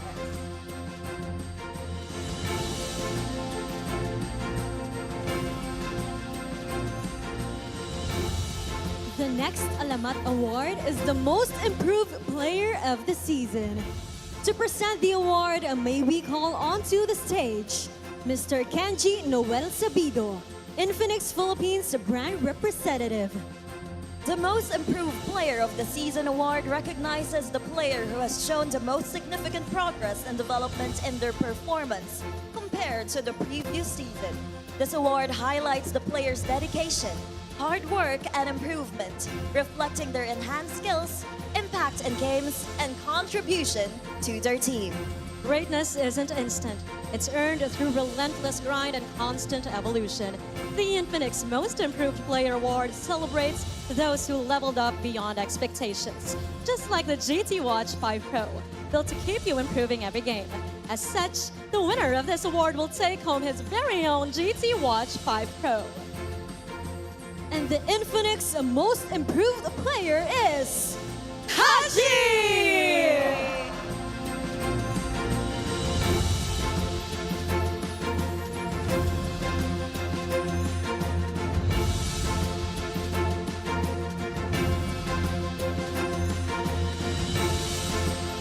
Once again, congratulations to our Infinix Most Improved Player, Haji of Team Falcon. Next up is the Coaching Team of the Season. The Coaching Team of the Season award recognizes the coaching staff that has shown outstanding leadership, smart strategies, and a positive impact on their team's performance throughout the season. This award highlights the coaches' dedication, innovation, meta-making, and contribution to their team's success. Let's give a round of applause for our Coaching Team of the Season. From the Cavalry, Coach Aeon and Coach Snap.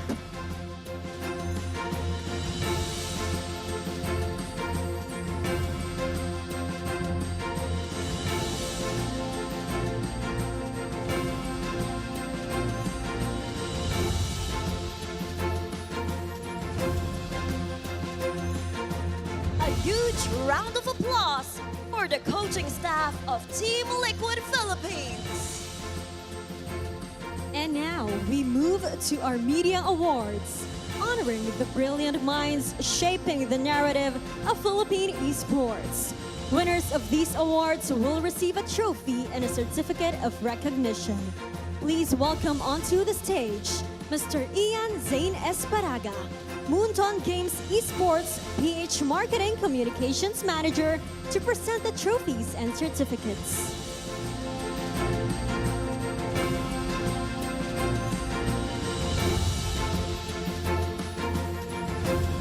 First up, we have the Alamat Award for Best Social Media Coverage. This award recognizes outstanding real-time and digital-first coverage of MPL Philippines across social media platforms, highlighting content that drives engagement, captures key moments, and amplifies the league's presence online. The Alamat Award for Best Social Media Coverage goes to Just ML, Yuko Ishikawa.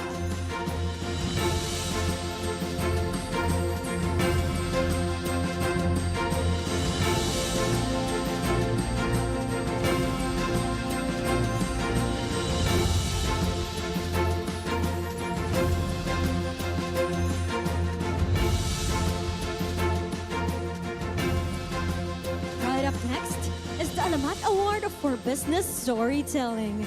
This award honors excellence in reporting on the business, ecosystem, and industry impact of MPL Philippines and esports, including partnerships, investments, and the growth of the gaming landscape. The Alamat Award for Business Storytelling is awarded to Philstar.com, Michelle Loho. Accepting the award on behalf of Philstar.com and Miss Michelle Loho is Mr. Keith Medrano.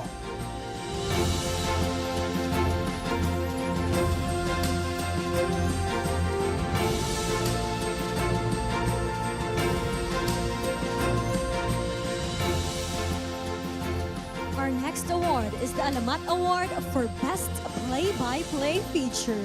This award recognizes exceptional match-driven storytelling that captures the intensity, strategy, and narrative of MPL Philippines games, translating in-game action into engaging written or digital content. The Alamat Award for the Best Play-by-Play Feature goes to Spin.ph Jerome Toledo.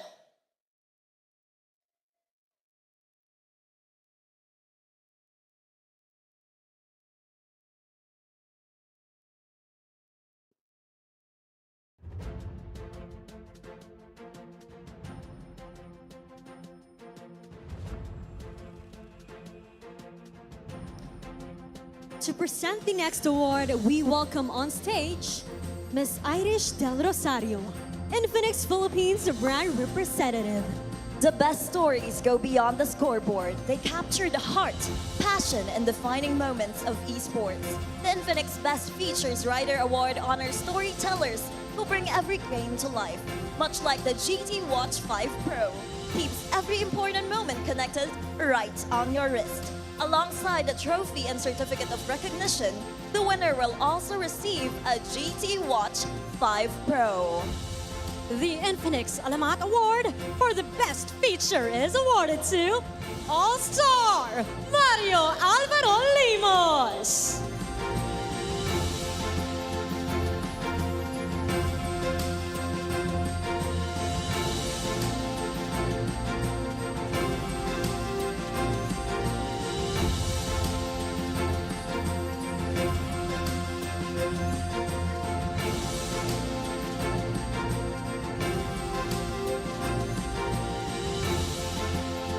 The next award is this Esports KOL of the season.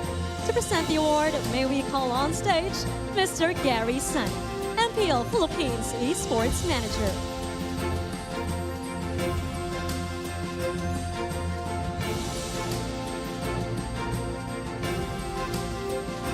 Our esports KOL of the season is none other than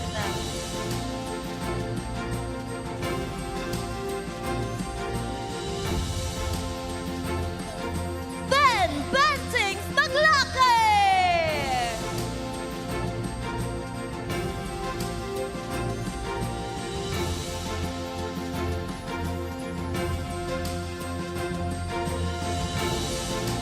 All the way from MPL Festival Super Fan City is Ben Things. This award highlights Philippine-based KOLs who excelled in both streaming live matches and producing engaging esports-related content that amplified the league's reach and fan experience. The Esports KOL of the Season Award recognizes the most impactful KOL who helped bring MPL Philippines Season 17 closer to the community through streaming and content creation.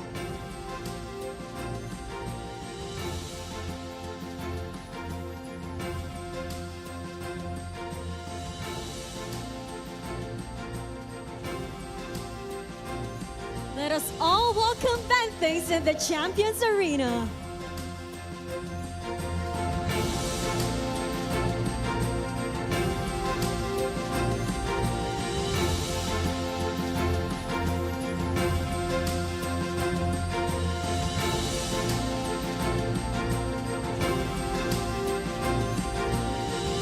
Once again, congratulations to our Esports KOL of the Season, Ben Thing!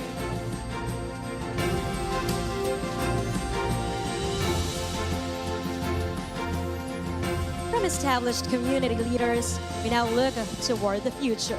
Tonight, we celebrate a monumental milestone for the voices of tomorrow. That's right. These are the graduates of our Talent Academy, dedicated individuals who underwent intensive training and mentorship to become the next generation of voices for Moonson Games Philippines tournaments. To present their certificates, please welcome on stage Moonson PH Talent and Coach of the Talent Academy, Mr. Dan Leo Kubangay. As they take the stage for their walk and photo opportunity, let's honor our graduates. Congratulations, Yakuron,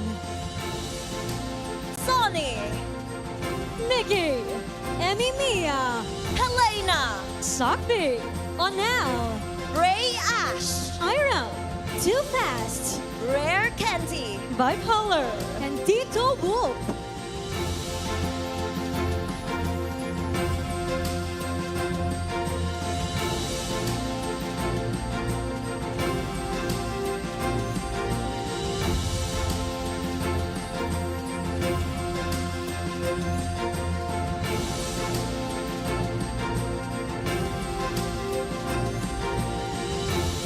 Give it up one more time for the graduates of the Talent Academy. The future of Philippine esports broadcasting is bright.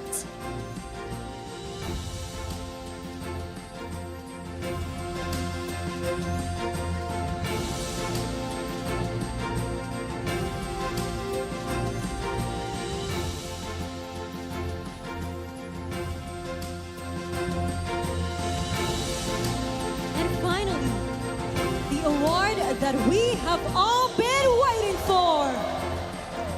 This award honors the player with the most outstanding performance and impact throughout the regular season. This award recognizes his exceptional contributions, consistency, and key role in their team's success. To present the regular season MVP award, may we please request on stage Ma'am Cynthia Canyazal, the Supervising Sports and Games Regulation Officer of the Games and Amusement Board. MPL Superfans, are you ready to find out your regular season MVP? The MPL Philippines Season 17 regular season MVP is Carl Teasy!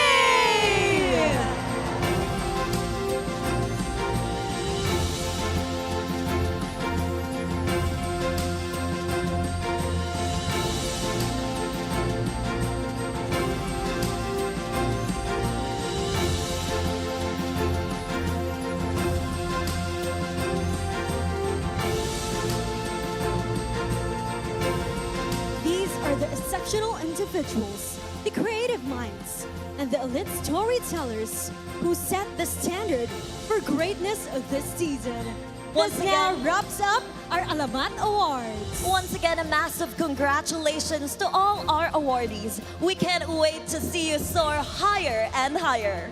Next up, we continue the playoffs and continue the road to immortality. Palag Na To!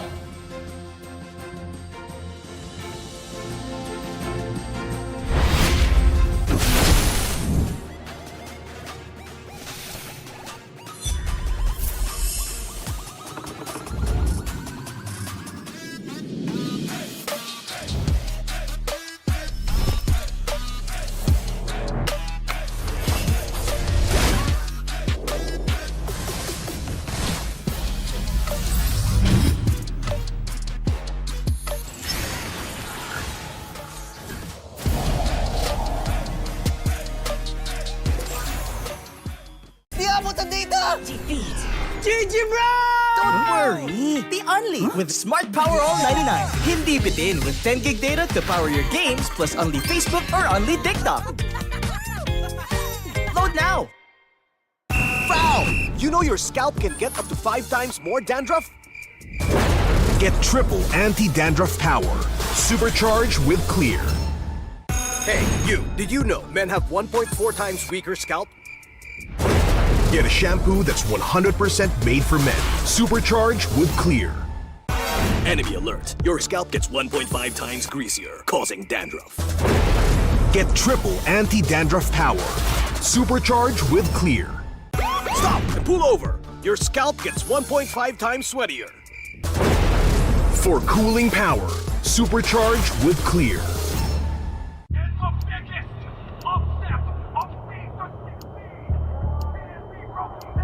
Paano ko kaya sila masusuportahan ngayon ng mas maayos? Kailangan ko ba magpalit ng strategies?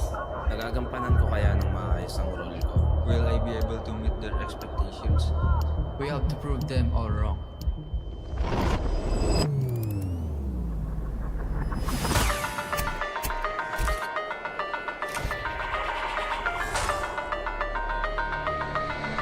It's time to win.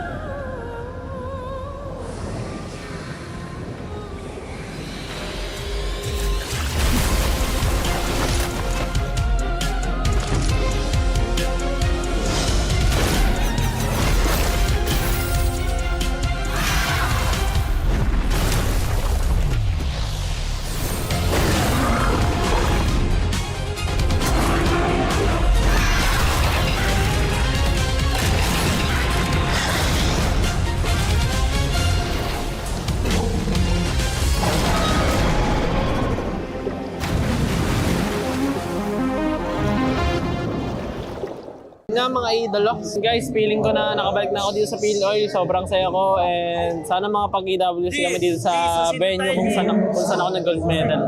Papalag kami sa ONIC. Momentum din kami kasi nanalo kami sa Omega Cup. Ted, ano masabi mo daw kay Sabero, Ted? Ano daw masabi mo? Shoutout daw sa'yo, bro. Pakita niyo daw ang new generation gold laner, sabi ni Teddy kay Sabero. My preparation for this game, I think just like normal games, but I think we will try harder for this game. My message to Liquid PH, good luck and let the best team win today. For me, I still confident I'm still the pressure, but mahal ko kaya natin to. Ikaw the pressure, Bruce got the pressure. This is Bruce Goat.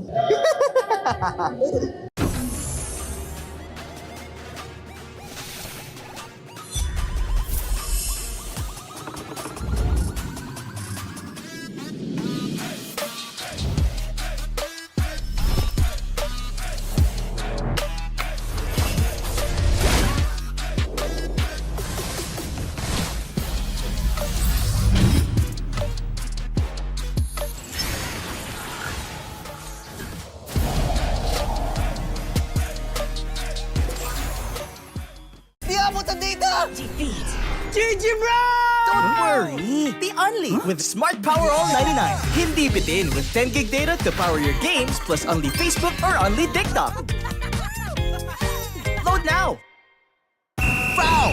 You know your scalp can get up to 5 times more dandruff? Get triple anti-dandruff power. Supercharged with Clear. Hey, you! Did you know men have 1.4 times weaker scalp? Get a shampoo that's 100% made for men. Supercharged with Clear. Enemy alert. Your scalp gets 1.5 times greasier, causing dandruff. Get triple anti-dandruff power. Supercharged with Clear. Stop and pull over. Your scalp gets 1.5 times sweatier. For cooling power, supercharged with Clear.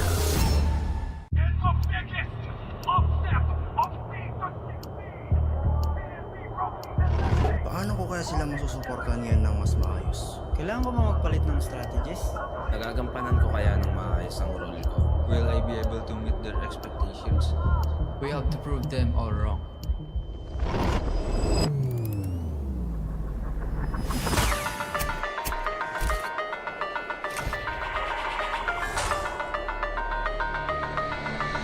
Time to win.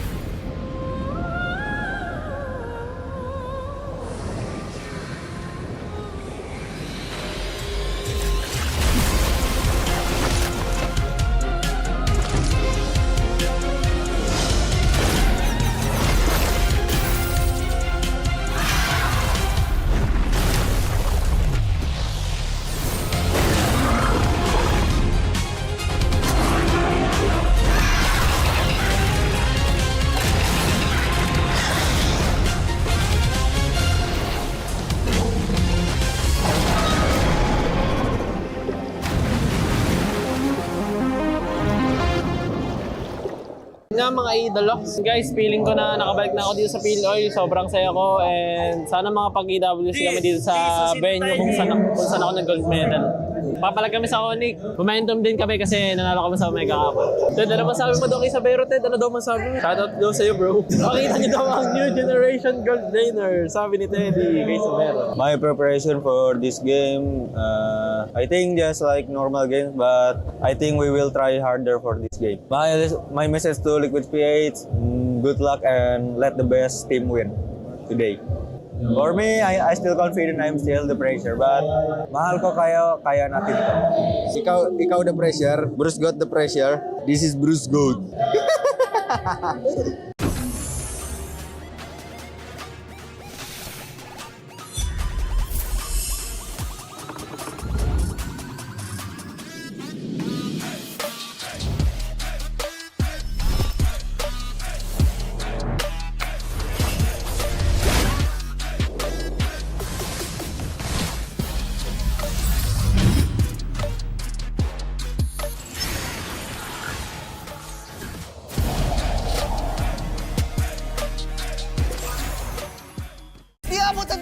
Defeat.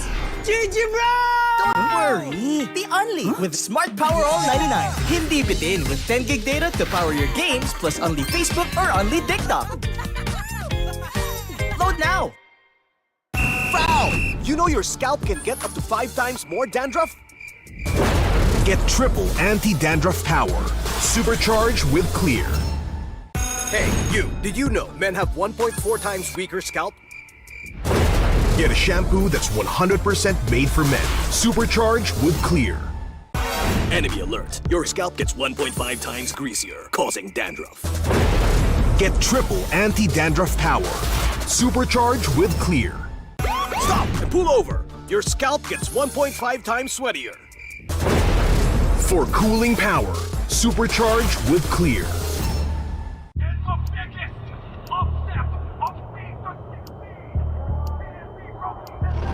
Paano ko kaya sila masusuportahan ngayon ng mas maayos? Kailangan ko ba magpalit ng strategies? Nagagampanan ko kaya ng maayos ang role ko? Will I be able to meet their expectations? We have to prove them all wrong.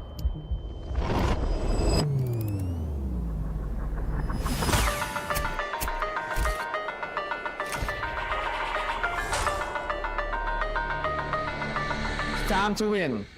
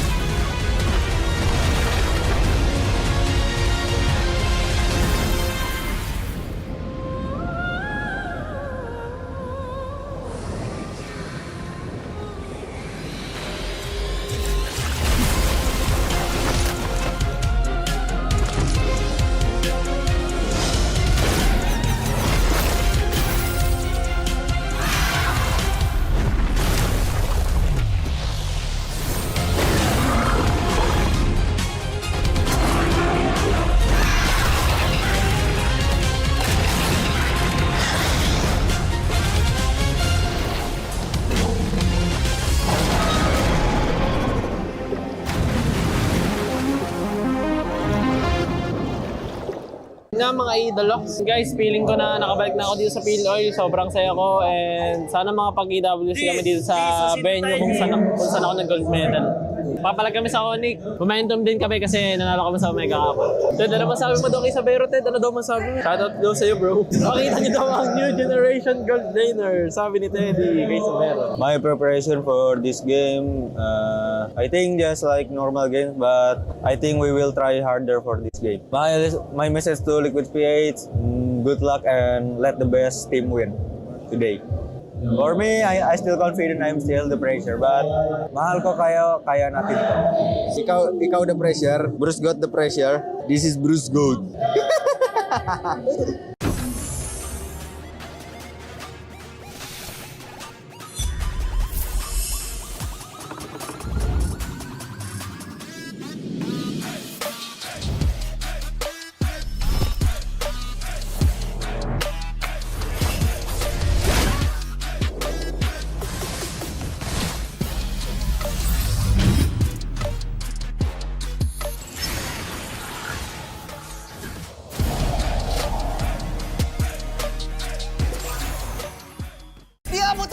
Defeat. GG bro! Don't worry. The Unli with Smart Power All 99. Hindi bitin with 10 gig data to power your games plus only Facebook or only TikTok. Load now.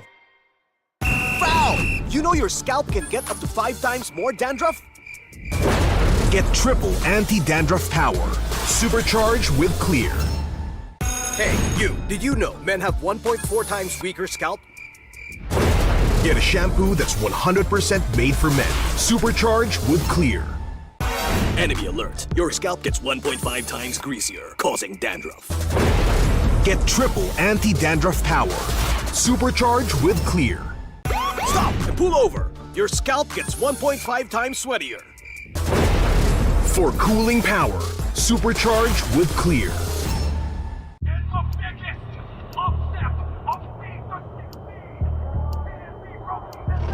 Paano ko kaya sila masusuportahan ngayon ng mas maayos? Kailangan ko ba magpalit ng strategies? Nagagampanan ko kaya ng maayos ang role ko? Will I be able to meet their expectations? We have to prove them all wrong.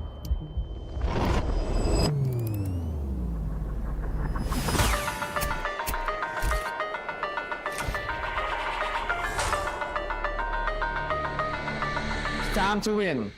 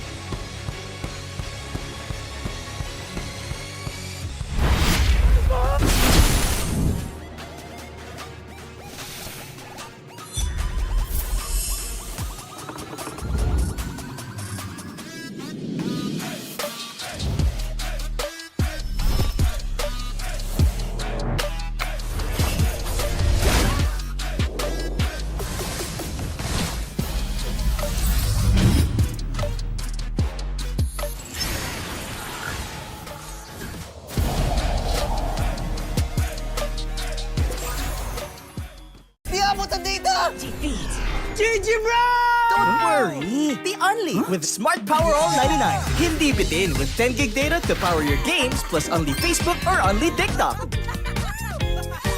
Load now! Foul!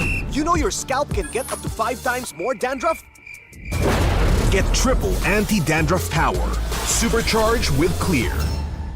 Hey, you! Did you know men have 1.4 times weaker scalp?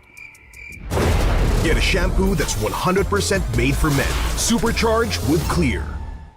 Enemy alert. Your scalp gets 1.5 times greasier, causing dandruff. Get triple anti-dandruff power. Supercharged with Clear.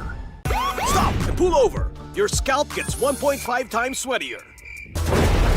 For cooling power, supercharged with Clear.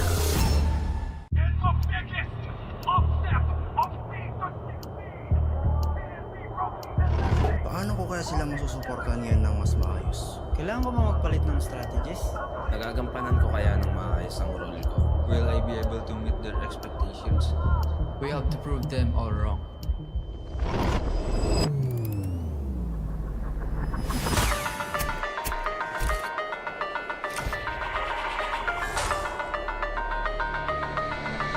Time to win.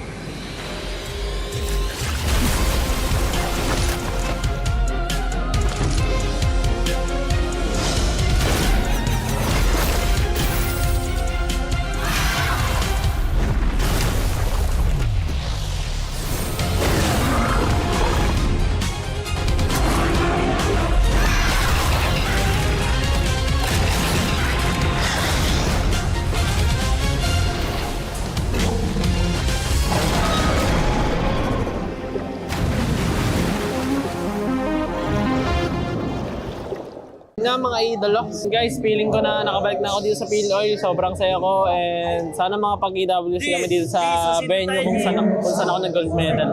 Papalag kami sa ONIC. Momentum din kami kasi nanalo kami sa Omega Cup. Ted, ano masabi mo daw kay Sabero, Ted? Ano daw masabi mo? Shoutout daw sa'yo, bro. Pakita niyo daw ang new generation gold laner. Sabi ni Teddy kay Sabero. My preparation for this game, I think just like normal games, but I think we will try harder for this game. My message to Liquid PH, good luck and let the best team win today. For me, I still confident I'm still the pressure, but mahal ko kaya natin to. Ikaw the pressure, Bruce got the pressure. This is Bruce Gold.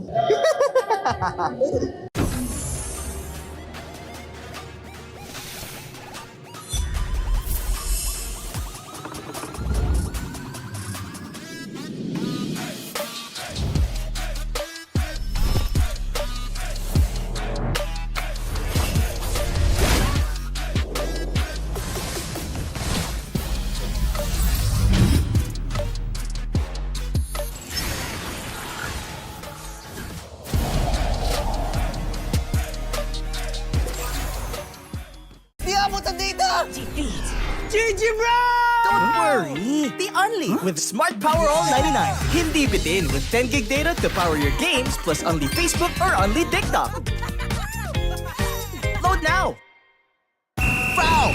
You know your scalp can get up to 5 times more dandruff? Get triple anti-dandruff power. Supercharged with Clear. Hey, you, did you know men have 1.4 times weaker scalp? Get a shampoo that's 100% made for men. Supercharged with Clear. Enemy alert. Your scalp gets 1.5 times greasier, causing dandruff. Get triple anti-dandruff power. Supercharged with Clear. Stop and pull over. Your scalp gets 1.5 times sweatier. For cooling power. Supercharged with Clear.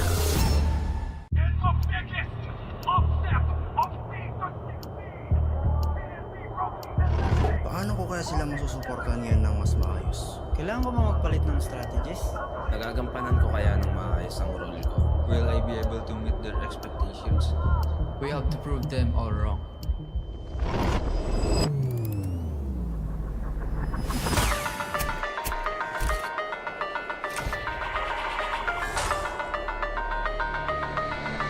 It's time to win.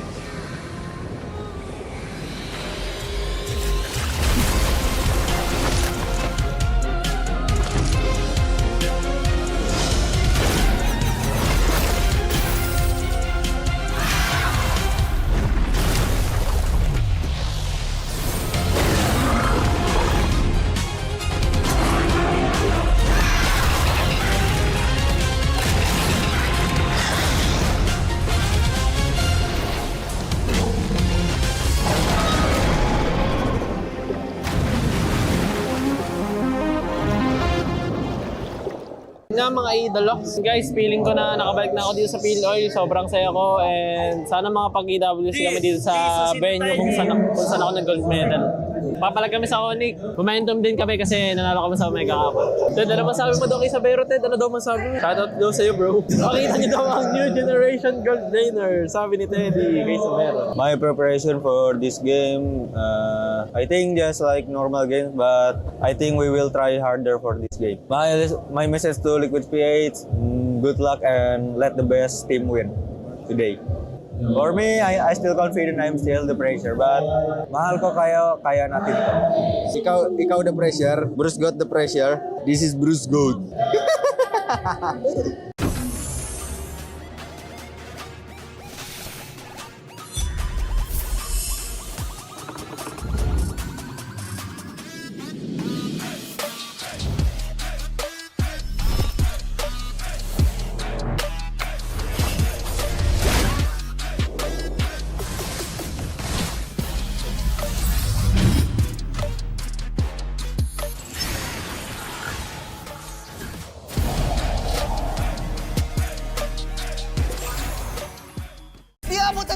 Defeat. GG bro! Don't worry. The Only with Smart Power All 99. Hindi bitin with 10 gig data to power your games plus only Facebook or only TikTok. Load now. Foul! You know your scalp can get up to 5 times more dandruff? Get triple anti-dandruff power. Supercharged with Clear. Hey, you, did you know men have 1.4 times weaker scalp? Get a shampoo that's 100% made for men. Supercharged with Clear. Enemy alert. Your scalp gets 1.5 times greasier, causing dandruff. Get triple anti-dandruff power. Supercharged with Clear. Stop and pull over. Your scalp gets 1.5 times sweatier. For cooling power. Supercharged with Clear.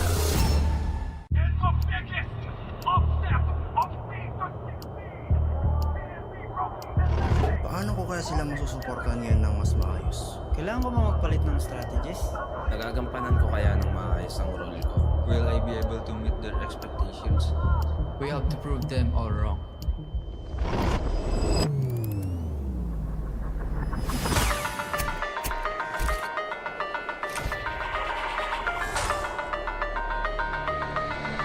It's time to win.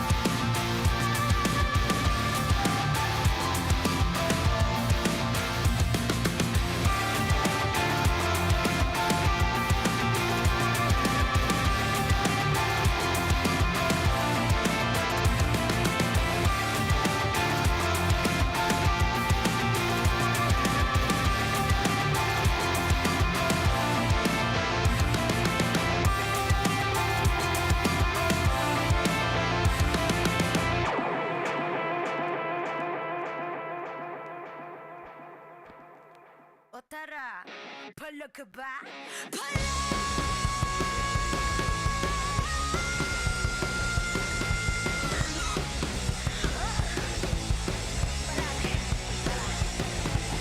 Handa sa laban, sanda ka sa aking kamay. Watch with my click, mighty fire in the eyes. Yeah, I walk with my head held high. Ano ba yung takot kong tore ang aking gabay? Di alam if I hold them away. Ako ang kabuuan, and you bring our name to the game. Eyes on the prize, do not, 'cause it's our time. Palag na to, me again, you already know. Automatic ka na ng Pilipino. Break us when we steal the show. Automatic ka na ng Pilipino. Lakas ng Pinas. Palag na to, kami na ang batas. Pilipino. Lakas ng Pinas. Palag na to, automatic ka na ng Pilipino. Taka, wait. Remind you kung anong na-obtain. Palaging first place, like kayo sa PH. I'm here 'cause I got God, my team is super fast. Eyes on the prize, finalist, 'cause it's our time. Palag na to, me again, you already know. Automatic ka na ng Pilipino. Break us when we steal the show. Automatic ka na ng Pilipino. Lakas ng Pinas. Palag na to, kami na ang batas. Pilipino. Lakas ng Pinas. Palag na to, automatic ka na ng Pilipino.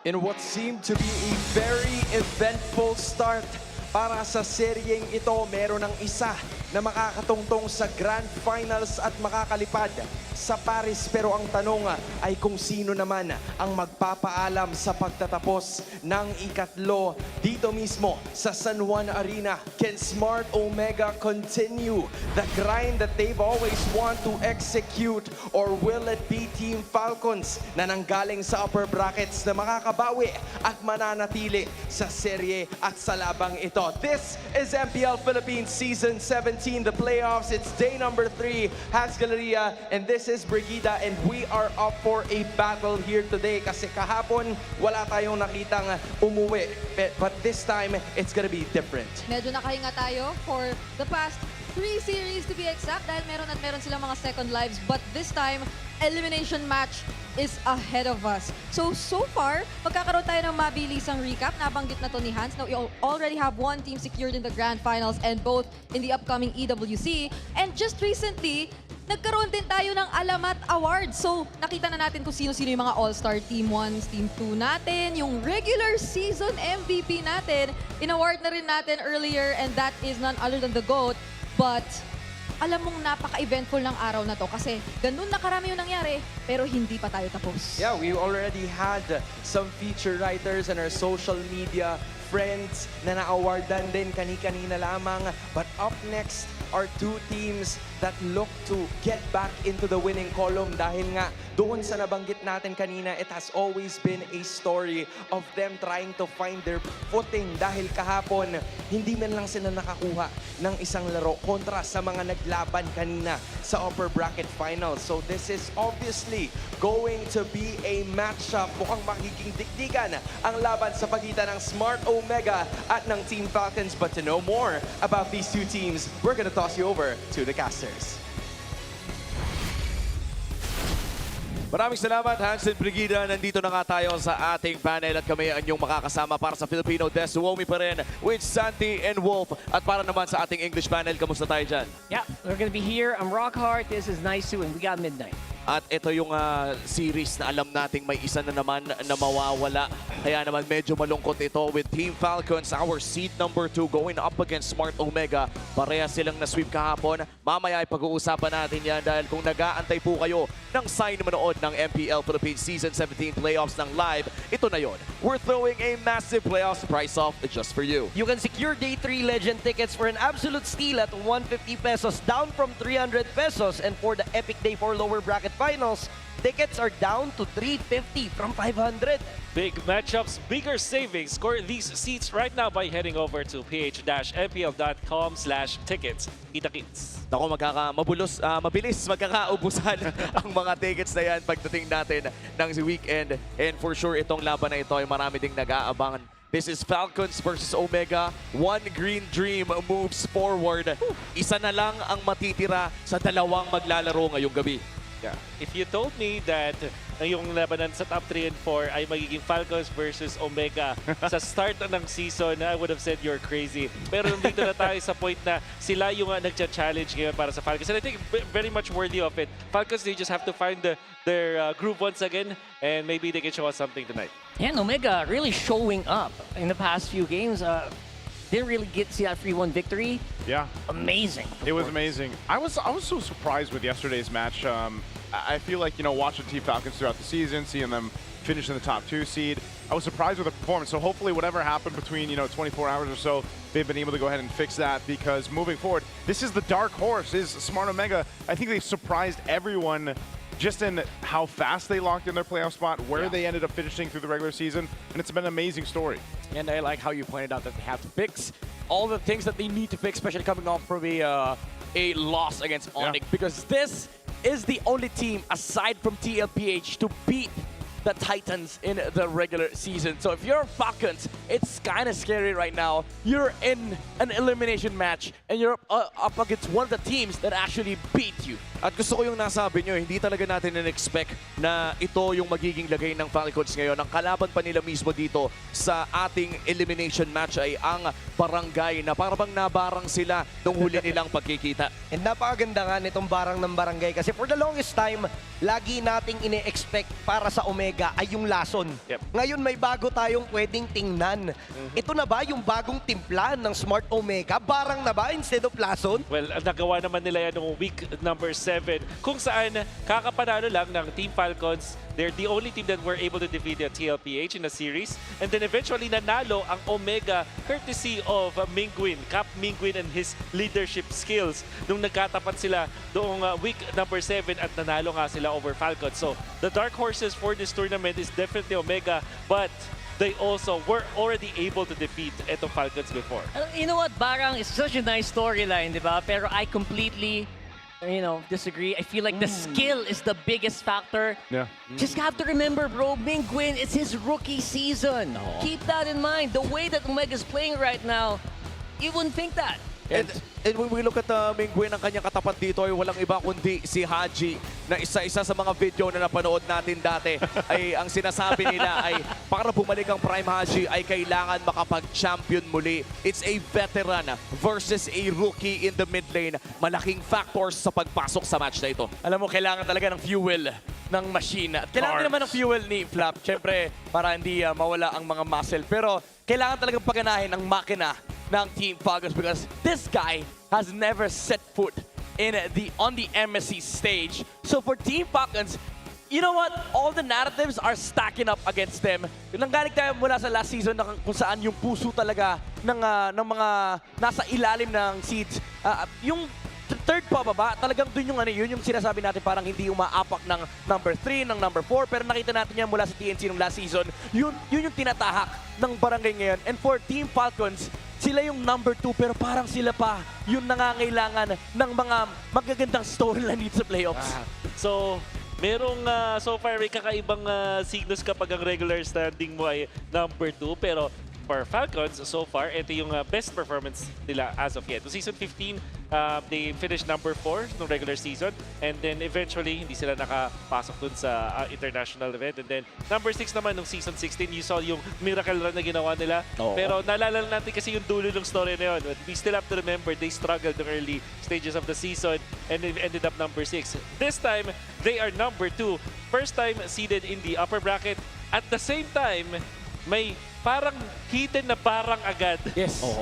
Yung number 2, kahit walang gawin ng Omega, may barang na agad siya, Midnight. Yun yung sinasabi ko kanina na parang sila pa yung nangangailangan ng magandang storyline kasi even last year, nakita natin yung mga nagna-number 2 ng regular season, it doesn't bid well for the team that sits at number 2. Usually, sila pa nga yung unang nalalaglag from upper bracket to lower bracket, magkasunod na talo kagad. Tapos ang nangyayari pa nun, kung saan yung target location, kumbaga kung ang Bermuda's Triangle ay nasa ganitong axis, ay nakaupo dun ngayon ng Team Falcons after yesterday's loss na 0-3. And this is devastating for the Falcons Nest considering na papasok ng playoffs ay lahat tayo ay pine-predict talaga sila na maging isa sa mga top performers. Talaga nagulat ang lahat dun sa resultang yon, pero tingnan natin kung ano nga ba yung magiging adjustment ng Team Falcons coming into this series. Well, mamaya lamang ay makikita na natin kung ano nga ba ang mangyayari sa laban na ito. Magkikita tayo muli mamaya, huwag kayong mag-aalala. Pupunta muna tayo sa ating mga panelists. Maraming salamat sa ating mga casters. They've already said their pieces about this specific matchup. But let's take a deeper dive sa kung paano nga ba mananalo ang ating dalawang teams. Here are your Infinix real-time cooling tactics. I believe we have to start off with Team or Smart Omega's keys to victory first before anything else. I will be starting with Smart Omega's keys to victories. Control the neutral objectives. This is very crucial. Something time and time again we've witnessed from them, especially as a team who potentially really has a huge potential once they do get that and guarantee that snowball. But in order to execute this, I think we have to put a bit more emphasis on what this team is actually capable of in terms of spreading out the map. Once you give Ryzen those really high mobility heroes, and those heroes that are capable of rotating faster, you just are always not sure of what to expect from this very chaotic playstyle that Omega have introduced to us. And I think that that is something very crucial for them to hold on to if they really want to take the Falcons by surprise. At kung yung Team Falcons naman, first, they have to withstand yung sinabi ni Brigida kanina because they always have a split-type capability just because of having Ryzen in their team. Yung mga Harleys na kung saan-saan sumusulpot, Fannings are automatically banned, pero kung sakali man na meron pang ibang mga heroes na posibleng magamit ang Smart Omega para makapag-split push, given that it's already a 4-1 composition that they always seem to have, Team Falcons needs to be ready at that moment. And of course, they have to win the gold lane matchup. Super Marco is the all-star gold laner for a reason. Here in Season 17, parte siya ng first team. So if there is a time for him para maipakita yung rason kung bakit siya ang nakakuha ng award na yon, it is this time. Netsuki, on the other hand, we already expected na nang barang na siya in advance. So the curses are probably there already. But for Team Falcons, they've had the experience, they've had the advantage. It's just about time for them to start to flourish in this series. Tama, kasi we've also talked about the evolved, bulletproof version of Super Marco. Among the top 4 gold laners in terms of least deaths, siya lang yun nandun na nakapaglaro ng all series. Kasi who else is up there? Daiki, understandably, week 1 appearance. Teddy, even Nosha, I believe. So that just really goes to show na he's been able to maintain his identity while being a bit more aggressive as what we've observed in the previous seasons. And I also think na it's really key to highlight how Paquito wins games as, I guess, one of our main sa keys to victory natin. Because in the earlier series, Hans. Nakita naman natin kung ano yung magiging impact niyan. We saw a lot of Paquito games, hindi lamang kanina, but also all throughout the playoffs. This just goes to show you na hindi lang basta dumating ang mga damage-dealing XP laners. They have dominated majority of the draft, and I think that is also what we're about to see para sa araw na to. James probably handling the Phobius, and you're also looking at Flap. Those are dynamic XP laners that we have to talk about all throughout, which leaves us to the preparation of the series. And I think it's about time dahil nakikita kong nakaredy na ang ating mga kupunan sa gilid natin. So it's time to hype up the audience as well, San Juan Arena! Let's all introduce the players for this upcoming match.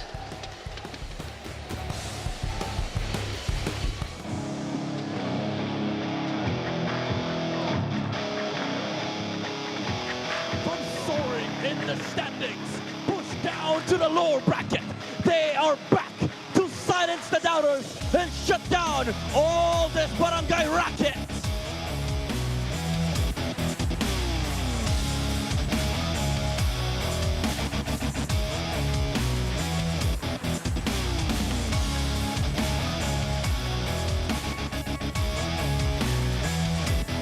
At the center of their redemption run is an M Series World Champion and two-time FLCN champion, the KDA Machine Falcons. Give it up for Haji and Team Falcons!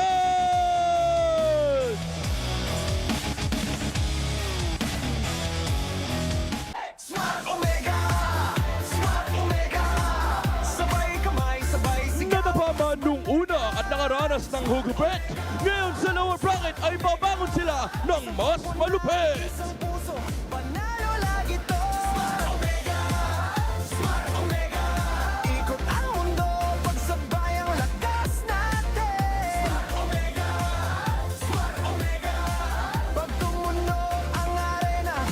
At sa gitna ng kanilang kampanya ay ang isa sa pinakamababangis, pumugak, barangay, magingay, para kay Ryzen at Smart Omega!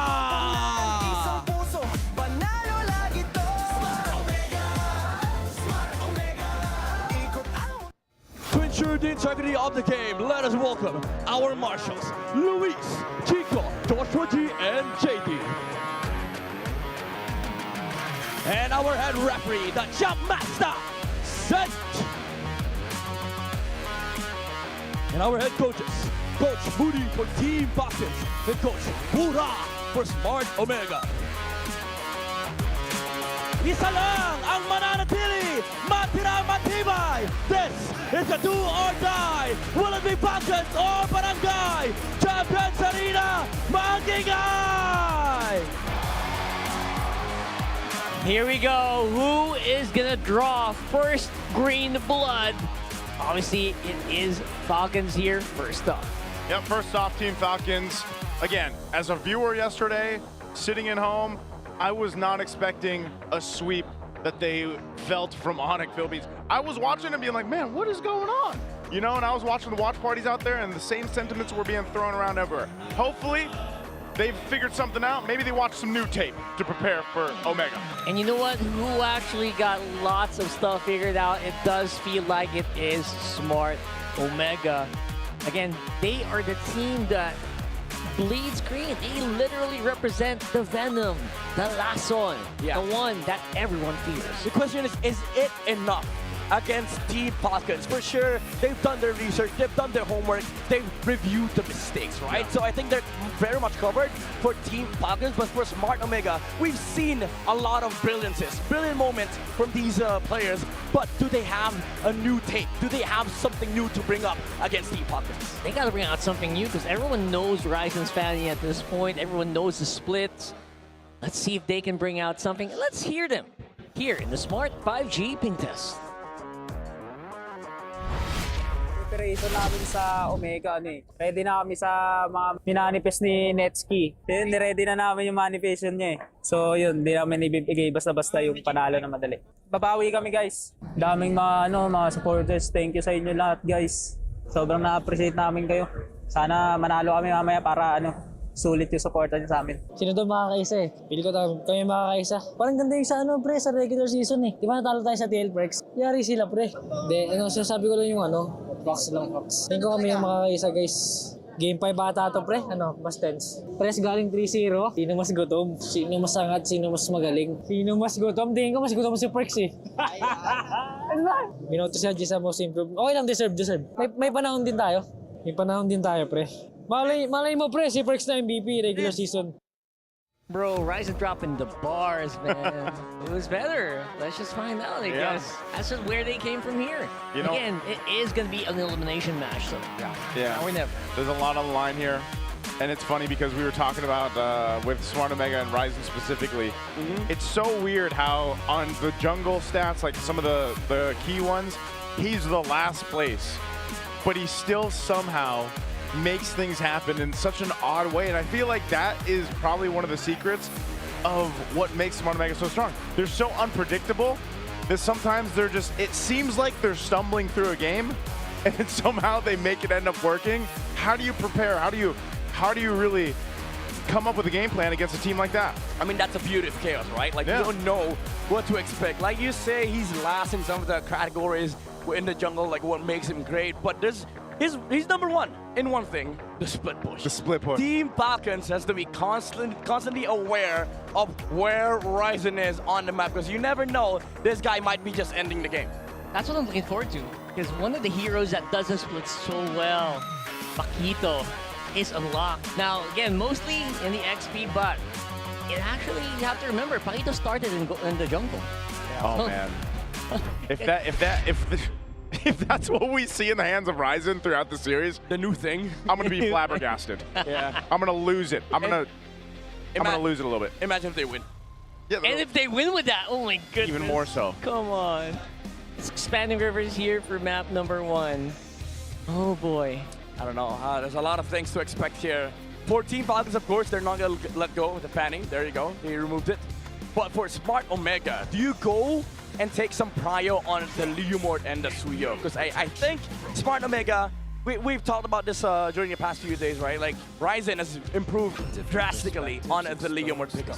Yeah, we've also seen games where Smart Omega will actually just throw bodies in front of Ryzen just to make sure he doesn't die on the Leomord. Yeah. And actually serves them well. Okay, now we see the Marcel on the hands of Team Falcons, but we also see the winningest marksman of the playoffs. It's the Claude on the hands of Netsuki, and they follow it up with a Phobius on James. Very unusual, I would say, because James, especially when Smart Omega's on the red side, they typically reserve James Hero for the second phase. He's so good at it. He's so flexible. So now James with the priority Phobius might be able to just provide more big games. Yeah, big game, James. Gord being locked in too. This is an interesting first phase over here for Team Falcons, but you know, more and more has Gord fit in the meta. Usually, that's why I almost thought that we'd see a Harley come through, but it doesn't. Instead, you have a Marcel, which, you know, this is a refreshing take, by the way. If you watched and went through last series where it was like a whole lot of Baksha and Leomord, but now you have a Fredrin coming through. There's the Harley. So the Harley will go over to Smart Omega. Decent priority picks here. Yeah, Smart Omega. I would say Smart Omega, they have a good first 3 picks, but man, the combo from Team Falcons is quite scary. If you've seen games from MPL ID, you know what this is. This combo is just nasty in the late game. That's why I'm thinking you either pick up a Valentina if you're Smart Omega, but it might be banned out from Falcons, just because even earlier in the playoffs we saw that the Valentina against the Gord. Yeah, and of course, to continue over this, we have our on-ground panel to talk more about our draft. Maraming salamat sa ating mga casters at dito tayo medyo ginulat ng Team Falcons. The third pick on the Fredrin, medyo maski ang test natin nag-react. Oo, usually kasi gaya nung nakita natin ng mga nakaraang series, it's always been the Harley and the Suyu. But Team Falcons, medyo pinivot nila ng konti. They know that they have the Marcel and the Gord already. So they're probably thinking of a way para kahit paano mas makapag-engage at makapag-deal ng damage itong si Haji and maybe Super Marco sa kanilang pipiliin. Meanwhile, on the other side, you have Smart Omega with very dynamic picks. The Phobius already allowed to set up in certain situations, although yan pa lang yung kanila magiging main source of crowd control, while the Harley and the Claude are already the main damage dealers na kailangan nalalahanin ng Team Falcons. Which is also something I like because it kind of limits kung ano yung pwede mo pang maging options as flap. Kung gusto talaga nila ng magiging taga-engage na EXP laner, because the way we're looking at it right now, Marcel Rong sila, so yes, you can get the information, but wala pa silang parang primary means. Aside from that, to really go for the hard crowd control or engage. Pero dahil lang dito sa Phobius, medyo tinanggal na nga rin yung Pakito, di ba? So some of the signature picks for Flap are, they might probably think twice about picking it up, pero grabe din ang focus kay Mingwen dito sa second phase. That's at least 2 heroes already wrapped up, both Eve and Louie. Siguro, yung isa sa mga na kailangan nalalahanin ng Team Falcons is yung farming speed nitong si Kyle using this hero. Because you already have the Harley on the other side. Glue has been picked up by Smart Omega. This is gonna go to the roam position, hopefully locking down itong Fredrin since yan yung magiging frontline. So there has to be another way para makapag-dish out sila ng damage. Gord is already there. What comes next? Kasi isa rin sa mga considerations natin aside from damage is kung may Moskov, ayan na nga sakto na lock-in na siya ng Falcons because I believe it was also mentioned earlier on this na kailangan nila ng way to split or at least to manage kung ano man yung pwedeng gawin ng Smart Omega with their lineup and considering their playstyle. And now that they have the Moskov, hindi na nila sobrang poproblemahin yun. And it's great kasi isa na namang high mobility and low downtime XP laner in the Lapu-Lapu ang kukunin dito ng Team Falcon. But you can predict the match winner and get a chance to win 1,000 MLBB Diamonds. Make sure to scan the QR code to know more. Ang pulso ng ating madla ay nakikita nyo na sa inyong mga screens. Pero isa lang ang tanong ko para sa mga nasa San Juan Arena. Sa Omega ba o sa Team Falcons?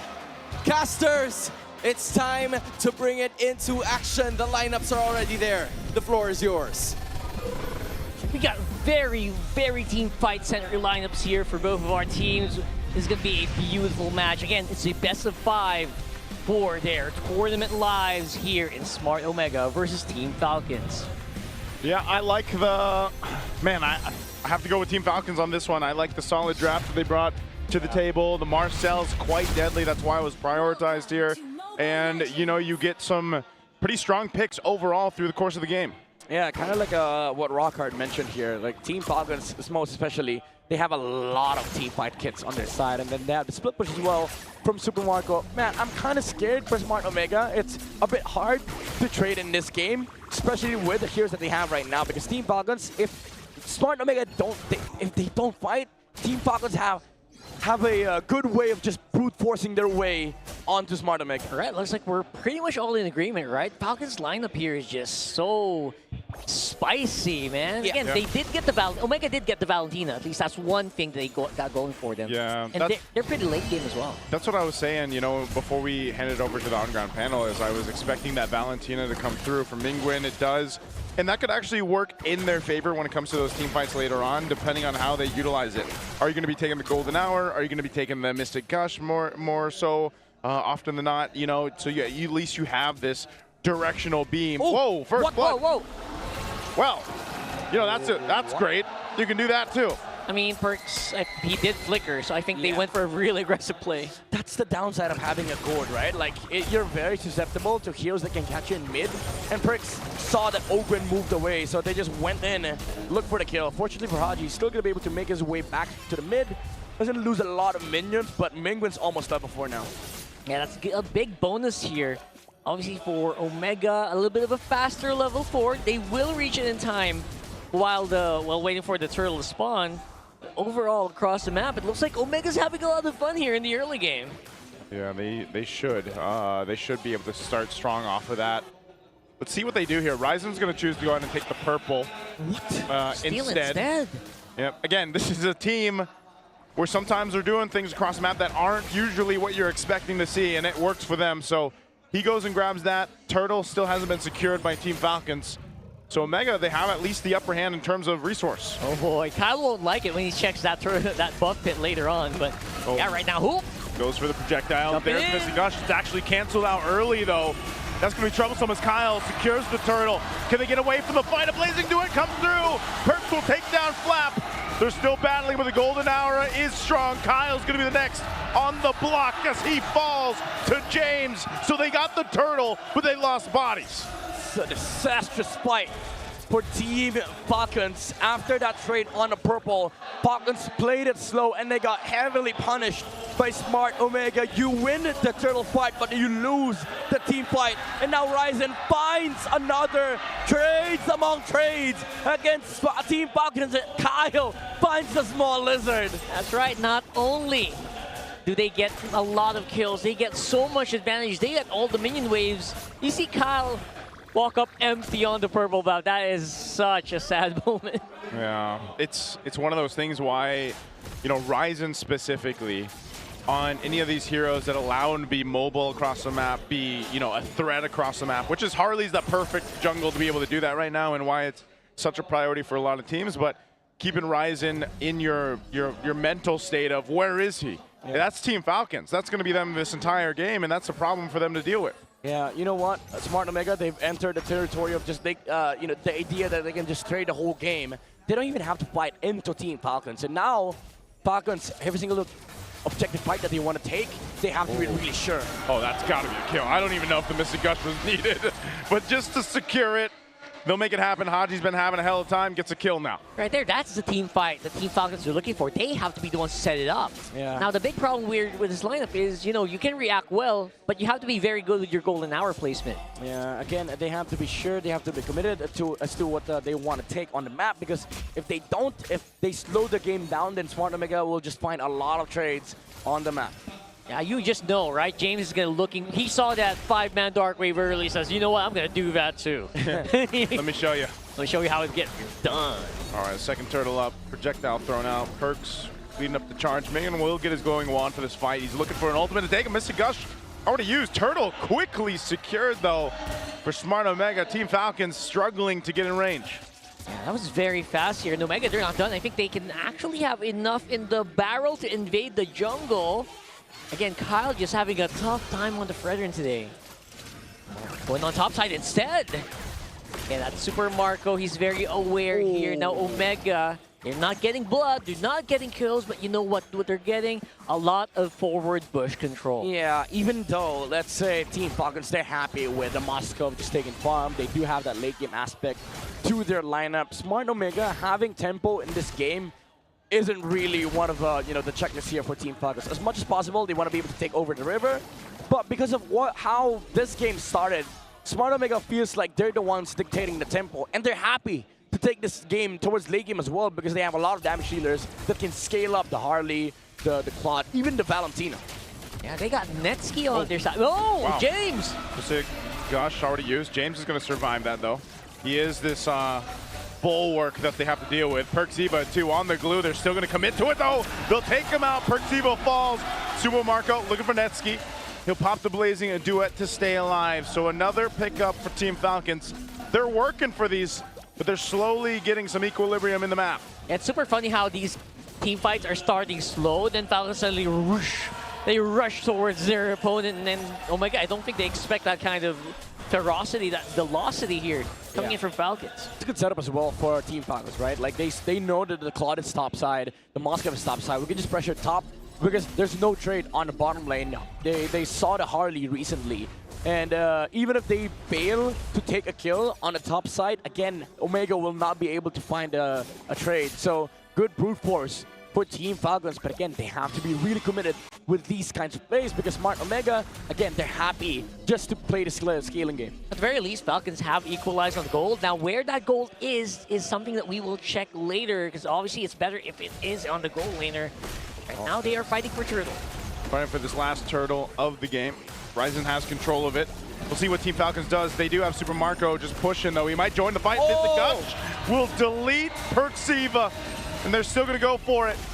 Super Marco will continue to push that turret. Golden Hour going to be used. They have to still break through. And SOD comes at the perfect time to take out Mingwen. And now Super Marco 1 HP will still survive. And now they collapse down on the last one. Ryzen, he can move and groove all he wants, but he falls as well. Team Falcons gets a massive team fight. That right there is the team fighting that we were talking about at the loading screen. That is exactly what Falcons' vision there could do. He's dead. Perks. He's down. He got his revenge. Yeah. Very quick revenge. But again, you see the amount of team fight on the side of Team Falcons. A lot of their spells can be layered on top of one another. Unfortunately, Kyle didn't land the Appraiser's Wrath, but you see the potential, right? Like the setup is there.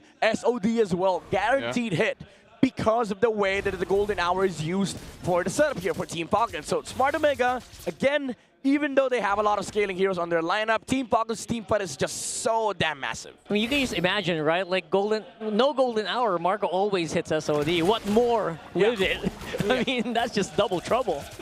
100%. Yeah, that's kind of cheat codes, man. You know, at that point. But you're seeing too that this lineup, the way that it scales up through this game, is something that Omega's going to want to take consideration of. Haji had a hell of a time in the early game, but then you see, you know, one combo, get a stun off, Mystic Gush. He's only got a glowing wand. It's only going to hurt more. Kyle swoops on in. Energy Eruption, that's the Mystic Gush we were just talking about. Again, they come through to take out Persiva. Kyle jumps in, Super Marco to follow. They get out of Blazing Duet on the defensive side. Smart Omega collapsed into their jungle. Team Falcons still potentially looking for more. They get the projectile out. They'll force them back. Ryzen, deadly magic on Haji, but he will live. Love the brute force here being pushed by Omega. And Falcons just responding beautifully as well. Omega trying to punch back, but Falcons just not giving them any elbow room. Yeah, it's annoying for Smart Omega because, like, even though they have good frontliners, there's 10 million stuns. Yeah. On the side of Team Falcons. You have the Platinum Snap and also the Mystic Projectile from the Gourd. Yeah, pretty much feels like that. Perks, he's feeling the brunt of that too. Every single time he's got to get in range, he has to deal with a bit of a stun chance. And so now Lord's going to reset. Ryzen will swing on forward.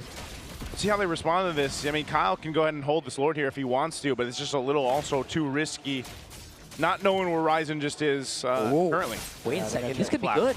Check it out. Oh, takes the Deadly Magic, but no Deadly Magic available. Kyle, Red Tree used in SOD2. They'll take out Ryzen. Problem solved, and now Team Falcons looking to chase down the rest of Smart Omega in their jungle. They go in with a stun and a huge Mystic Gush comes out from Haji. A double for Flap. They saw Ryzen right at the right moment, and now they're looking to take out Mingwen. Lord's being worked on by Kyle. Love the targeting here for Falcons. It is so precise. It's like surgical removal with the Black Hawk helicopter, man. Removing Ryzen from the equation before he can even react. I mean, it's a good solution, right? Like, Team Falcons, the way to solve the trading problem is to kill the guy, so he doesn't get to find a trade.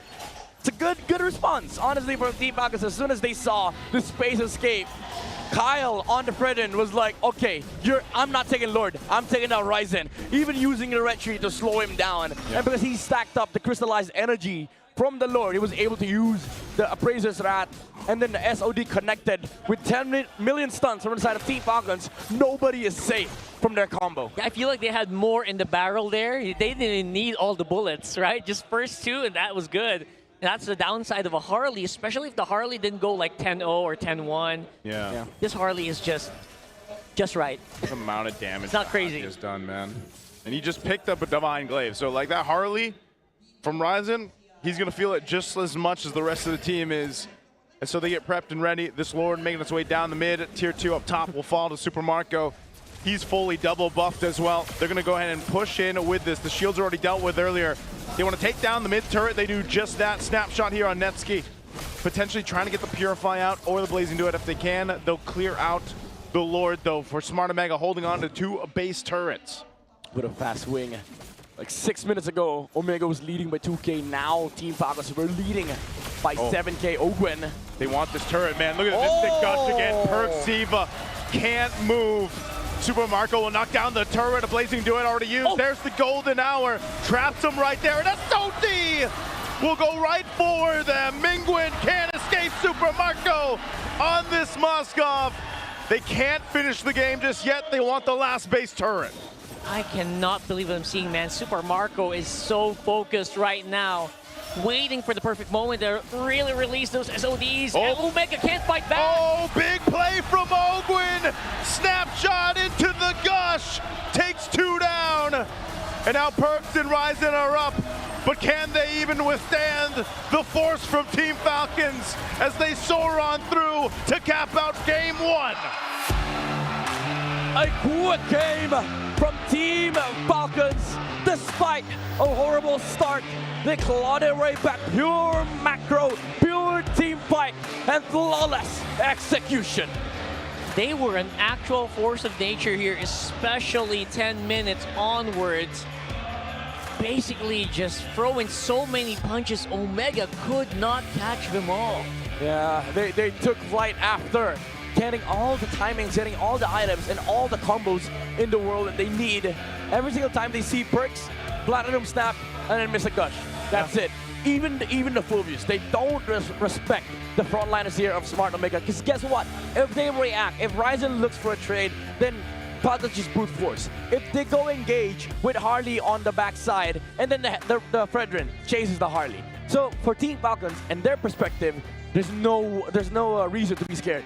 I think they introduced the trauma very early on in that game to the Harley, which in the later parts stopped him from doing really good assassinations in this time. I mean, Ryzen tried. Like, he did his things in the early game where he was going and taking resources and camps away. But, you know, Oakland... Oh, wow, snapshot. Oh, my lord. They let him borrow the full rig, man. Again, this was a priority Marcel. Ogwin came on throughout this game, and he set things up so well for Haji. Oh my lord, that's funny. That's a level 15 Marcel, man. Dude, we need more props for the MVP, by the way. Yeah, dude. Like, we need more. That's a 200 IQ MVP. Like, if it's a Paquito, we need to give them some boxing gloves. Yeah. If it's a Mobius, give them an obelisk. What if it's a gourd? You need a skateboard. We need a... I'll have you know that it's a floaty board, not a skateboard. Not right. It's a hoverboard. My bad. Surfboard. It's a hoverboard, and he's like the most immobile hero. It does make no sense, no logic. So ironic. As a Gord main myself, shared struggles. And as a Gord main, I'm pretty sure Naisu is very happy with Haji's performance there, except for like a little bit of trip, especially in the first minute. I mean, everything else is pretty flawless. Falcons was able to play around that Mystic Gush very, very well. Yeah. Anyone, no matter who it was, got deleted so quickly. I love me some good combos like the Marcel and Gord. Like I really like stuff like this that are almost unbeatable in game. It's hard to deal with it. Yeah. Also the SOD interaction. Like that, we don't see that often. You know? Like it's a way to simplify the macro mechanics of the game, right? Like we already have Team Falcons who understands the game from a macro perspective, and then you add combos like this. If you're a Smart Omega, now you gotta deal with the macro, you gotta deal with the combo as well. So in terms of macro execution, it's quite hard. That's why for me, when I saw the draft, even though again first turtle kind of horrible for Team Falcons, after that they picked up their slack, and then they were like, okay guys, do we have our ults? Okay, let's look for targets, and they made it easy. They made it simple for Team Falcons. Every single time we have Marcel and Gord in one side of the map, I see a guy, just go. Yeah, it's hard to counterplay against that. Like if Falcons chooses, I'm gonna go get the snapshot off so that you can also get the projectile off. Yeah. Like, and then you just miss a gush. It's so. What do? You know, if you're Smart Omega. Yep.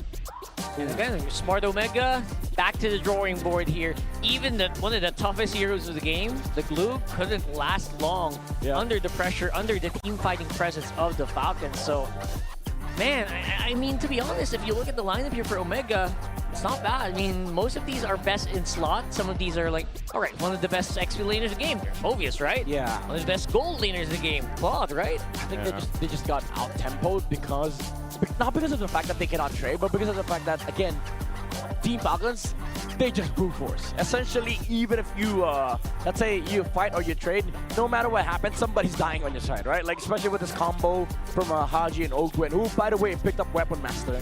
So more damage on the board, more magic power, more true damage, meaning higher chance of just bursting somebody on the side of Smart Omega. And even if they don't burst, you force out the flicker. Next thing you know, a Fredrin's chasing you. So, like, what do you do for Smart Omega? You essentially have to play the map. You're kind of like dodging the Marcel and the Gord, and it makes it so hard for you to play the game because you also have to worry about farm. Like, where do you get farm on the squad? Yeah, and this is the problem here. Like, look at the itemization, right? You saw that pretty much Haji had the penetration boots, he had a glowing wand, divine glaive, and the wings. Yeah. and then you looked at the magic resistance over on the other side from Smart Omega, there isn't much at all, and that's why everyone was getting shredded down. Like, the amount of penetration that Haji had on this gourd, it's like they didn't even have magic resistance items. Oh, that's true. Actually, it is just one. Chastise Pauldron. Yeah. Right? Chastise Pauldron. Not, he didn't have any magic. The glue. No wonder he got bursted down so quick. That's what I'm saying. I mean, to be fair, even if you do get Radiant Armor, I don't think it matters to Gourd. Like, yeah, sure, you remove some of the magic damage, but the combo alone, yields like a force flicker. Like, it doesn't matter how much damage Plus it it's yields. passive. Plus the passive. And true the damage. itemized for the gourd, Yeah. Super Marco's gonna get you. Exactly. So even if you pick up a Radiant Armor or not, you're flickering out. This is why it's so funny. I mean, look at his heart rate, man. Look at Haji. Like, Very chill. This is some of the most chill mid laner 69. heart rate. Yeah. Just a few Yes. buttons. You just press a few buttons. By the way, that's class BPM. Yeah. That's BPM. I mean, if you're in a class, you press 2 buttons as a Gourd. Exactly. And then you just wait. I didn't want to say it, but that's true. You just press 2 buttons and you're standing there for most part. It's way harder than that, by the way. Sure, nice. Sure. 2 buttons. For now, though, we need a break. We need SIP, because SIP purified water is filtered through volcanic rocks for a crisp, clean taste that quenches like no other. No, if you're thirsty, you want to quench that first? Take a sip. Take a sip. You know how many I've had so far today? 2, 4, 6, 8. 8 bottles. That's all you? Yeah, that's all me. Damn. Hydration, it's important. But you know what? You see those Max 5D chairs on stage? Those are clever engineering, keeping these teams locked in. No distractions, just pure performance. Brought to you by TT Racing Philippines. They got your back. They got your back. They got our backs. We need our backs. Yes, sir. Actually, we do technically have our backs covered, but they're not the Max 5D. Only the players have that. So they got the special ones. We have such a special one. We have the Swift X Pros. To be honest, some people have asked me, which TT Racing chair should I get? I actually usually recommend this one. All of them. Don't you recommend the Ergo? The Super Ergo? Only if you're at a Bendy. certain age like me. Where your back starts to hurt, you know? What is your age? My age? I'm a mid-30-year-old man. There you go. Okay. No exact number. No specific. Of course not. I mean, dude, these days, no, I was gonna say, these days people can just like type in AI and then your age is there. Surprisingly, it's very accurate. It is. I'm 35. Okay, now thanks for the reveal. Yeah, well, someone probably could have just looked it up anyway. So Literal mid-30. Yeah. And of course, well, you know what doesn't age? Our crowd. What a way to transition. Power pose. Right there. Copy Ogwen's face. Yeah. There you go. That ageless, timeless power pose. That's ageless. That's ageless right there. If you don't know. What is this pose, by the way? It's like what do we? It's a let's go pose. Yeah, let's go. That's pretty good. He's got the eye wink and everything. Yay! Good job. Congratulations, sir. All right. So again, it's all you gotta do. Just hang out with us here in the San Juan Arena. Let's have some fun. Yep. There are still tickets, I think, for day 4, maybe? Yeah, there is. There is still tickets for day 4. Did they announce that earlier? Yeah. There you go. And then you can join us here and the fan, but super fans. Did you know that men are 5 times more prone to dandruff? Don't let flakes ruin your focus. Power up with Clear Men. Its triple cooling power gives you 100% dandruff-free hair for that ultimate fresh feeling. Supercharge with Clear. Wow. What a hair.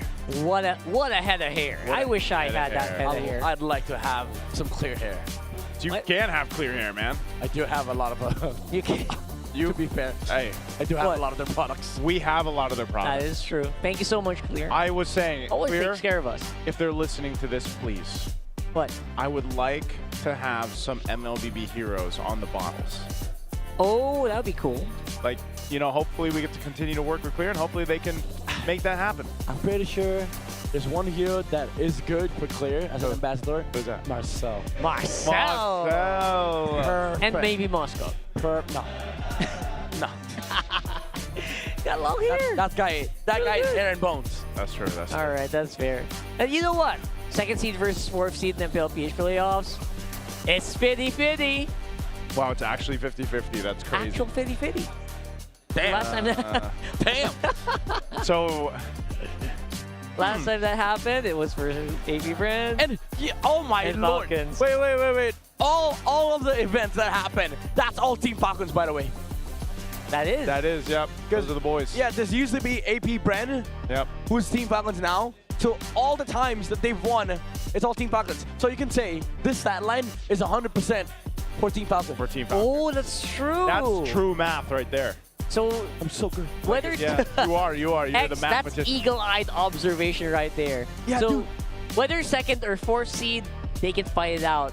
Yeah, no fear. Yeah, this is a good story that they've been looking for. Because again, they're under the curse of being a second seed. Oh man, I love that we brought that out. Every single team that got second seed just couldn't make it past the lower bracket semifinal. Yep. That's why, again, we gotta keep some good storylines for Team Falcons. Because again, every stories are stacked against them, aside from the second, fourth seed. Yeah, they're stacked against them. So at least for them and for the Falcons nest out there, they had a pretty decisive game one. Yes, sir. Like that. I guess for the fans too that were watching them and saw yesterday, I would say that can help them have a sigh of relief a little bit. You know, after seeing yesterday and being like, yo, what? That's not my Falcons.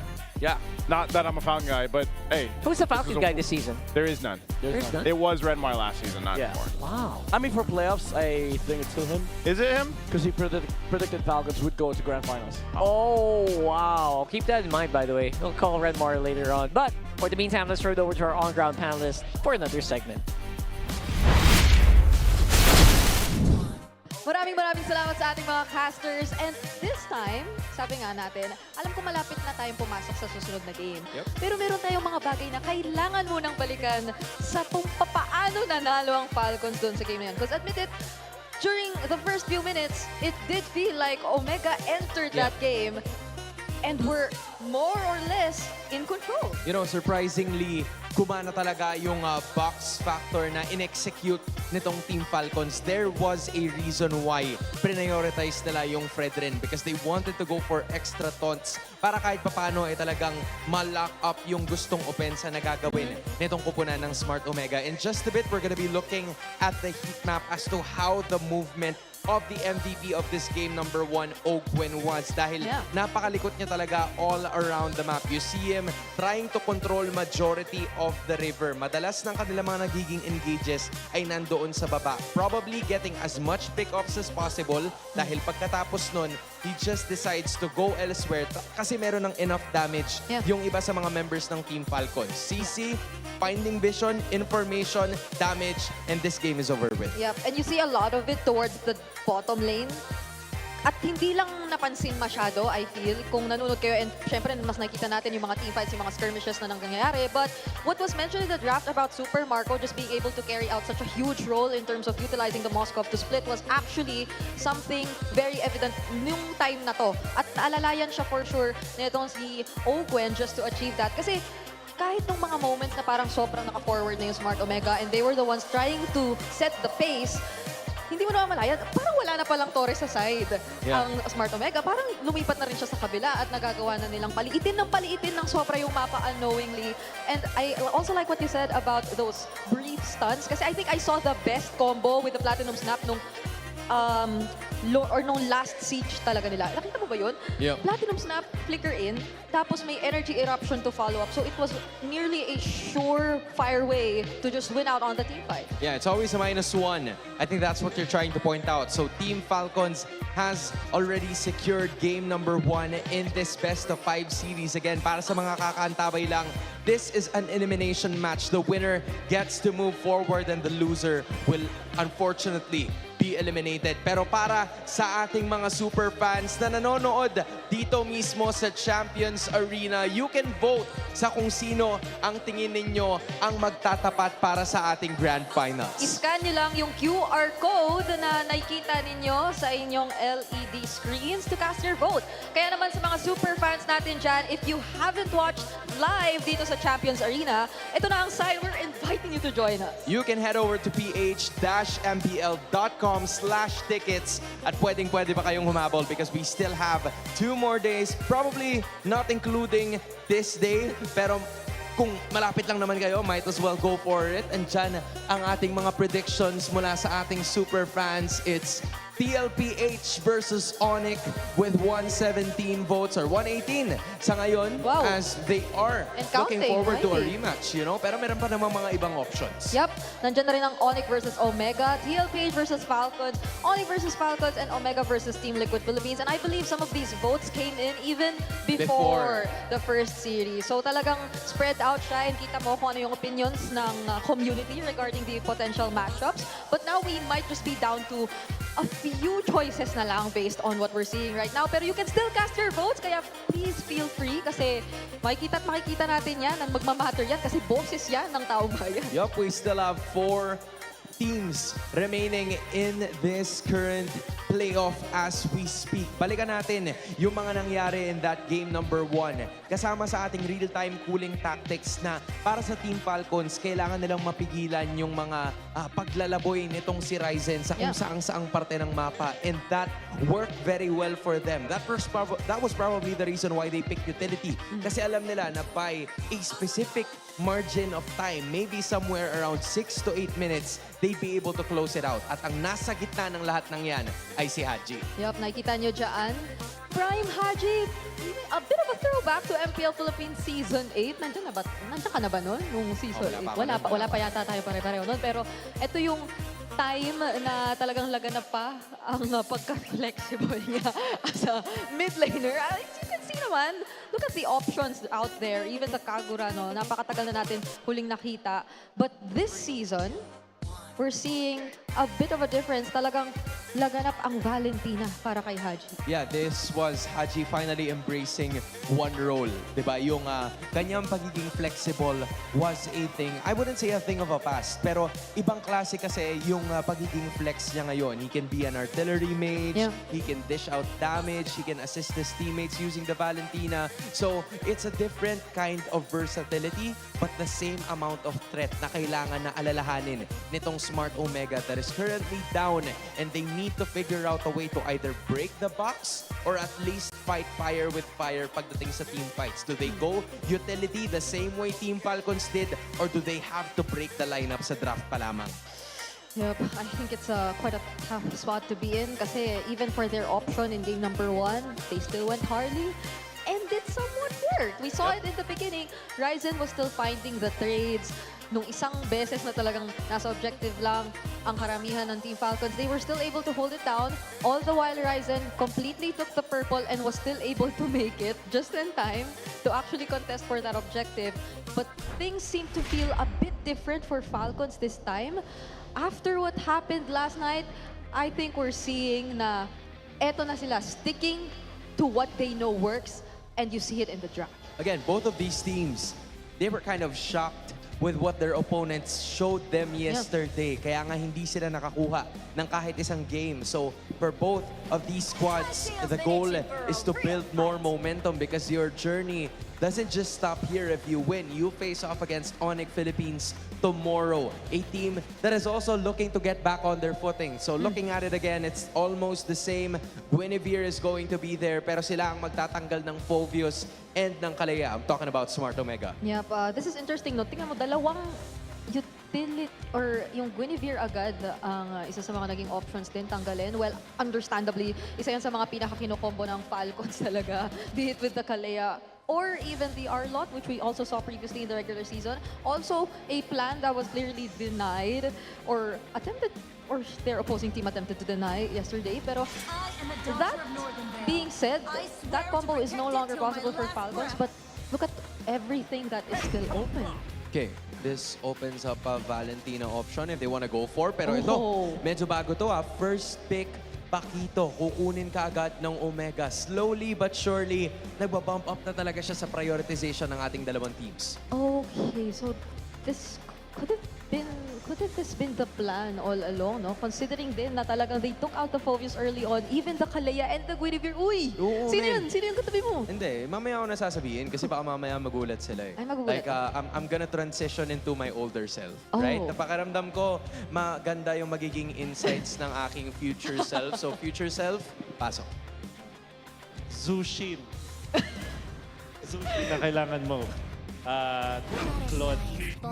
Okay, so Zushin at Claude ang na-mention ng aking future self. Magbabalik ako sa present. They went with the Zushin and the Baksha. Future self, what's the idea behind this Baksha pickup na kinuha ngayon ng Team Falcons? Kasi nararamdaman natin na si Kyle din ay bumalik sa kanyang past self at pinaprioritize na mga utility junglers. Among the planes exists the equilibrium. Grabe naman ang future self mo. Ganun talaga. Sabi ko sa'yo eh. Grabe naman ang future self mo. Okay, finally, nandyan na yung Claude, pero it will be picked up by Smart Omega instead alongside the Eve. So, hindi pa natin alam kung ano yung magiging Ryzen hero actually so far. Future self. Wala pa yung Ryzen hero. Hindi pa tayo magkakaubusan yan mamaya. Oh, future self, dapat ba i-prioritize na nila to? Or are they still willing to find something in the second phase? Yun kasi yung kailangan kapag nasa playoffs ka na, past self. Kasi kailangan handa ka ng malalim. Hindi pwede puro Leomord lang, puro Fanny. Dapat handa ka rin dun sa mga malulupit na picks like eventually yung Lancelot, baka ipagsagot nila dito. Lancelot? Oh, Sa natin yun kanina. Nakita nga natin yun sa past kanina. But then, a Benedetta is gonna be the main choice here para sa Team Falcons. Talamak na talaga yung mga ganitong klaseng XP lane matchups. It's the Benedetta kontra sa Paquito. It has always been a story. In the future, have you foreseen this? Ganito ba yung magiging matchup ngayon? Na tila, dati, mga tanky members talaga. Pero ngayon, what's the reason behind the change? Bakit ganito yung nakikita natin ngayon with this current playoff run? Tingin ko dahil yan dun sa parang skills matchup siya in a way na parang pagalingan kayo dun sa XP lane. Kung na-mention ko nga dun sa past series, kung ikaw yung Paquito user, sasabihin mo na, lamang ako sa Benedetta. Tapos kung ikaw yung Benedetta user, lamang ako sa Paquito. Parang ganun. So, parang bias talaga. okay, it's a literal 50-50 matchup na pwede mo talagang sabihin. Pero this is exactly what we were pointing out. Pati ang suyo tinanggal na para dito kay Ryzen later on. Okay. May mga sinisigaw dito yung... Oo, man. As in, todo-todo talaga ang suporta ng dalawang teams. Which is why these two squads would really have to showcase their best draft. Ang major difference lang ngayon, yung Harid and yung Suyu ay unti-unti na ding mawawala. So, Team Falcons, given na meron pa rin silang utility jungler, future self, ito pa rin ba yung ito pa rin ba yung box type? Wala. Or gaya ba to nung... Or gaya ba ito nung nangyari sa Liquid kanina na sobrang sagad lang talaga yung aggression nila? Very good question, past self. Kasi yung backshot, maisip mo ay utility to, box to, pero hindi. Zushin and Benedetta, pag kinumbine mo yan, dive na yung gusto nilang gawin. So kailangan gawin dito ng Omega. Meron silang tanky na pangharap para may pang-field din like Katot Kacha or yung mga high-loss para kung sakaling sugurin sila ng dive ng Falcons, may pang-depensa pa rin sila. Tanky na pangharap and mainly probably for Berk Siva. So meron pa naman tayo ng ibang mga revitalized heroes that are still available. The Hylos will still be there, but at the same time, parang ang dami mong kailangang alagaan, no? Ang dami mong kailangang alagaan considering this dive comp. Okay, so pumasok yung glue para sa Team Falcons. Yung Atlas naman ang kukunin dito ng Smart Omega. Makes things a lot more interesting. Eve Atlas combo, I kinda like it. I wonder what my future self would think of this lineup. Maganda yung paggamit ng Atlas for the defense. Parang hindi siya revitalized pero may feel siya. Tapos baka Lancelot na yung kunin na huli. Or is it? Ay, di pa. Yes, they do. They do. Lancelot nga. Tama tayo, past self.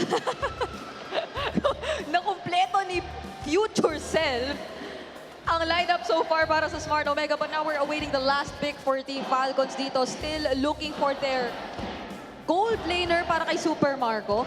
Honestly, hindi naman nila sobrang inipit yung mga options para kay Super Marco dito. Parang lahat naman ng mga go-to options nila or niya, nandiyan pa.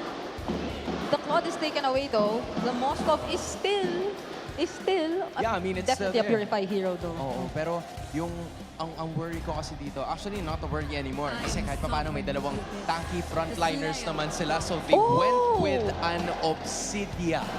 It's the same idea gaya nung ginawa kanina ni Super Marco kung saan nag-Moscow siya para kahit pa paano may late game insurance. Yeah. Although fortunately for Team Falcons in Game 1, mas maagang dumating yung scaling ni Marco dahil maaga siyang sumali sa team fight. So, it just depends if Obsidian is gonna be able to do the same thing. And I think it's a way then to maybe punish some of the potential errors or mga maling pasok na pwede gawin ng Omega kasi basta makapitan ka niyan, you have no way out. Hunt of Bone can be a threat para dito sa Smart Omega. But now it's time we head into game number 2, San Juan Arena! I'm loving how we still have this energy. Let's keep it going as we throw it through the casters. Here we go for game number 2. It is Falcons with a very, very good momentum. Again, showing off their playoffs or their regular season performance. Looking really good. But Omega, looks like they got a little bit spicy on the draft here. Yeah, I mean, we see the first pick, Paquito, which is already surprising. Yeah. And then now we see the Lancelot come back for the second time today in the jungle role. But Team Falcons brought up a new hero of their own, the Obsidian on the gold lane. I'm wondering if, at least for Ryzen, because this was the same matchup that Carl Teasy had to go against King Kong with, you know, against the Baksha, and we saw it was difficult. Also, depending on how Team Falcons decides to put pressure on his side of the jungle or, you know, around even the buffs. But, you know, for Ryzen specifically, how's he going to handle that pressure? Is this Atlas going to really help set things up for them? They go for the mid lane already. Ogwin, whoa!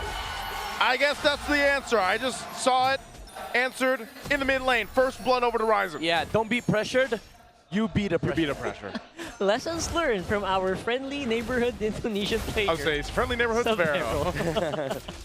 And again, that's one way to do it. Of course, get your own, you know, get a little bit of an advantage, get that level diff and that gold diff, and you can pretty much have a better time here than Kyle. Essentially, this game, he can play aggressive, and he kind of has to. Because if you look at the side of Team Falcons, right, like when you see a Baksha, you see a Glue, you almost want to say that, okay, you have the early game pressure, you have to play fast, but they can chill. They have an Obsidian. This guy, come late game, is going to be so massive because there's a lot of like mobility-dependent heroes on the side of Omega that will be countered by the Hunt of Bone. So for Smart Omega, it's actually the other way around. Now that they are the team that has to play it fast for them to be able to make space for this Claude. That's right, because they're going to be, when you get hit by Hunt of Bone, if you're a Paquido, if you're a Lancelot, if you're a Claude, that's not a fun time. You're not getting away, man. Yeah, so you know? You're right. I mean, Omega has to kind of accelerate this if they want to get a lead. He's level 3, but he's going. Oh, they're actually going to collapse down here first. Perxiva flickers away, but the electro final blow comes through too. There's bodies dropping on both sides. Ogwin gonna be next. Netsky comes in with a blazing duet. He'll BMI back to reset, but whoa! James goes down too. Both sides trading each other out. I was actually looking for them, and that's it. Where's the rest of Falcons? Oh, there they are. They're taking mid. They're taking out James. Unfortunately, Ryzen stepped inside it like the final blow and then got petrified by Flap. Yep. So that's why he was deleted almost instantly. But now Omega, they're still brute forcing. Rematch, round 2. They want to go for this here for the turtle. Ryzen will get it. Fatal Links to bring in 2. Flap now, the one to get punished. Hey, Smart Omega, they just got it back. Yep. Again, they have to play it fast. Fortunately for them, they had the level 4 on the Atlas with the Fatal Links. Was able to get some control on the Turtle Pit. And they punished the fact that Kyle didn't have Richie at that point. Yeah, that feels like a disconnect. I think they were trying to disengage, but everyone else just fought back again, forcing a flicker out of Mingwin. That is step 1 to recovery. But right now, Omega 2,000 gold lead here built up very quickly. Yep. Smart Omega, again, they are the composition that has to play it fast. Team Falcons, even though they can play good tempo on the map, especially with the Baksha, the Benedetta, they're okay with just looking for trades, letting the Obsidian farm up this game. Oh, Ryzen. Ryzen, okay. Dashing in. Phantom Execution, whoa. Flap given the go to go for it, even with the Petrify, won't be able to lock him down. Haji's just not quite ready to dish out the DPS right now, so I think that's something that Omega is playing around here with. Not to mention they have pretty beefy members in the first place. Ogwin. Just being a nuisance in the jungler of Smart Omega. Team Falcons, they have to find some form of recovery for Kyle. Now that the Lancelot is fed, getting a lot of trades on the map, even stealing the orange buff away from the box here. So Smart Omega, they're happy at the moment. But again, keep in mind, Team Falcons, they can be deadly with that Hunt of Bone coming from Super Marco. They're getting set up here. All right, Perxiva is going to be he's just going to be a looming threat for Falcons, just floating around. You like that will allow Mingwin to really make some plays here. I think they will try to make some plays here on the bottom side. Ogun does spot them out. Have to see, he's locked in for Flap. That's going to be a very spicy lane on top. Maybe that's where the fight's going to erupt first, and it is! Oh, it's right there for him. James has to flicker out. Going to get chased down. Can he get out? One more, he does. James survives. Oh, man. Imagine if that Lantern got him for like a split second, a millisecond. Oh, he's going to go back. James wants to fight? Okay, just to save his tower. With the fight for this turtle, gonna be up. Smart Omega has control of this area. James will have to go back to base. He kept his tower alive. Flap's gonna be joining this fight too. They're blitzing it down. It's less than half health here. They'll go ahead and secure it. Ryzen gets the turtle. Now Ogwin gonna be the focus even with the glue here. He mounts on forward, potentially starting to fight, but he should be able to get away. A Thorn Rose into the RWM as Mingwin picks up the kill. Good connections coming out from Smart Omega. They still have the Fatal Links, can still look for more, but they're setting up a push on the bot side. Team Falcons cannot defend this. This is maximum confidence here coming in from Omega, knowing that Super Marco is nowhere near ready to actually join these fights. They're taking advantage of it. And of course, Flap is on the other side, so it's essentially like a freebie fight. Good Fatal Links once again, but it's Haji. Haji fighting also up top. They're going to be collapsing down once again on James. Petrify used. Kyle will get the kill. So 2 fights across the board, but the top is where the death is at. It's a weird attempt on the mid lane, considering that Haji has Purify. Didn't even use it. Tanked the entire Fatal Links combo from Smart Omega. But again, as Rocket has mentioned, essentially Team Falcons is fighting 4v5 because even if you say the Claude is late game, sure, but he shows up in a team fight with Blazing Duet, adds a little bit of damage just to secure some of the important kills that Omega needs to get. That's very, very crucial for Smart Omega. RWM dropped down. They wanted to go put pressure on the purple buff of Ryzen. Now Kyle could be caught in a bad position. He's going to be the one to get punished. Not sure what Team Falcons wanted to do there, but a great response from Smart Omega. It's a little too deep for comfort here. Falcons, I know they're trying to eke out, they're trying to recover from this gold lead, but that's just not the way to do it, man. That was way too deep with not much backup available for Kyle. Yeah, this is massive for Smart Omega, because the thing is, we talk about like how strong Team Falcons is in the late game. Problem is, he's also rocking a Purify. And, I mean, he's going to be able to dodge the failings, right? But what do you do against the countless dashes of the Lancelots, the Paquitos, even the Floods? All right. Yeah. To be fair, I think Super Marco could be ready pretty early. He had the Haas clause. So if you have a lot of dashes, lock him down. Again, that depends on how confident Super Marco is going to play this. But where's the lockdown coming from, right? Oh, Perks kind of zone out a bit here. Turtle for the taking. It's quite low. Ryzen will be able to secure that 3 for 3, but the team fight again. Perxiva gonna get poked down. Super Marco just doesn't have the damage, and now it's Ogwin to fall once again for the 5th time in this game. Yeah, you know what, Midnight, I know what you mean. I saw them punching. I saw them throwing out skills. Yeah. It's like they're using mittens to punch. I don't know. And you see Super Marco like use the Hunt of Bone, cannot commit, immediately canceled it as soon as it hit the Atlas. So, again, for Team Falcons, it begs the question, where's the actual lockdown coming from? Even though you have a lot of, like, reliable stuns, as I would say, like the box here rolling around. Oh, wait. Oh, okay. Yeah, that's a little swerve around. A little bit of a swerve here. Yeah, that's a squid. That's a perfect match from the Atlas. Not really the best of targets. You know what? I'm not actually looking too much on the mid. I'm looking more on James's side. Feels like James is one of the most vulnerable points for Omega, despite being one of the most mobile heroes in this game, to be honest. I feel like Falcons knows how big of a threat this Paquito is going to be, so they're trying to hunt him down over and over, man.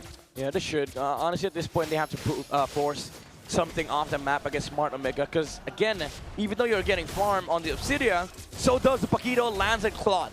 Yeah. It's just, it takes Obsidia a substantial amount of time to go ahead and get online. You know, even with the 2 items already locked in, it's just like, you're not there yet. You still got to build up the stacks too, and eventually Super Marco will be there. Netsky is going to hit that way quicker here on the clock. That feels like that's always the question when you have an Obsidia. Are we there yet? Can we go fight now? I've always said, like, even the panel was talking about this earlier. They could have just picked up the Moskov. Now they picked up a slower Moskov. Yeah, slower Moskov. The risk with running Obsidia is that it's a slower Moskov, but the upside is it's a tempo hero. Like, if you get enough tempo in the early game, you could pick yourself up some Sky Piercers, and then you essentially snowball in the game. But the problem is, if you look at Super Marco right now, he doesn't have any Sky Piercer. Oh, they're going to go right for Netsky, though. He does have to pop the Purify. Blazing into it. Flap dropping on him. He goes in with a Petrify. Electro final blow. Netsky's still alive. He's able to get the health back, too. Joins the fight. Goes for Ogwin. Takes him out. 2 of Falcons are already down. Enough Flap fighting back. James has the flicker. Kyle's next. Netsky survived it all and got kills out of it as well. Again, begs the question, where's the lockdown from Smart Omega? They forced the Purify, they've canceled the Blazing Duet, and he got locked for a bit. But you know what happened? He walked out. That's exactly it. Literally walking out of the range. And what are you going to do? You going to chase me? Oh, Netsky's damage is just too much. Takes out Haji. Here's the response, though, as Ryzen falls. But man, Smart Omega looking to go ahead and start knocking on the base of Team Falcon. Oh, perks. Oh, they're going for Ogwin. Trouble. Ogwin just, I don't know, man. The glue roam is not working tonight. Yeah. Problem is, there's a bypass from the side of Smart Omega. Yeah, sure, it goes split, but I have perfect match. Can go directly towards the backside of Team Falcons that is providing such a massive headache, such a massive problem for Team Falcons. This is going to be such an uphill climb, and I think the gold and kill events timeline will show that. It's just growing bigger and bigger. We even got Lord Wave on bottom. Yeah. They're going to go pressure Marco here. Lord taking a charge, down bot, Flying Clouds back to this good little ankle breaker there, BMI. They hold on to the base turret, but it's done its damage. Team Falcons desperately looking to get back into the game. Yeah. That's going to be 2 minutes where Falcons are going to get starved out of this jungle. You know it. They're not going to be able to get much here. And Omega is going to make sure that they will not be able to cross that river. Okay, so here's the thing, right? Team Falcons, there's a golden rule with Sky Piercers. Only one gets to buy it in competitive MLBB. Haji has it, but it has no stacks. This Zushin has 0 kills, and you're playing with an Obsidian that needs late game that has to fight into 3 heroes that can kill him. So again, the win condition for Team Falcons is looking kind of dim. It's very difficult. Your mage is basically just, you know, shrugged off. The damage is not quite there yet. Oh, they don't want to get caught there. Okay, Flap will be able to get out. You can just kind of see this from Super Marco too. Pops the Hunabone. They're going to be looking for perks. He's got immortality, but whoa, Ogwin deleted once again. Flap jumping in the backside. He gets the immortality. He's going to be going for perks, but he has to get out of there too because he's focused down, and Flap gets punished. Now Smart Omega, no one falls. They're looking to take down a turret. Haji with nothing left. We'll watch the turret fall. Kyle's back up. It's only 1 minion. They want to go for another kill, but Haji will survive. They're quite low. Smart Omega has to back out. Yep, they buy some time, but the damage has been done. Omega with a 9,000 gold lead almost. It's going to be pretty hard to climb out this one. Even their frontliner, right? The Falcons frontliner just not tanky enough to take it. Netsky is so crazy. It is a big challenge, Team Falcons, even though, like, ideally, you jump on the Atlas, you use the Hunt of Bone so he doesn't get to initiate.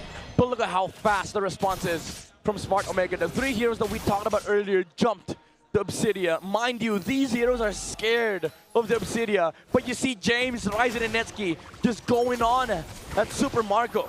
Oh, little fight here going off on the other side of the map. James will handle that. Whoa, Ogwin. Once again, he's going to get caught down and gone for the 9th time. The fight for the Lord still breaking out. Kyle jumping on in too. Blazing Duet trying to follow Flap. Ryzen gets a double. He's going to be looking for another, but Kyle will punish him. Smart Omega loses their jungler, but James, he'll jump on in. He's going to try to focus down on Kyle, taking a couple shots. RWM will keep him in the kill zone. Team Falcons loses 3. All right, we gotta see this, right? Like, where is the Falcons' win condition right now? I am just not seeing it. It feels like so far over the horizon at this point. Yeah, again, this Obsidian feels like he has no game, man. Even under the clutches, on the slows, on the Eve, it's very hard and problematic for Super Marco to actually play this game, especially because of the fact that there's 4 heroes chasing you down. The mobility is not enough, and even the Hunt the Bone is not a big threat against Smart Omega. Just look at how clean Smart Omega is. They know there's no catch, there's no reliable way for Team Falcons to lock their heroes down, so they just go all in. Everybody goes in front, and Super Marco with the Hunt of Bone actually missed Ryzen after the puncture. And against Smart Omega, they just have a lot more kits in terms of team fighting. He got 100 to 0 in like 2 seconds or less 1 second. Yeah, pretty much. Oh my god. I don't know how you're gonna keep this Obsidian alive for longer than that. Like, you need at least 5 seconds to kill a hero if you're Obsidian at this point. I don't see it happening, man. I feel like he's just gonna get bursted down. Even with that Wind of Nature, right? Even with that. I don't see it. Yeah, I don't see it as well. Smart Omega, they have all the waves pushing into the base of Team Falcons. What's up? Jumping in again, Flap is gone. Ryzen will take quite a bit of damage, but they want to take the turret. They get that out. Lord will go down here. Team Falcons without Flap. They're just trying to delay this out further as Ogwin brings out Smart Omega to the jungle, buying more time. And now Team Falcons, they just have to clear out the wave here. It is going to be cleared out. Super Marco, 1 hit away, will survive another wave to deal with. 2 waves here at this point. They're looking to end, and Netsky working on the waves. They have a clear sign to go for the base, but they bought enough time that Team Falcons, there's Netsky. Netsky jumps in with a Blazing Duet, enough to zone out Team Falcons that they can lock on the base and even out the series 1-1. I think we saw this coming a mile away, man. It's 1-1 on the score, and Omega are tailing back. They're catching up. 100% win rate on the Lancelot for today.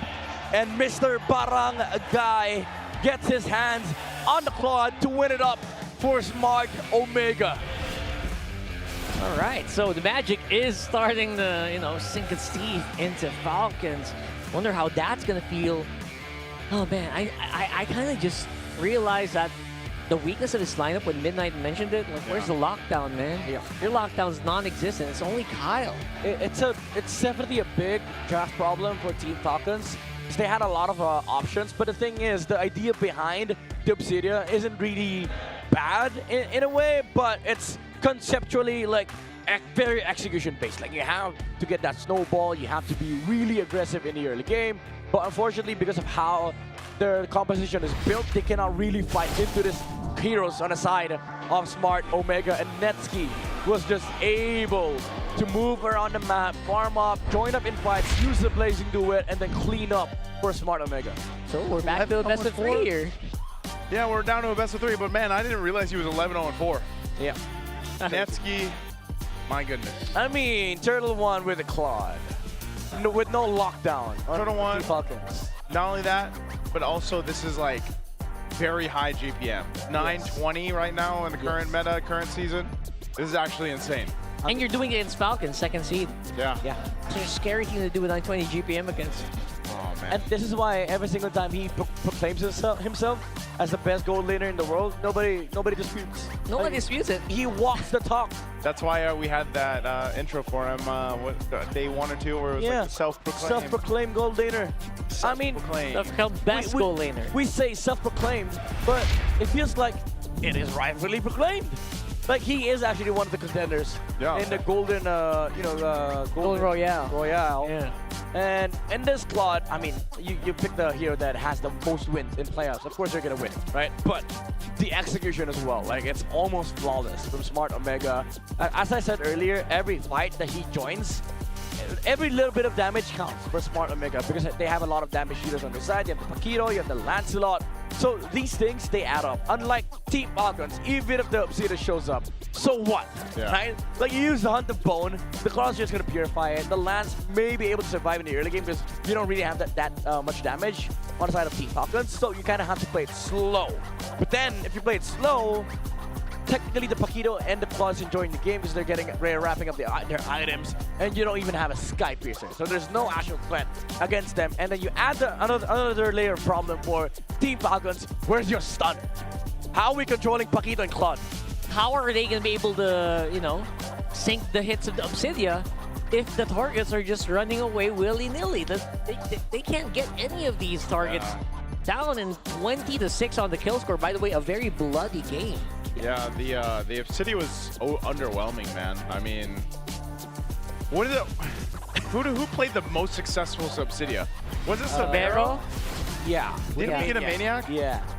Yeah. Yes. Like, you know, and you saw the abysmal stats overall for the Obsidia throughout the season. Yep.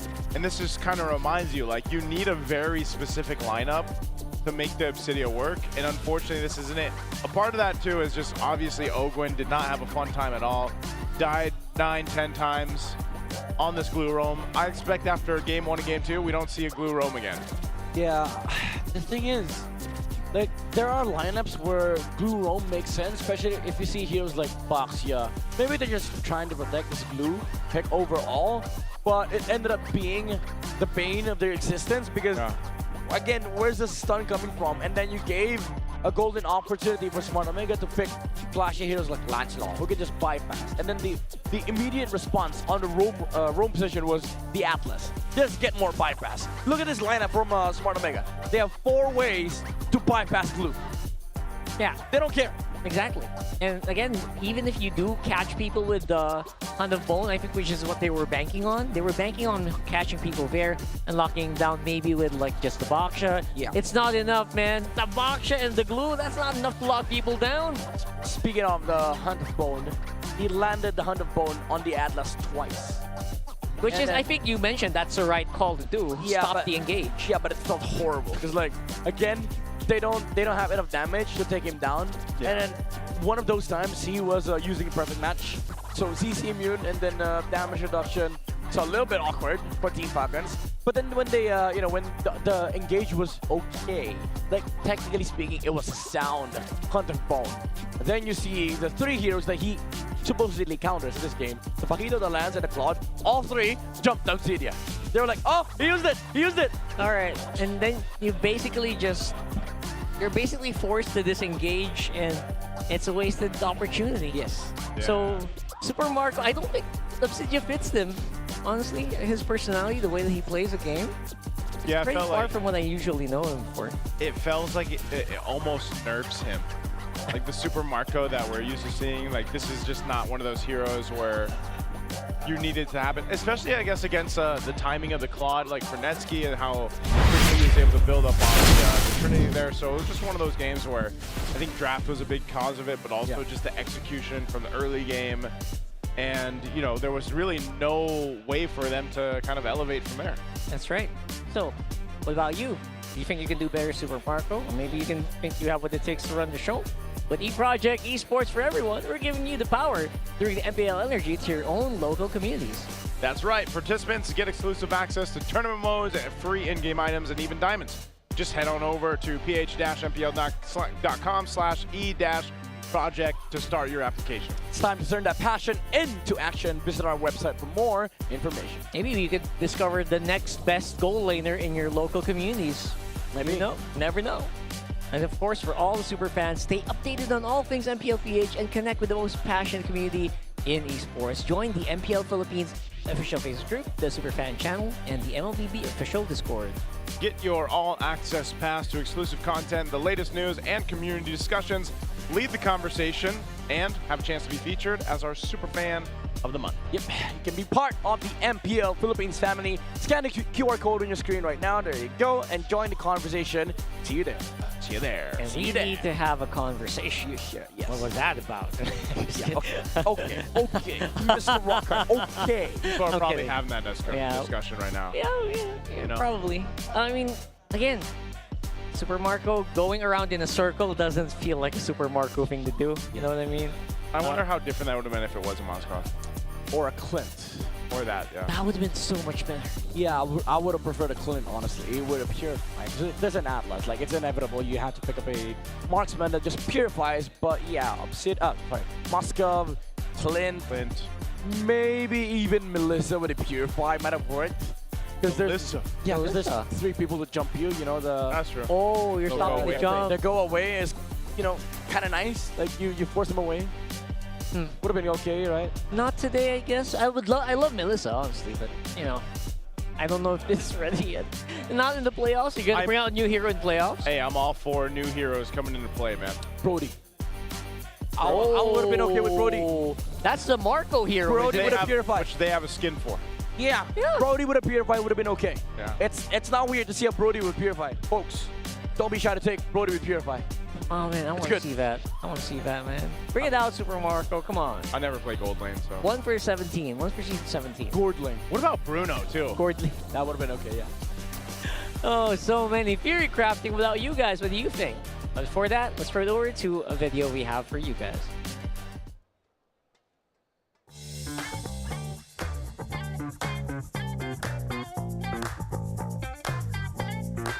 Gusto nyo ipakita ang tuloy na suporta sa inyong mga paboritong teams? Pwede nyo i-check ang mga team merch booth from Team Liquid Philippines, Team Falcons, ONIC Philippines, Aurora Gaming Philippines, Smart Omega, and TNT Pro Team. Meron din silang mga sariling pakulo kada booth, kaya bisitahin nyo na ang ating mga team merch booth. At para naman sa mga freebies na pwede nyo iuwi, pwede nyo rin bisitahin ang ating mga sponsors booth like Smart, Infinix, and Clear. Bukod sa mainit na panahon, ay mainit rin ang bakbakan sa Infinix Fancy Klaban, and right now happening is the semifinals. At kung nagugutom naman kayo o nauuhaw, meron din tayong available snacks in Super Fan City. Ngayon, makikisaya tayo sa ating mga super fans. Tara, Kuya Tanod. Hello! Wow! So, kamusta ba experience mo dito sa Super Fan City? Ang saya po, ang daming nangyayari. Katulad ng? May nagtatambol po. Kumusta ang experience mo dito sa Super Fan City? Goosebumps po, tsaka nakaka-enjoy po. Saya kasi kompleto, ang daming goods, tapos may mga food din, tapos may masaya-saya mga tao. Guys, pumunta na kayo dito sa Super Fan City sa San Juan City. So, marami silang ino-offer na masasayang bagay dito sa loob. And then, marami pong mga free drinks, tapos daming mga loot sa mga booth. Talaga naman nakaka-enjoy dito sa Super Fan City. Kaya naman, sa ating mga super fans, before kayo pumasok or kapag during break, pwede kayong bumisita dito for free. Ano na kayo dito? Sobrang saya talaga sa Super Fan City, pero sobrang saya rin dito mismo sa loob ng ating MPL Arena. At this time, together with Hans, may kasama tayong special guest. Yup, this is none other than the jungler of AB brand and also one of Clear Men's ambassador, James Pangs. James, iba talaga?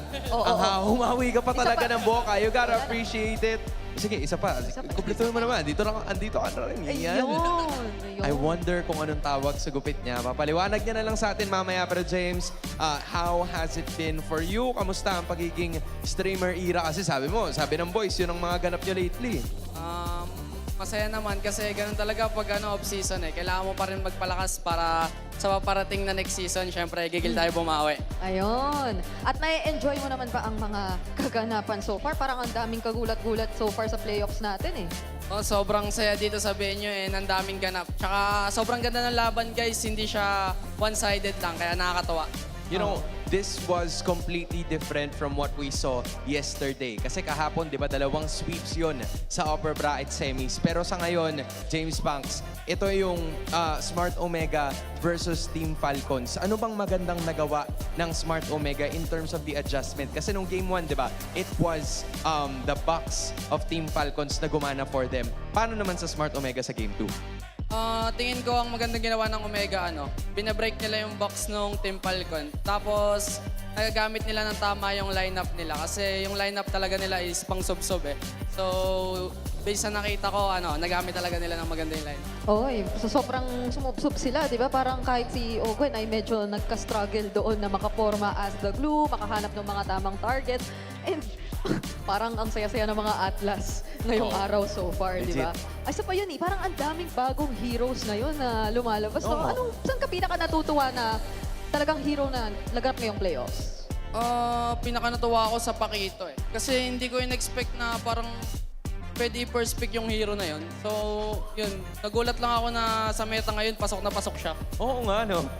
Now na nabanggit ni James Banks yun. Kasi minsan lalabas siya, red 3 or blue 3. Minsan sa red or blue 2. Pero yung blue 1, hindi mo talaga aasahan na nandun talaga siya kaagad. So there are heroes like Paquito, Benedetta. Yung mga ganong klase ng heroes ba, nagagamit mo yun before sa practice at posible na makita natin yun sa jungler or masyado pang malayo yun for this current meta?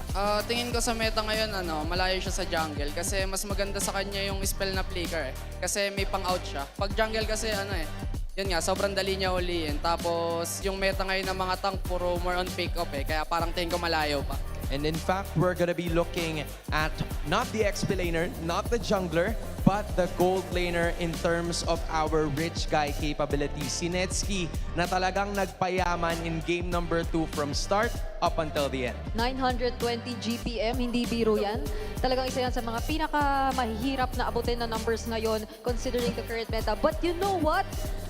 Nakita mo talaga dito sa game na to, mula laning hanggang team fight, kung gaano kabiyasa si Netsky when it comes to using the Claude. That last entry na ginawa niya using the Claude with the blazing duet, sobrang fresh pa niya sa alaala ko. Alam mo, yun nga yung isa sa mga hindi ko pa natatanong kay James Banks kasi parang mas marami ng mga rotations ngayon, James Banks, na ginagawa yung mga teams where they also include the gold laner doon sa mga turtle fights. Kahit sa first or sa second turtle. Ano ba yun? Is that the discovery na lately lang nagbigay ng advantage? Ano bang meron?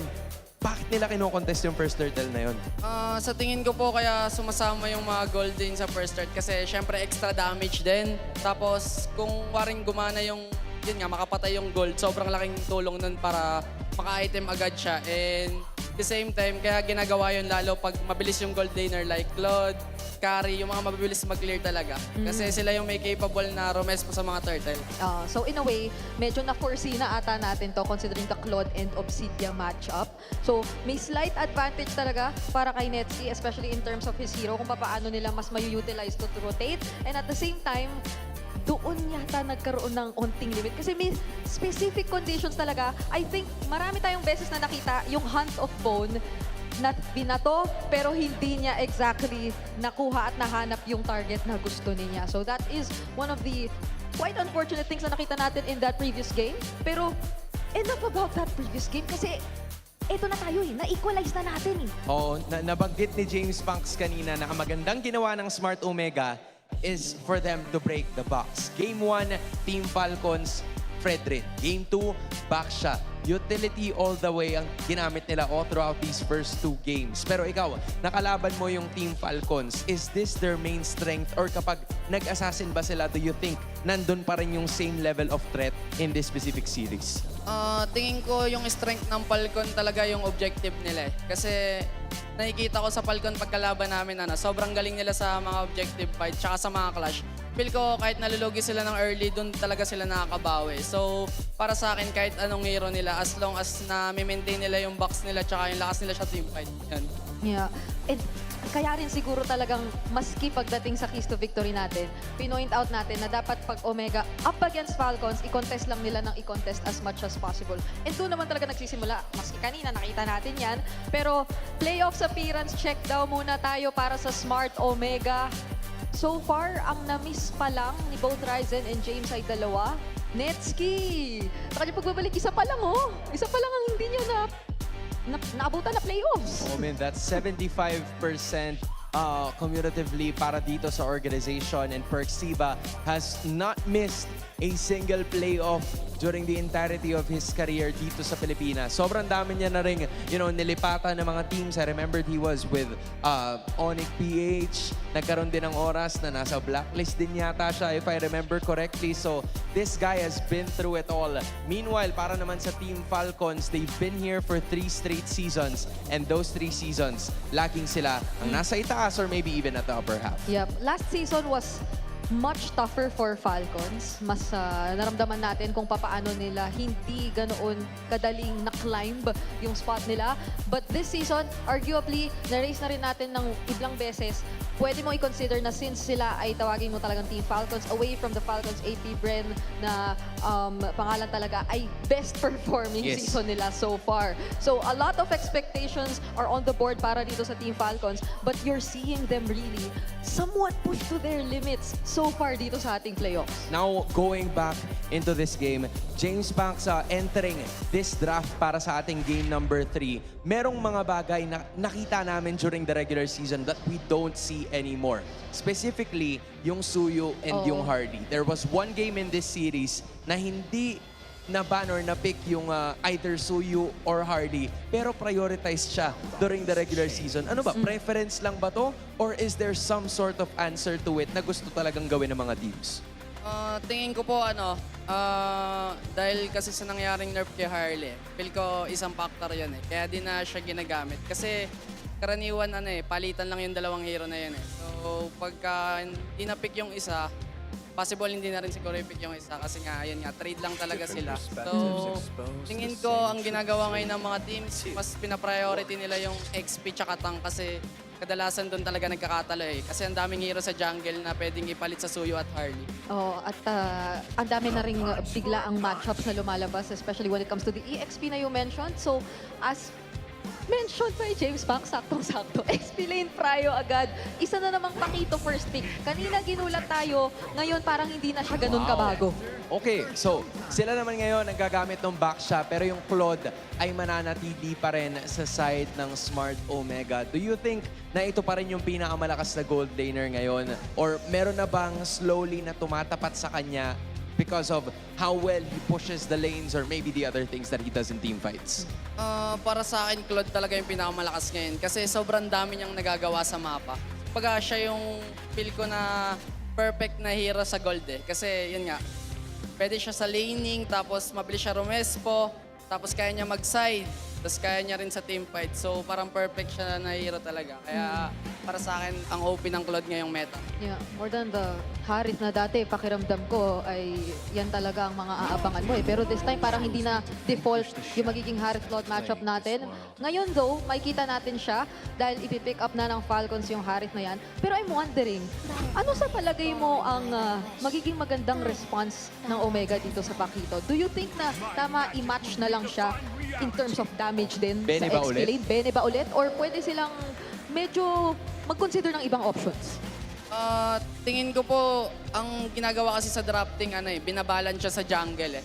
Kung magtatank yung jungle, pwedeng i-damage yung XP. Tapos vice versa lang, kung magda-damage yung jungle, itatank yung XP. Parang ganun lang yung gagawin ng, ng mga team ngayon. So dito, dahil nakaback siya, may high chance. Kaya Pero may chance pa rin na i-flex yung back siya kasi pwede siyang gawing roam. That's true. You know what? That's true.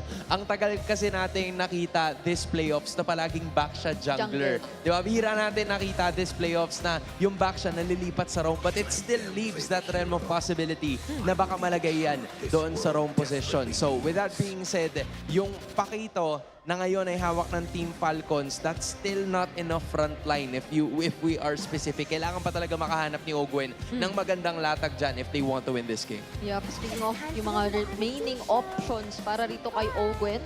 So, Alea is gone. Ang mga usual talaga na go-to picks dito ni Ogwen, if I'm not mistaken, throughout the season, ay the likes of the Hinda, Khalid, and Blue na kanina ay nagamit niya. But would you still consider the glue after what happened kaninang game? Kasi parang sobrang same matchup eh. Claude pa rin to, Juicin, tapos back siya. Or would you prefer a different roam para kay Owen na lang? Tingin ko pwede pa rin naman yung glue kasi kanina ang hirap lang talaga mag-glue sa lineup nila eh. Kasi yun nga, kita nyo naman yung Lancelot kasi mas maraming dash yun eh. Yes. Tapos mahirap pa makasanib kasi halos lahat ng member ng Omega naka-purify. So parang yun nga, ang hirap mag-glue sa lineup nila. Pero ngayong lineup, tingin ko pwede mag-glue kasi isa siya sa counter kay Baksha eh. Pag gumulong kasi si Baksha, binabatuan lang ni Glue ng mga anak niya, nauuntok na.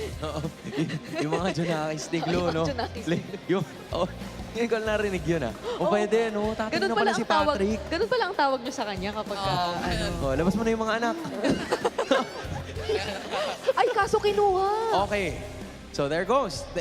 It means it made total sense, di ba? I-deny mo lang talaga kung ikaw ang smart Omega, and I think that was a really great choice. Plus, meron ka pang dalawang tanky frontliners. Now, kung Team Falcons to, paano ka sasagot kung wala na yung glue? Oo nga eh. Ang mga natitira pa yata na commonly big para sa kanya, hindi kaya yata mag-hilda dito. May kalit pa naman. Eh, okay. Sila naman ang mag-a-atlas this time. Okay to, Parang nakita na natin to, Oo, parang kung tatakpan mo yung lineup nila, parang pwede mong mahalinhin yung dalawa sa isa't isa eh. Oo. But what's the benefit of this lineup? Do you think it's balanced enough? Or meron ka pa bang hinahanap in terms of frontline, maybe damage? Ano tingin mo, James? Para sa akin, wala. Balance na yung lineup ng Falcon kasi meron na silang pangarap, meron na silang damage. Tingin ko, ang kailangan na lang gawin ng Falcon dito, i-hybrid yung Pakito kasi parang kukulangin sila sa harap eh. Kasi yung Atlas kasi may time na nagbe-build agad siya ng cooldown eh. So parang kukulangin siya sa pampakunat. So pwedeng si Pakito yung sumalo ng role na yun na mag-tank pa siya ng konti. Okay. And Sora, ang kanilang pang-complete sa kanilang lineup. So I think medyo kaya din nilang hanapan ng balanse ang hero na yan when it comes to the game later on. But thank you so much kay James Banks. Pwede ka mag-MPL player. Pwede ka mag-player. Maraming salamat sa mga input mo. And it's about time we get into the game. San Juan Arena, mag-ingay! Ibato na natin sa mga casters para simulan ang ating game number 3. All right, let's go into it. A very interesting insight from James Banks. Definitely one of the most up-and-coming junglers of the generation. Very clear and precise on the calls here. I do love that he mentioned that flop on the Paquito, just go hybrid. Feels like this is a more complete lineup from Team Falcons. Yeah. Especially now that they have the Atlas against the Glue. You know what? I feel like pro players are some of the best on the list. Whoa. Okay. Owen going down, even burning the flicker. Not the start you want to go for. I was actually going to lead into this. Yes, pro players have great insights. I'm also just surprised that we have another glue in the roam, but it's in the hands of Perksiva. He used a flicker to help secure that kill from Ingwin there. Yeah, so it's the other way around now. Now it's Smart Omega using the early flicker to get the kill on the Atlas. Oh, Ryzen. Ooh, big take actually. They got the green camp. Unfortunately, they didn't take everything. But still, that's one less green camp for the Suyo. Yeah, this is excellent tempo right now for Omega, forcing a flicker out of Haji as well. Ooh, that's not going to bode well for their turtle fight. Yeah, man, Perks, this guy can use almost any hero, seems like. They're going to chase down Netsky. Okay. Team Falcons will get one back.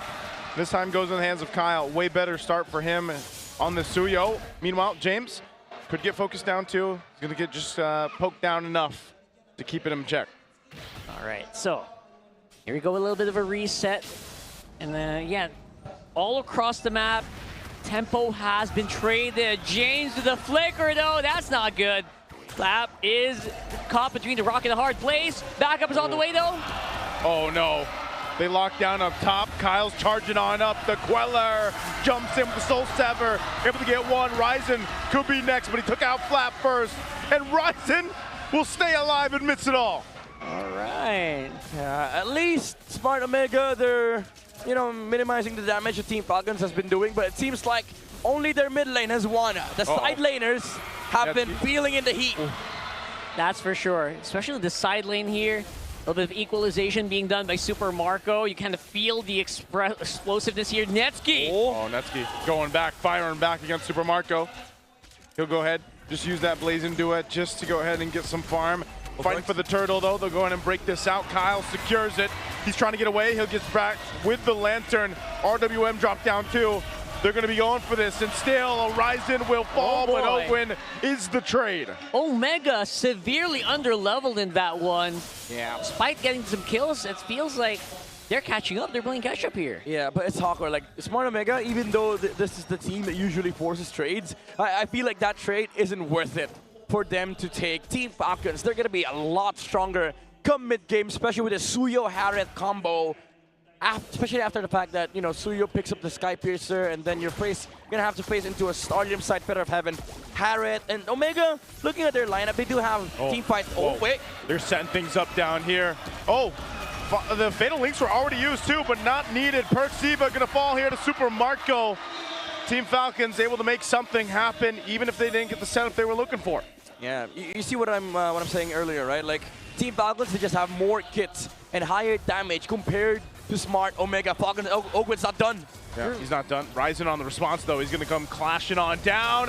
Blazing Duet for the huge setup with the RWF, too. And now Ryzen focused down, so Semper. Super Marco will pick up a kill. He dropped down the Zaman Force, but Netsky will live. I can kind of feel how, you know, how mad Super Marco is about that last game. You see him out for blood here against Netsky. Yeah. And again, Team Falcons, they just understand that they have better damage, better team fight now compared to last game. Actually, interesting fact, Smart Omega, this is the same comp that Falcons played last game. Now you have to slow the game down to the point where the Claw can actually fight. If you take trades like this, if you force fights against Team Falcons, it is not going to be good for you. Yeah, especially if you lose out the Blazing Duet, because in that moment, they didn't have Blazing Duet anymore. Yep. Netsky canceled it. Yeah, he didn't have it.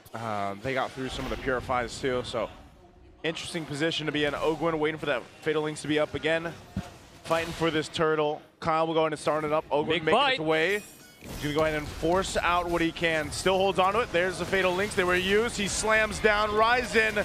Going for the fight instead of the turtle. Zaman Force dropped down. Kyle's the first to fall. James is doing the damage, but he goes next. And now it's Team Falcons pushed off the turtle as Omega has control of it. Flap's going for Mingwin. Ryzen gets the turtle. Flap wants the kill. He's caught though by Ryzen, and he'll take Mingwin and flicker out to survive the tail.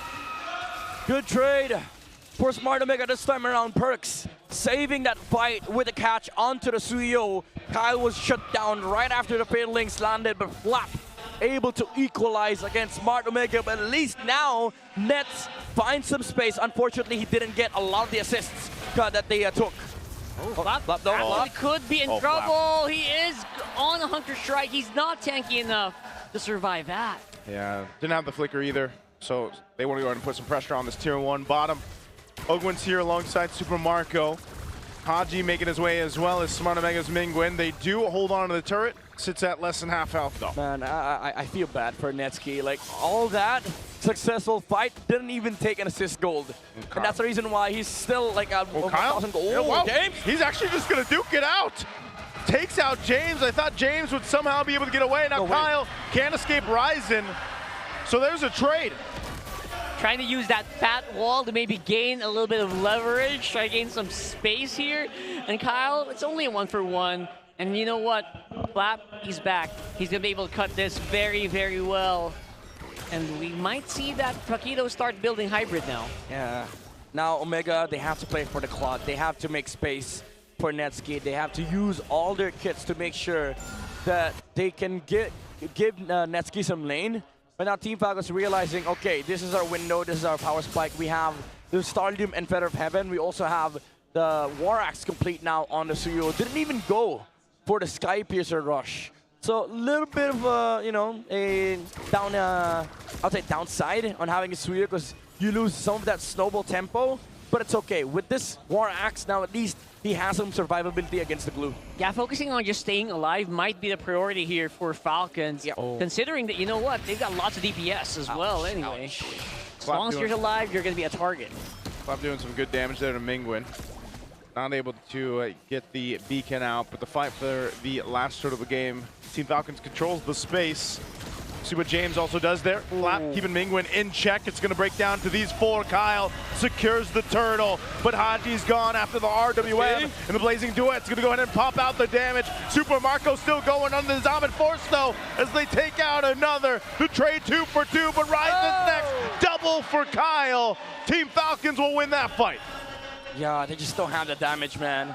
Smart Omega, even though they took down Haji and Ogwin, they've done their job. The turtle was secured already. The Fatal Links and the RWM forced Omega in a weird spot where the Claude had to fight. And then you see the health bar of the Hatter didn't even fall down to 80% because of the amount of shields and because of the lack of damage on the side of Smart Omega. And Flap just zoning the other members on the backside of the barangay. And this is making it hard for the other members of Smart Omega to actually deal with the frontliners of Team Falcons. Yeah, there's just so much going on, right? There's so much happening at the same time. Fatal Link, Real World, there's a Paquito on the side trying to go and find a good angle. And all of that while you're hunting down a Suyo that's almost impossible to catch. Yeah, and a little bit awkward for Smart Omega. Again, they need time, they need farm. But Team Falcons, they have map prior right now. They even control the river. So it's a lot more awkward for Omega to cross these lands and give Netsuki some space. And even a trade, they do not dictate when the fight starts because of this Atlas. Ryzen jumping in for Super Marco, trying to get that Zaman Force out. He does drop it now. Marco still holds on to the Purify. He's able to pump out tons of damage. Flap holding James at bay. They go in for it anyway. Ryzen falls. There's the beacon right on top of Flap with the Blazing Duet. Smart Omega fighting back, looking to take out Ogwin, but it's only Perk Siva, and Flap comes in on the back lines. Ogwin survives. Only Kyle went down, while Smart Omega loses 3. And the snowball is just slowly descending down the mountain here. 4,000.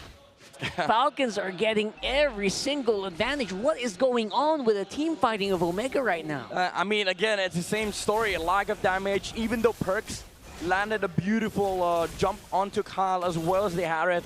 Supermarket was a bit too slow to negate the stacks on the glue, but even then, after the fight broke out, they just don't have damage against the frontliners of Team Falcons, even without the Harith. Oh wait, Omega. Oh, I thought they wanted to contest this. Great job by Flap. Fatal Links as well. James goes in with the Shifting Skies. Zaman Force has already dropped down as he goes in into the RWM. Netsuki gets taken down with the Soul Sever. Cut right in front of the team. Mingwen's still going to be alive, but Team Falcons are looking for more. Flap jumps in. There's Kyle to follow through. He'll take out Mingwen as well. And just like Paquitos would have it, that looks like it might just be the knockout punch to throw Omega off of this one. Ryzen all alone. James coming up soon. They're going to have to do so much to defend this. Yeah, the Filipino candidate with the explosive punches, as well as the knockups against Smart Omega. Feels like there's one more utility player on the side of Team Falcons. Mind you, they won that fight without the Harith. It was just the Suyo and the Paquito. Flap is playing out of his mind in this game as well, man. That was insane. I would have normally, most people would have just played that a little bit more safer, but you know what they said? They can take more. Yeah, great usage of combos here with the Paquito, and that's what you expect. You know, all shields expended here on the base of Smart Omega. Taken care of. Conceal going to be used. Ogwin doesn't have a flicker, but he does have Fatal Links. He jumps in under the turret, just posing a threat here. They might have to fight anyway. He's able to fight two right into the Sever of Kyle. Able to get one. Ryzen could be next. 1 HP left. Ryzen will still survive, but a great setup from Ogwin. That's what I call a special delivery straight into the slicing blades of Kyle. Yep, they're not done. Super Marco, he wants to go for more. They don't have the Harith ult, however. Perks is going to be up in 10 seconds. Oh, James could be in trouble here. He's got to get away. Holding on to this turret the best they can. They lost the bottom one as well to the minion push. And so that's 2 base turrets down for Smart Omega. Team Falcons ballooning the lead to 10,000 plus. Yeah, full discipline, however, for Team Falcons. They don't want to lose out on their tempo right now. Perks has a respawn, and he does have the flicker, so just full respect, waiting for their ults, waiting for their timings, and now they want to go. Ogwen has the fatal links again. And he's got the flicker. Target There he locked. goes! Goes in, gets 3, gets a Purify. They'll fight on the turret anyway. It's a bloodbath for it. Netsky's still alive, but he's got to go back to base. Netsky's all alone. Team Falcons lost 2. Flap, Ogwen, and Kyle against Netsky. Away pushing in the mid. They're looking to cap it out. The cannon goes in to take out Netsky, and that'll be game 3 going over to Team Falcons. They soar high once more, and they go to match point. One more game to survive playoffs elimination. For a moment there, I thought Netsky would have had it. He could have had that clear. But looks like it's not going to be enough quite yet. We're going to go to game number 4 with Falcons leading up the charge. 1 win away from taking the series. It's a duo, man. It's a duo from Team Falcons, the Suyo and the Paquito, that made a huge difference. Even though I would say sometimes the Suyo a bit weird in the team fights because he's the main target for the glue. Imagine to be able to play the way that he did. He knows that he just needs to survive, didn't get greedy, didn't go for the Sky Piercer. He just wants to be able to output damage, maybe look for pickoffs, and then just overall survive for the benefit of the Harriet and the Paquito to be able to open up team fights. Yeah, opening those team fights really just, you know, when they open, they burst wide open, man. Yeah. Especially in the later parts of that game. Show us the moves right here, Kyle. We need the sword here on stage somewhere. Or a big, what is that? Like a ghost behind him? What is Suyo's? That was Sora, no? Huh? I think that was Sora. No, that's Soul Sever, man. What Kyle was doing, man. I'm just kidding. Kind of looked like Sora. No, Midnight just likes punch in the air. Yeah. Sure. We need some blades, man. We need it tomorrow, maybe for the finals at least. Hey, what? You're a day ahead of yourself. All right. Tomorrow's not the finals, just yet. Tomorrow or maybe the finals. Oh, it is a finals. Oh, my ears are ringing right now. No, it is a finals. It is a lower bracket finals. That's true. You know what? Stand corrected. You're both right. Lower bracket finals. MVP of that one is Kyle. Very happy to just punch on out there. He had such an easy job in that game. Hey. I'm sorry. It looked easy. It looked easy? Because he played so well. I was and actually... Ogwen played so well. That's who I thought the MVP would be. Because like Ogwen's fatal links here were so clutch. Yeah. To allow Kyle to have this kind of game that looked, you know, looked easier than said and done. But, dude, even at the end, the fatal links, just the job to go ahead and get the 2 purifies out. Yeah. Like, think about it. Usually when it's Kalea, you got to do way more work to get, you know, here's a purify with the Tsunami Slam, here's a purify. Hey, man, you got fatal links. You can get 2 out right away. Yeah. But also, you have to, give some commendations to Kyle Teasy because, again, Kyle. Because his early rotations, right? Like, that gank on Netsky's lane. Pre-level 4, by the way. Like, who would expect that? People like King Kong, Kyle, they usually do these kinds of stuff. And this is what allows Team Falcons and, you know, extension, other teams as well in the league to be able to control the mid prio. This rotation allowed the Atlas to open up the map, and some of the fights that, you know, broke out here for Team Falcons. Yeah, sure, Kyle does die sometimes. Yeah. He gets jumped by the glue, but that's his job. Like, he needs to open up for the Atlas to be able to re-engage so that when Ogwen sets up, if he's alive, he's gonna be able to lay out the damage, and then if Omega responds, then what do you do versus the Harris, right? So again, these these situations, it's just people doing their job, because even in the last few fights, Brix was like, okay, the problem isn't the Suyo, let me just deal with the Harriet. He removed the Harriet twice from a team fight, jumped from Super Marco, didn't even purify, he just tanked it. Because he knows, Super Marco also knows that, okay, if you go on me, look at my jungler, look at Kyle, he's removing heroes on your side. And one guy who actually went a little bit above and beyond his job description, Flap. Bro, definitely. That guy. So there are some kills he didn't need to go for, but he did anyway. And he made it look so fun to play. Yeah. You know what? I'm actually curious about Flap's control time here, like crowd control time. Like, we do have that stats, but it's mostly for the roam. Yeah. But I do want to see it on Flap, because I think it did more in this game. Like, yeah, sure, Ogwen had fantastic sets, right? Like the way he started the fights, but the prolonged team fights. Yes, the uppercuts, the enhanced champ stance. So good coming off from Flap. It also helped Haji. Like either way, vice versa. You switch it around. You saw a lot of those setups happen, and then like there was a clear sign for a real world manipulation from Haji to come down. And there was just great timing. This is the synergy that you wanted to see from, you know, even the previous draft. Well, Team Falcons brought this one to Game 3. They made it work perfectly. Despite the one early first blood death, they quickly adjusted off that. Yeah, I think you mentioned it right there beautifully, where it was essentially that, right? Just enabling everything is just so smooth here. I want to see a Game 5, honestly. I feel like we haven't actually seen Omega's full potential in this game. And that's the beauty of the lineup. It's so interchangeable. Yeah. I think you mentioned it, right? Pakito, Eve. You know, I do want to see Game 5 as well, but what I don't want to see is a Baxia and Glue on the same lineup. Because now, it's so easy. Teams have figured out Atlas is the counter. Yeah. That's, I'm happy also that Atlas, like, we saw glimpses of him in the regular season, I think it was, and then now he's like more of a mainstay in the playoffs, which just happens. That's probably, is that why? Like, it's just because of that combo, like the glue and the Baksha? I feel like it's, you know, it's the bypass. It's more of like the concept of the hero, because if you look at the other heroes, Hilda does the same thing, but he's not really that great against Baxia, but you do get the bypass. So if you look at the other heroes in MOBB, who does have bypass, decent against Baxia, and doesn't get interrupted by crowd control spells? Atlas fits that description. That's right, especially when you're on perfect match, right? I mean, I think a lot of teams are starting to pick that up anyway, right? I think we're seeing a lot of Atlas on the ban list too, I think, in the first few days of playoffs. Even in other regions. Yeah. Other regions, yeah. Yeah, because, I mean, even in the playoffs, we haven't seen it yet, like a lot. Even the Kaja has been showing up. Like, it's not really like a bypass hero, but it's a one-hit delete button. You know, like, it's really the pick of guy that you're looking for, and it's a substitute to the Kalea, because Kalea is always banned because the Marcelo Kalea interaction. Oh, look at right, this. so EWCU, we have MWI qualified teams. Looks like we might just have a rematch soon. Team Vitality, now EPH.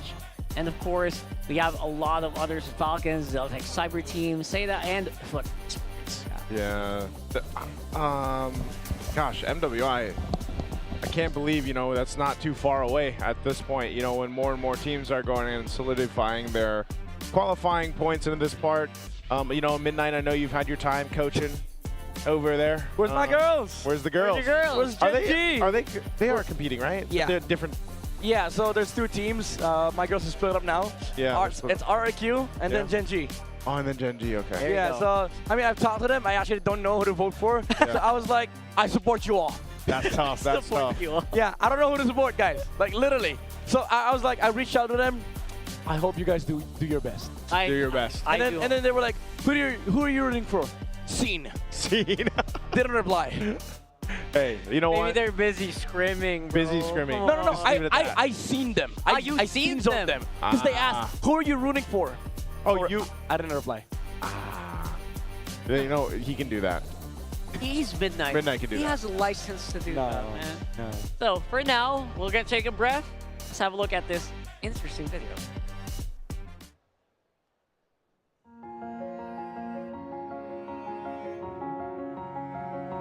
Actually, yung sa may mga pang-rage bait ni Nets na yun, feel ko ano niya na lang yun eh. Way niya na lang yun na para sabihin sa sarili niya na kahit matalo kami, kahit anong down pang gawin niyo sa amin, hindi niyo ako madadown. Parang yun yung naiisip ko kay Nets. Siya po talaga yung isa sa hindi talaga sumusuko. Hanggat di pa kami laglag, kaya pa. Hanggang sa magka-momentum po kami. As a friend si Netsuke, pag di mo siya kilala talaga, iba yung tingin mo sa kanya, parang makulit, masama, ganun. Pero pag close mo talaga siya, alam mo yung ugali niya, ayun, parang magets mo naman yung ugali niya pag nakulos mo na siya. Pag sa amin, parang yung confidence niya talaga, parang siya yung, isa siya sa mga, malakas na gold lane. And iba yung confidence niya, pag gold lane yung usapan niya. Gusto ko rin talaga lagpasan yung nagawa ni Keller sa Omega. Ayun gusto kong lagpasan, yung hindi lang kami, Hindi lang kami finalist. Wala naman talaga imposible. Bigla kami mag-champion o bigla kami lumakas. Kasi minamanifest ko talaga na kami yung pinakamalakas sa buong mundo eh. Ayun yung laging tatatak sa utak ko eh. Hindi kami pwedeng nasa baba kami. Kung patunayan sa sarili ko na kaya ko talaga maging ganun. Pero lahat naman yung minamanifest ko eh. Hindi naman imposible lahat eh. Nothing is possible talaga para lang. Alam mo naman, kasama natin sigad sa lahat ng laro namin. And ayun talaga inihiling ko na bigyan ako ng strike na malagpasan ko yung mga gusto kong gawin. Doon ko nakita yung dedication niya, yung pagkauho niya sa may pagkapanalo. Kasi nga, hindi niya talaga kinoconsider as sobrang threat ng mga top teams. Kung para sa kanya, kaya namin kayo pantayan. So, naniniwala siya na talagang kaya namin sungkutin yung championship. Coming into this season, may naaalala ka ba na sinabi niya or promise niya sa inyo? Sinabi niya talaga sa amin na magpi-playoffs kami, then after that, may MSC kami. Yun talagang hindi ko malilimutan. Iba yung playoffs talaga. Ang pinakagusto ko maramdaman talaga yung playoffs eh. Kasi hindi ko naramdaman last season yan. Parang nag-iiba yung laro ko pag playoffs eh. Sana naman gumana ng ganito. Hindi naman last ride siguro. Mas may pipiliin talaga ako. Mas pipiliin ko talaga sa Pilipinas. Hindi lang sa ibang bansa kasi iba yung sa Pilipinas eh.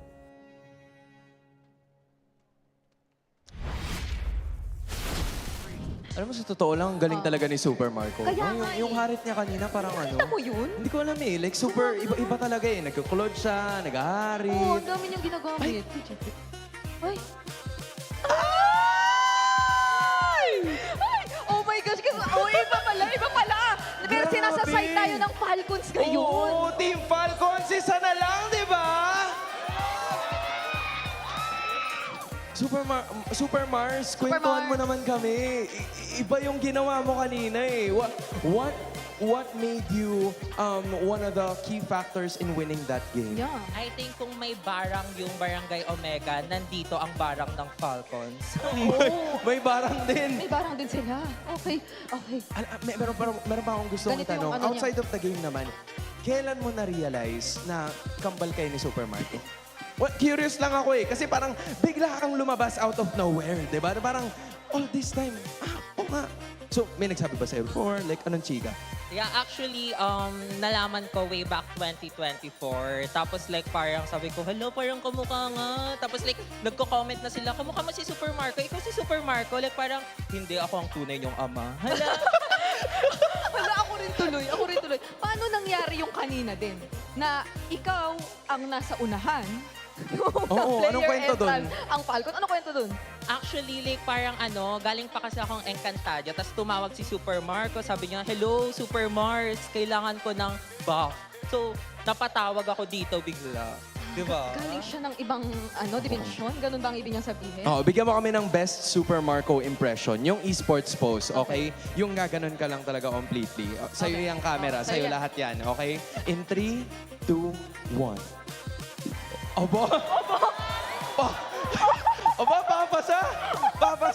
Super Mars, maraming salamat. Binuhay mo ang katawang lupa ng Team Falcons. Dahil sa'yo, nakakuha sila ng second seed. Dahil sa'yo, lamang sila ngayon ng 2-1. Okay, sa'yo lahat yon. Sa'yo lahat yan. Palakpakan naman natin siya. Green Falcons.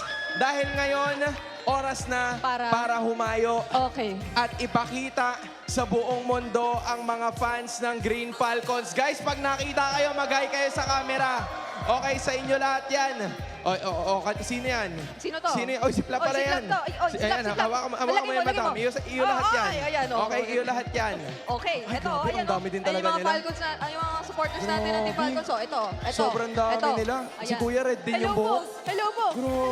Grabe. Ito, tamo yung t-shirt niya. Uy, tinan mo yung t-shirt niya. May mga arrows pa, oh. Ikaw din. Bigyan mo kami ng pangmalupitang esports pose.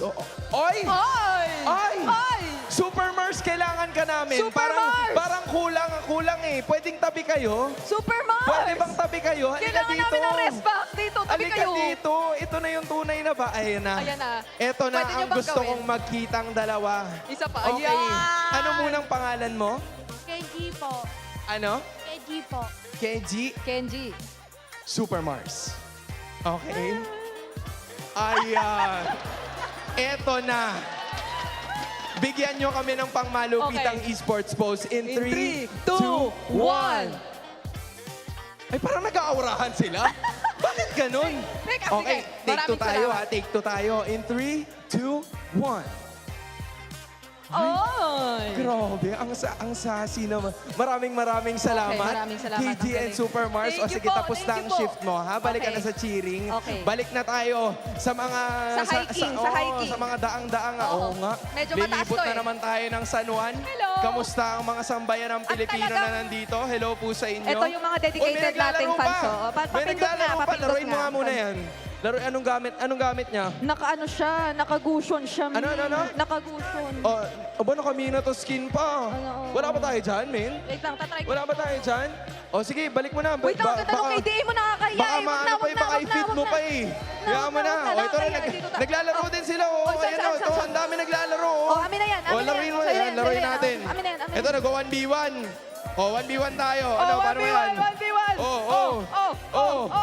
Ayoko na, mamamatay na ako eh. Balik natin. Balik natin. O, ayan na. Okay. Grabe, ang dami nangyayari dito, no? Nasa Hello Falcons po pa sa rin tayo, inyo. di ba? Ha? Falcons pa rin to Oo, eh. nakahawak na tayo ng dalawang naglalaro. Pwede ba tayong Oo, pwede na ba tayo lumipat sa Pwede kabila? ba tayo Ay, hindi, dito mag-sprint? lang muna tayo. Ay, hindi. Dito lang daw muna tayo, mga kaibigan. Dahil po, huwag kayong mag-alala.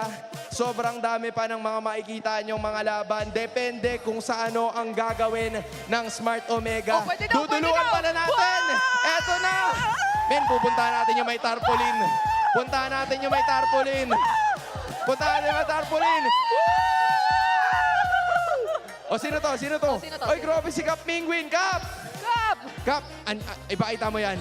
Yan ang gusto ko. Sobrang daming Chinese Grabe naman nung yan. poster nila, no? Oo nga eh. Dito kaya, dito kaya. Nakakaramdam ako na may naglalaro pa dito. Ayun. Nakakaramdam ako na may Okay, naglalaro marami, pa. marami, Para marami. ma-pressure sila ng konti. Oo. Okay, Ay, ayos din. Ayun na, naglalaro sila. Good luck po. Good luck. Good luck po, ah. Dito Galingan tayo. niyo po. So, Ano? dito. Ay, papunta na tayo doon. Malapit na tayo. Ay, wala na. Makukompleto. Hindi na natin Hindi na ako. nakompleto. Huwag na po kayong ako. mag-alala, okay? Pag nanalo po ang inyong pambato na Smart oo. Omega, pupunta po kami sa inyo. Okay, Yes. konti na lang. Konti Mag-cheer pa. kayo ng malakas. Buhay pa ba ang barangay? Grabe, ang tindi din. Ang daming nanonood, Oo, ang ala. daming naglalaro, Ayan, ang oh, ayan daming pa, oh. ayan, sila focus talaga sila, no? Iba talaga. Yan, shoutout kay Gretchen at saka sa pamilya niya. Mabuhay po kayong lahat. Ibang klase ka, idol. Oy, oo nga, sige, manood ka lang dyan. Oy, baka kasi magulat yung online audience. Parang, ano ba pang pinagsasabi natin? Kaya Kasi yung nakikita nila, mga players na eh. Oo So, nga. ito na. Balik na tayo doon sa draft pin. I feel like this is already a scenario that gives Team Falcons a huge advantage. They're already up 2-1. They seem to find the recipe for success, which is the box para sa seryeng ito. Pero para sa Omega, nabanggit ni James Pax kanina yung kahalagahan ng pag-break ng box. They're gonna be kicking things off with picking up a Freya, the first time na nabuksan ito. Uy. Probably in this playoffs after so long. Ngayon lang natin ito makikita. And in the hands of Smart Omega, may mga kailangan akong i-double check. Sandali lang. Sige, May ako mga muna. kailangan tayong i-double check dito. Ito na, mabilis lang to. Andito na rin men. Yung carry tsaka yung Eve is gonna Hindi be the pa. or should I say, the carry and the Eve is gonna be the pickup para sa kupunan ng Team Falcons, giving them a little bit more advantage pagdating doon sa mga team fights. Although, those damage dealers have already been revealed para sa kanilang kupunan. So, Omega's gonna be doing the same thing.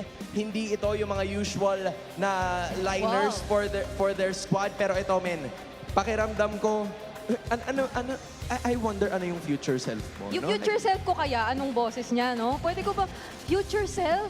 Nandyan ka ba? May nagmamonolog ka ba? Nandyan ka ba, future self? Andito po ako, Tol. Andito naman po ako. Ay, hello, Dol. Sorry. Future self. Hello lang. Hello. Ikaw naman. Hello, ako po ang future self. Kwentuhan mo naman kami. First 3 picks na parehas na team, what are you observing? Feeling ko po ang ganda ng Freya. Mapapaus ka niyan. Sige, balik ka na. Sige, balik na sa normal.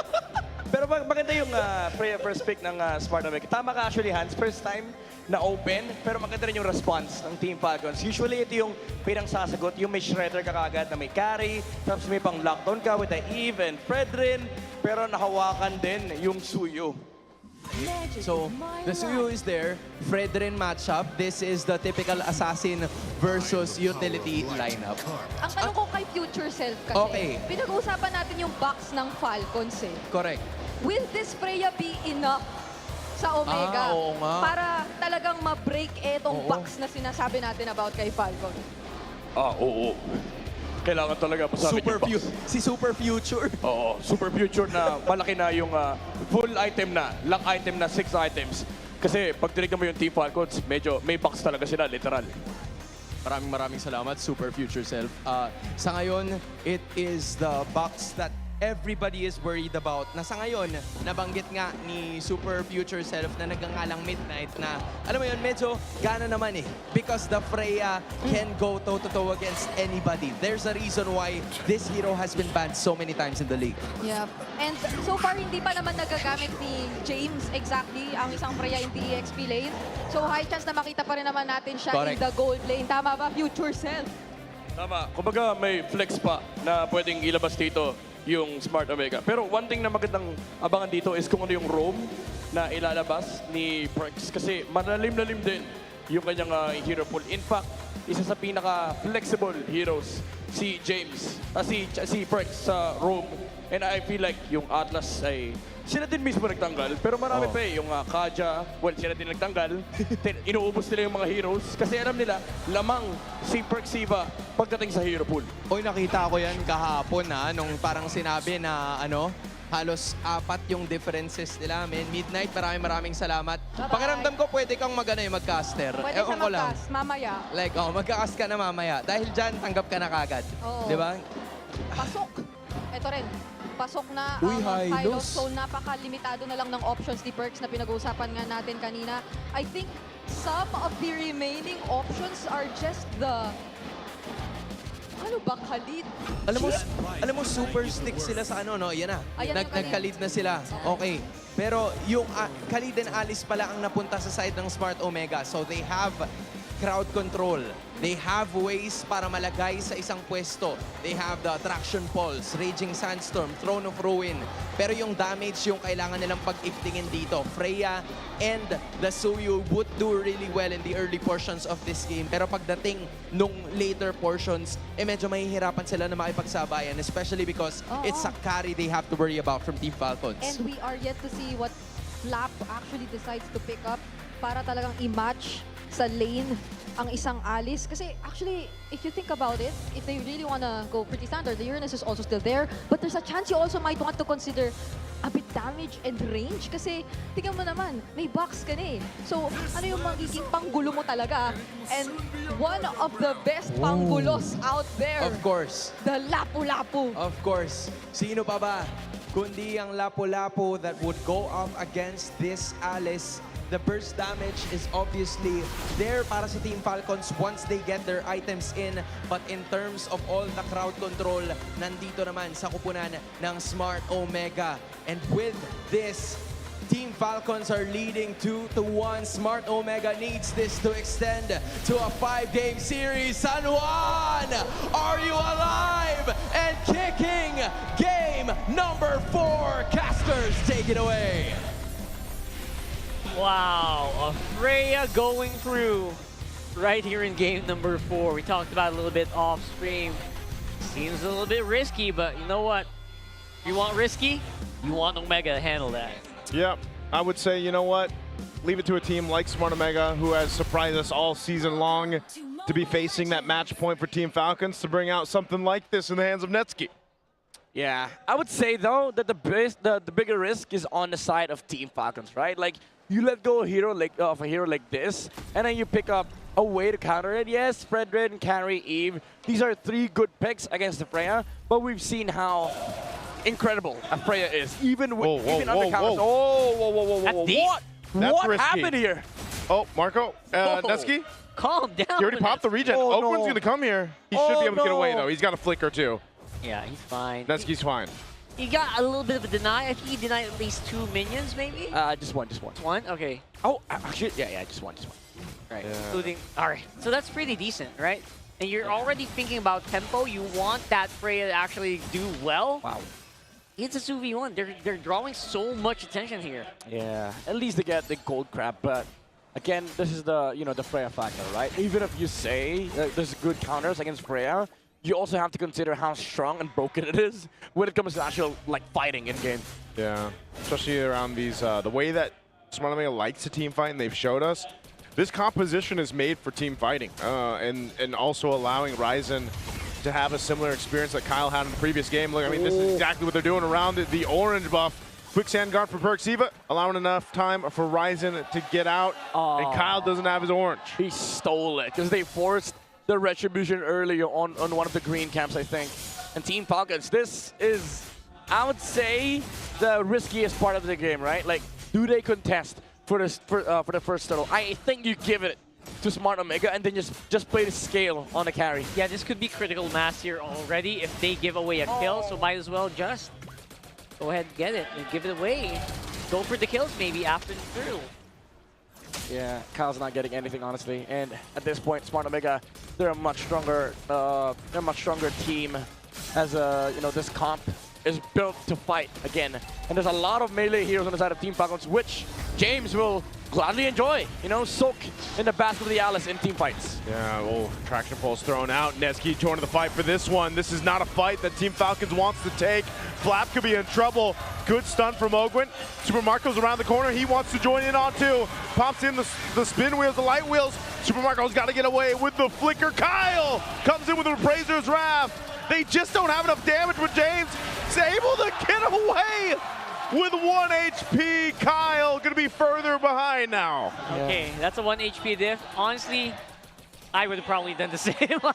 You need to secure that kill, so you didn't go for nothing. Yeah. But then they gave away more because of that. Yeah, it's almost, right? Like, it's a decent attempt for Team Falcons, but again, it was also a risk. Because now James is going to be, ballooning off of that skirmish. Even though Flap is ahead in terms of gold, the thing is, this Alice is just going to become more massive as the game goes on. Once he's picked up the items like Oracle, Chastise Pauldron, and then you start to worry for Team Falcons, do we have enough damage to take down the Alice? Yeah, I think the answer to that, they probably won't like it. Oh, wow. They want to fight again. Going to get caught in the traction pole, so scoop on out. Team Falcons there to help him out. You see how much work is there to support Kyle because he's falling further and further behind. Yeah, and I think they're exerting more effort than just dodging the hits as well. So Falcons feel like they're on survival mode at this point instead of, supposedly being the more aggressive team here. Yeah, and this is, again, the part of the risk that Team Falcons took when they drafted this composition, right? So now you have to play for the Fredrin so you can play for the carry. You cannot just play for the carry, because if you leave the Fredrin behind, then you're going to essentially play this game 4v5. So Smart Omega, they can just take it slow, honestly. Just fight during objectives, wait for the Alice to come up with the items, and you can see it clearly from the Infinix in-game equipment. No boots. He rushed the Oracle straight away for the Alice. Yeah, no boots. That is something here. And now, as you mentioned, Omega firmly in control. Oh, Perks and the throne rune from James, but they're going to go for Ogwin. Ogwin relying on Super Marco to help him out, just can't get away, just so slow. And another turtle going in the hands of Smart Omega. Right now, they'll convert where they can, and that's Flap up top to get some extra gold. Yeah, I know our good friend Mirko is watching, and that's definitely a boss moment. Oh, no. There we go. Kyle wanted to clear this out. Oh, they wanted to hold the turret in, and Kyle dies again for the second time. They are paying for all of the risk that they're taking here. Falcons, they took so many in this game. I think Midnight pointed them out one by one. And yeah, there's no stonks for them. There's no positives. That's 2 fast moments in a row. Kyle defending that bottom lane tower under the eyes of Smart Omega. I'm literally speechless because of what I saw. Like, Netsuki's just that was not normal. Yeah. Stare down moment. Yeah. Look at the Brethren, man. 2K gold. He's level 6. Well, he just hit 7, but 6-7. He's level 7 now. That's correct. Yeah, he's poorer than their Hylas. Grown man, by the way. Ooh. Jungler poorer than I can make fun of myself. a rogue? That's true. Sure. He can. He has the license to do that. So now, because of that, because of their huge advantage, they're going to be able to actually push their pressure up into this purple buff. Oh, the fight for the purple. I don't think Team Falcons want to take this fight. Uh-oh. They're going to go for it anyway, jumping on in. Netsky looking for that off angle, just collapsing down. Kyle goes down, looking for Flap. Flap, even with the bravest fighter, can't survive that. It's a triple kill for Ryzen. Why? Why? I don't know why they want to fight. I'm the analyst, but I get to ask the question, why? Just look for a trade, Falcons. I know, maybe they're planning something here. They're planning for like a really good fight in a very narrow corridor, but you can plan all you want. It's a Freya, man. It's a Freya. You know, the more attempts that Team Falcons are utilizing against the Alice, the more you lose, the bigger this Alice problem gets. Yeah. And then now you add another layer of we have a Freya. Oh, Super Marco trying to get away from Netsky. Netsky's this built, but he jumps into his death instead.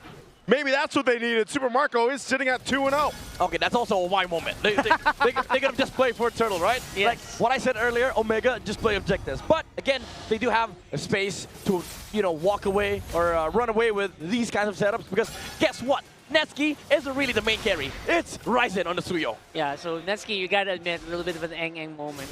Yeah. There's no way around it. Rockhard 2026. One small eng moment, Okay. right? How do we explain Eng to our international viewers again? Eng is not very bright. Not very bright. It's not stupid, by the way. Like, it's just not bright. Just not bright. So, no one can contest that moment. You didn't need to go for that one. Yeah. You could have just gone Turtle and had a fun day. To be fair, everybody has had their Eng moments in their life. Oh, yeah. I know. That's true. Because we all play RG. We have that moment. Just don't do it in the playoffs. Don't do it in the playoffs. Especially in MPLPH, by the way. Especially facing match point right now. Yes, sir. And they have this great lead. And you don't want to see it slip through the hands of Smart Omega because you start this strong. This should be their game to get and go to a Game 5 against Team Falcons the way this has been going. Yeah. But for Team Falcons to just go all in on the carry. Oh, wait, Kyle. No! What? Whoa. Glorious Pathway drop down. Oh, Kyle, he's trapped again under the turret. Not where he wants to be, but Ryzen shut down. It goes in the hands of Ogwen. Good throw to ruin. But Team Falcons, they're going to actually punish Smart Omega for choosing to fight here. Good protection by Ogwen for Super Marco. Was able to freely hit from the backside. And Smart Omega, they dove too deep without the Alice. A bit of the disconnection play from Smart Omega. And Team Falcons, they capitalize underneath their tower. And you know what? You cannot afford to be disconnected if you are doing a tower dive between two alive towers. Yes. One of them is invulnerable. Yeah. You do not get to make a mistake. Now that's the second Eng moment. 3 Voss moments in a row, by the way, in one game. They might build up to backfire against Smart Omega. That shutdown goal going over to Ogwen too is just going to help them because now he can actually withstand some more into that front line, and that's why it's so important for Team Falcons to play into this. But, you know, your biggest problem is still Kyle. He's 4 levels behind Horizon as he's getting his purple buff. This is a perfect time for Smart Omega to go out and take the Lord if they can. Yeah, Ryzen as a tank is not really a tank right now. He's just there for the red tree, honestly, because sorry, Kyle. Kyle, yeah. He's not as tanky as you want. So all he can do is just go for red tree, maybe go for a really good pickoff. And as you can see, they can't even contest Lord right now. Yeah, they can't get close enough. They have to give it away. They need more time for Kyle to build up. He just grabs his buff. They'll go ahead and get prepped and ready. As long as Super Marco doesn't die, same thing with Haji, their fighting potential and the defensive potential of this composition is still good from Team Falcons. Yeah. It's more so Smart Omega that's kind of been shooting themselves in the foot here a bit. Yep. He has decent farm on Super Marco, so this wouldn't be a walk in the park for Smart Omega, but they just have to, you know, connect the dots, look for, you know, proper engages. Bricks, though. Use the wave properly, all you need to do here. Traction Pulse thrown out as well. That's not available, so top side, Netsky gonna push this tier 2 as Lord is making its way down bottom. We'll see if they actually go for an initiation here. The shield's gonna be popping down bottom unless Team Falcons can do something about it. They have to handle Netsky, though. Yeah. Level 15 locked in out for Ryzen. Yep. Had a hell of a game on the Suyo, and there's the Lord knocking on this base turret. It will get one charge in, but Team Falcons holds on. Just clean up, just clean up. No need to engage for Smart Omega. They can play it clean, play Hunger Games, Liquid style, take the whole jungle. Team Falcons cannot walk outside their base. Don't mind about you know, the holy defense. That is gonna be down by the time that the Lord spawn.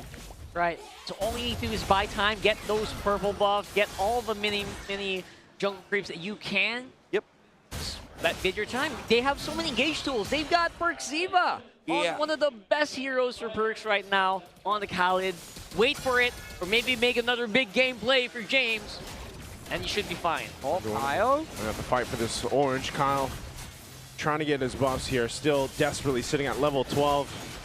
Ryzen's been 15 for a minute or so now. He'll take his buffs. You know, Kyle is just a body at this point. Yeah. Maybe the best case scenario is once they're ready to go in and fight, he can get an energy eruption off. I'm pretty sure he's a roam right now with a retry. Yeah. He might be poorer than the Hylos. Let's see. Not gonna lie. I predict Fredrin is poorer than the Hylos. We can just Can turn we it look? around. Yeah. There you go. There you go. Yep.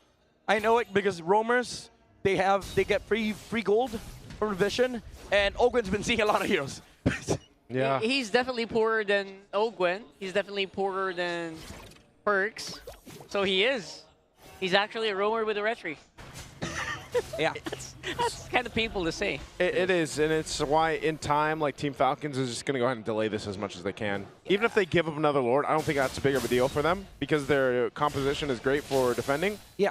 There's no risk because, again, usually Freya comps, they only falter if they're the only source of damage. Yeah, there is a way for Falcons to fend off this Freya, but you also have to consider that there's a Kimmy in the game, there's an Alice in the game, and then there's also a Khalid. There's a lot of ways for them to set up fights for Super Marco away from the team fights and enable and allow the Freya to just hit frontliners. I think you mentioned, right? The main carry isn't the Freya here. It's actually Suyo. Ryzen. Yeah, it's a Suyo with the Sky Piercer, 4 stacks, I think. So might be able to delete some of the frontliners here for Team Falcons. Seems all they need to take care of here. Just make sure that Ryzen doesn't die. They should have this Lord. Let's see how they do this. They're going to have to go for it here. Less than half health on that Lord. Netsky, keep an eye on him. He's going to be looking right for that angle for Super Marco if he's able to go ahead and land it. Playing it slow, though. Yeah. Top lane. Extremely slow, They got to send Haji. As soon as they see Haji here, too, they'll probably try to blitz this. They do collapse down on this side. They're going to go right for Kyle. Crash it, pulls, and a huge throne of ruin. Haji firing off from the backside. Super Marco is still trying through them, though. He flickers forward for Mingwin. Mingwin's still alive, but it's a triple for Haji. And Kyle's just a body, but who cares when your team's there to support you? Oh my goodness, Team Falcons! Super Marco dodging the bullet from Smart Omega. Look at this fight. James went in with a Throne of Ruin.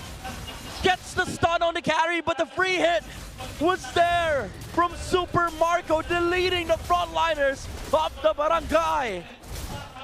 Falcons have reached critical mass here. They thought they had the advantage. They overestimated their firepower. They could not deal with a carry. Could have just waited for topside to push.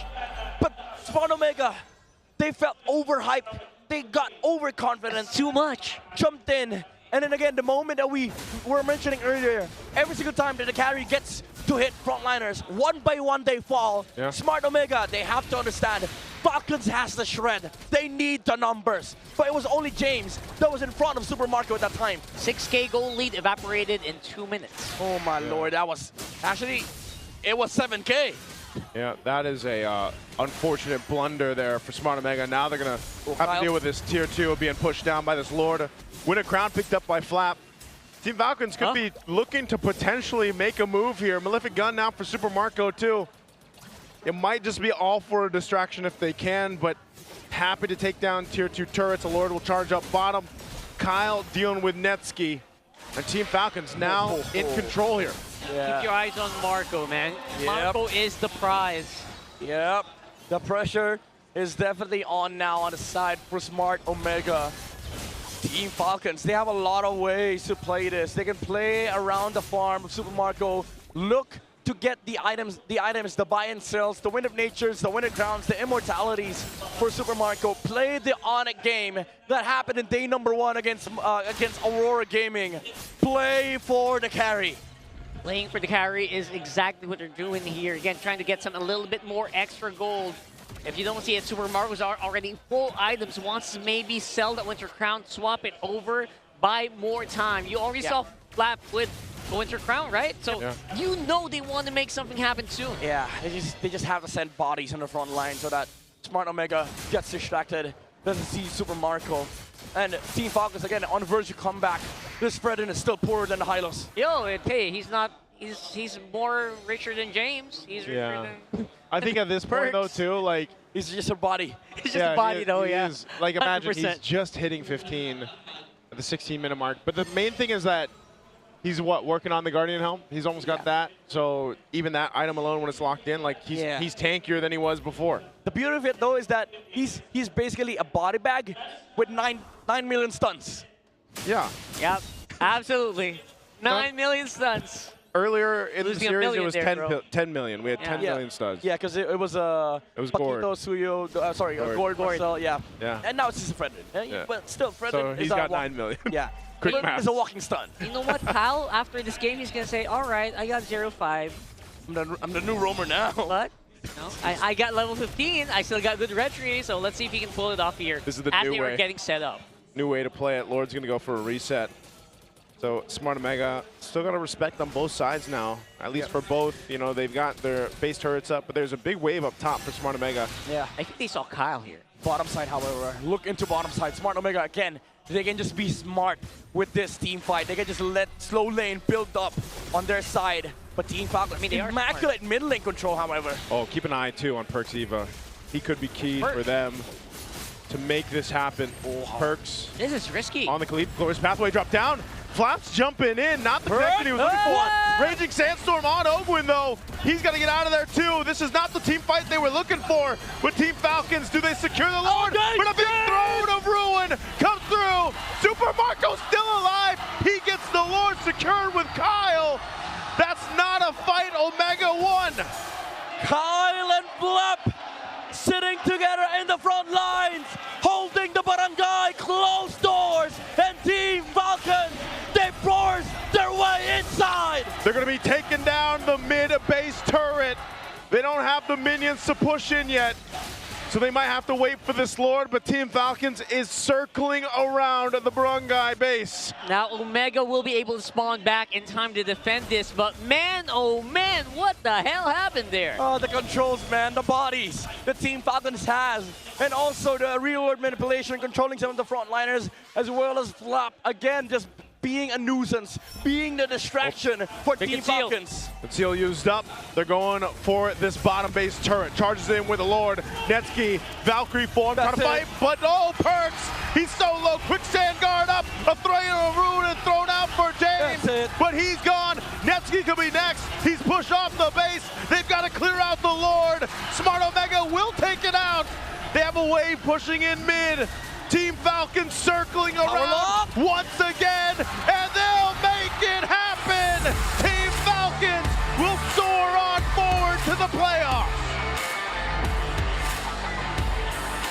The curse for the second seed stops today as Team Falcons moves on to the lower bracket finals. Curses be damned. Falcon says no. No, you will not stop us today. We will fly, and the true green will prevail. It's Green Titans that will survive for this day. A titanic comeback against Smart Omega. No barang for today, says Falcons. But again, it was those crucial moments that allowed Team Falcons to stay afloat in this game. Yeah. There was, I mean, think about the start that Kyle had to deal with, man. And then putting your eggs in the basket of, okay, Super Marco, you got to make this happen. There was some key moments here, too, where Smart Omega, like we said, they shot themselves in the foot a bit, but still, it was a hell of an effort from Smart Omega to get to this point. That's the pain of it, right? They could have had it, but they let it go. They let it slip. In the last moment, let's throw it over to the interview here.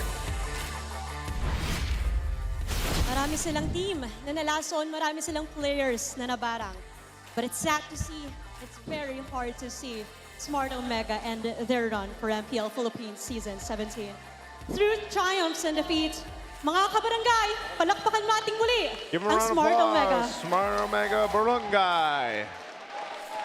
Coach Mura, Omega. I would like to ask, anong masasabi mo sa naging run ng team mo for this season? James, what do you want to say about your run for this playoffs? Kung akong tatanungin, yun nga, sobrang saya nung naging run namin kasi nag-start yung season, ang prediction sa amin is At the start of the number season, 8 kami. Pero ito ngayon, number 4 kami. the predictions against us weren't sobrang that proud good. ako sa team and sa buong Smart Omega. But we were really proud with ayun nga, what we were able to at perform, least na, na-exceed make happen, namin yung especially expectations for ng mga Smart tao. Omega. And exceeding expectations talaga, Denise. And now, Netski. Grabe yung naging suporta pa rin ng barangay The despite support for the Barangay the is loss. massive Anong gusto until mong now. sabihin ngayon sa rami ng supporters na patuloy na nagstay What do you want to say for to all your Smart supporters Omega? still supporting you? Sobrang saya namin na sinuportahan nyo kami hanggang We're very dulo. happy about you guys supporting us all the way to the Sobrang end. thankful kami kasi We're so thankful. isa talaga kayo sa reason kung ba't nilaban namin na sobra to. And masaya ako sa narating ng team namin. And he's really happy about the team And again. grabing puso at tapang What they yung have accomplished. pinakita. We want to thank you guys for We wanna thank you showing guys us a commendable fight. For showing us everything you could do and a may now commendable fight, take Smart your Omega. bow. Once again, Barangay, let's give it up for Smart Omega! Denise, sila yung naging lason ng regular season at grabing tapang, grabing plays yung pinakita nila Netski, Mingwin, Ryzen, and buong Smart Omega. Smart Omega showed us so But much throughout the today, season. the But winners for this match, Team Falcons! It's crazy. We have indeed arrived at the Falcons' Nest. And you know what's even crazier? Their massive improvement. Ibibigay ko na yung mic kay Haji. Haji, Give the mic to Haji.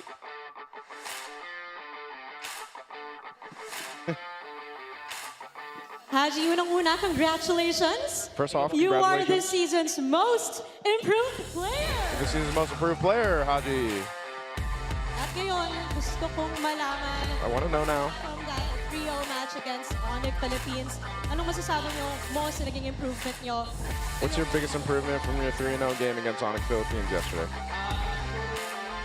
Actually po parang disaster po laging early namin. So yun po yung kailangan namin i-improve po para bukas. Para bukas. He is already looking forward to their match tomorrow. And now I want to ask Flap. Yes, Flap.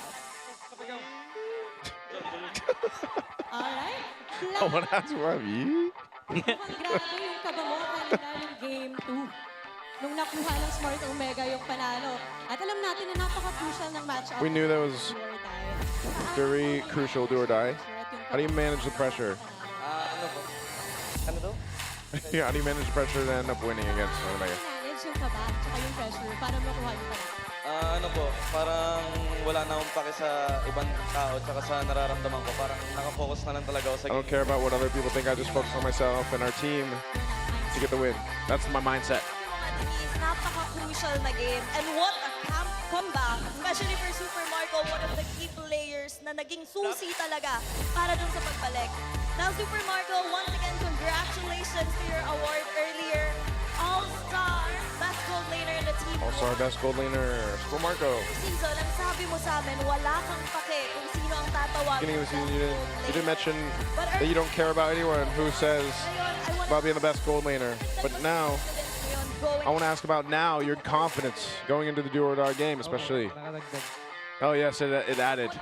It added to my confidence. Talagang gusto ko yung direct to the point na lang na nakadagdag talaga ng confidence. And going forward to this do-or-die game, ano yung maaasahan namin from Team Falcon? What can we expect from you guys? Hindi ko pa, mas malinis na laro. Cleaner gameplay. Baka may buong series eh. And ngayon, Kyle, And now Kyle. makakaharap niyo muli ang ONIC Philippines. Tomorrow you're up against ONIC Philippines. Rewind lang sa nangyari kahapon. But this time, anong balak at anong preparation ang gagawin nyo? At may How are you guys getting prepared and ready for tomorrow's rematch against ONIC Philippines? Preparasyon po namin sa ONIC, hindi Well, po we're kami magpapabugbog sa kanila. Tsaka babawi po. We're not going to get beaten babawi po kami bad sa by ONIC. 0-3 po nila kami. naman. I'm Talagang excited. abangan natin yan bukas. I'm very excited. So, yeah. And that, Ogwen, ano ang masasabi mo Si Green Falcons sa sumuport. Logan, what do you want to say to the Green Falcons? Thank you, everyone who came out to the venue. Thank you so much for supporting us. Thank you for supporting this game. We're going to be even better tomorrow. Maraming salamat, Team Falcons. Thank you so much, Team Falcons. See more of you tomorrow. You may now take your bow. And you may now take your walk-up victory. Grabing game yun, Denise. Nakakapagbigay talaga ng palpitations. And what an epic comeback. That is indeed a very palpitating game. I can't wait for their matchup tomorrow. But I know our casters can also wait. Casters, Palag Na To. There you have it. Green is definitely the color, and the Falcons are going to be soaring. A little bit sad to see Kiko there. Yeah. Really saw the silence in the guy. But yeah, Falcons, congratulations. I can see the focus. I can feel their razor focus, especially now that they are really looking forward to that game tomorrow. Little rematch. The rematch against ONIC. But, man, what a performance from Super Marco. 4-0-9, 100% kill participation. It did come down to whoever made the lesser mistakes, however. Like, Team Falcons, for sure, I know they said this earlier, like, even them, they're not happy with how this series turned out, and they're going to be better tomorrow, and there's a lot of moments in that, for that example in this game, right? But the beauty of this game for Team Falcons is just the idea of just holding out, right? Like, you have to play for the carry. He has to be very, very meticulous with his dashes and also perfect positioning, which he did. Like, Super Marco was on point this game. He channeled the inner bulletproof. Didn't die at all in a single time. And this is one of the heroes, again, this is one of his first heroes in MPLPH. When he made his debut, he showed up in that season with a perfect record, hence the start of the bulletproof era. And what better way to close out the Battle of the Greens than this one. This was a great way, and I gotta say too, yeah, Super Marco was amazing, but I think a big part of that support also came from Haji. You know, you see this a lot with Haji right now, especially the way that the mid laners work currently in the current meta. And this, you know, the amount of real-world manipulation coverage he gave Super Marco to make sure he had more room to maneuver around, because that's always the hard part about carry, right? Your range is pretty bad. It's pretty abysmal. Even when you get a Malefic Gun later on, which is usually the last item or so, you still need to rely on your team to kind of help peel for you, set you up, and Haji was a big part of that alongside Ogwin, who gave the space. And that's why we saw even Flap pick up a Winter Crown. You know, sometimes it was just him and Kyle throwing bodies. Yeah, Kyle helped too. What are you saying? I'm just kidding. I mean, he's he's a body bag with 9 million stuns. 9 million stuns. And a retry. And a retry. And I do like the fact that you brought up Haji. Most of the time we see RWM, it's meant to lock in heroes. But this game, he was literally isolating heroes. The moment that both the Freya and the Suyo steps out of the range of the carry, he locks whoever's left in under the reload manipulation. It becomes more awkward for Smart Omega to engage, because now they have to think about, okay, do we go inside the box? But then if we go inside the box, there's a carry, and then there's a glorious pathway. So essentially, you know, the reload manipulation, the box wasn't used to threaten Smart Omega. It was used to sort of like cage this carry for protection. Yeah, I like that. I like that way, the way you put it, because that's how it felt. And it also just made Marco's job a little bit easier, because he's like, all right, I got Haji behind me, like helping me lock down, you know? Yeah. He essentially made it like the carry's game looked like a Yin game. Yeah. And become isolated in 1v1s. He was in his own domain expansion, man. Yeah. But it, like, Haji's there with him somehow. Haji's expansion. Haji's expansion. Haji expansion. Man, Haji. Before the game started, we highlighted his journey here, right? To get to where he was, the intertwining, the woven lines of fate. I feel like he showed up here today. Again, despite being down by 7,000 gold at some point in that game, he helped his team. He helped everyone get back into form. Very reliable on the Eve. Yeah, and this is what it means to be a champion, right? Like, you hold out, especially in games like this where the enemies are still like walking over you, and even if they're walking over you, it's a battle of like who makes lesser mistakes and who punishes better. And Falcons was just overall better because of experience, I guess. Like, they know that, okay, even though we failed at this part of the game, we're still gonna come back. We just have to play it the right way. Yeah, that's That's definitely a good way to put it, just because, you know, we've seen Team Falcons play like this before. That's why, again, I think a lot of people, myself included, were so shocked with their performance technically yesterday in the sweep against ONIC. And I think even them, like you just heard it during the interview, you know, that they're promising the fans, promising everybody that's supporting them that they will be even cleaner tomorrow in that lower bracket final to hopefully get to the grand finals. I would really like to see a cleaner Falcons. They are second seed for a reason. Congratulations to them. Let's throw it over to our panel. Maraming salamat mga casters, and this time around, dalawang mga kasama natin from Team Falcons. It's going to be none other than Super Marco and Haji. Kumusta naman kayo? Anong nararamdaman nyo ngayon? Sabihin natin nag-lower bracket, pero buhay pa at may lower bracket finals bukas. Oo, kamusta naman yung boys? Ikaw, Haji, kamusta? Masaya. Kasi may life pa kami para bukas. Ikaw, Mark, kamusta? Masaya din kasi may chance pa kami mag-MSC. Wow, iba-iba yung sagot. I like it, ha? I like it. Good expectations. Pero, boys, walk us through this play na ipapakita namin right over here. Sa ngayon, you're looking at a possible lineup. Yung nangyari dun sa try-push kanina lamang. So, this was the moment. Nandun ka, Mark, sa pinakadulo, and then all of a sudden, burst down nyo lang. So, ano yung comms na nangyayari during this time? Parang sinabi ko lang kay Kel na mag-focus lang siya sa amin dalawa ni Mark. I mean, wag na siya tumingin sa iba, sa amin lang siya tumingin. I-protect niya lang kami, ganun. Okay. So Mark, ganun din ba yung tumatakbo sa isip mo noon? Ano yung idea? Kasi syempre, sobrang dami ng mga nakapaligid sa inyo during that time. Ano lang yan, parang miracle crush lang yan eh. Kasi luging-lugi kami, di namin expect na mananalo kami sa crush. Oo. And sobrang aggressive. Sumubsob talaga kung sumubsob yung Smart Omega. Siguro, naging helpful na lang din na hindi sobrang nadamay agad si Haji at kakapasok pa lang niya doon sa pinaka-naging fight natin. Pero right after this, nitong clash na to, na-feel nyo na ba ulit yung confidence at yung momentum na parang kaya na magtuloy-tuloy to? Opo, kasi na-meet na namin yung winning condition namin, which is magpa-late game lang. I see it. I see it. Now, we're gonna go back to a certain point in time dun sa nangyari kahapon.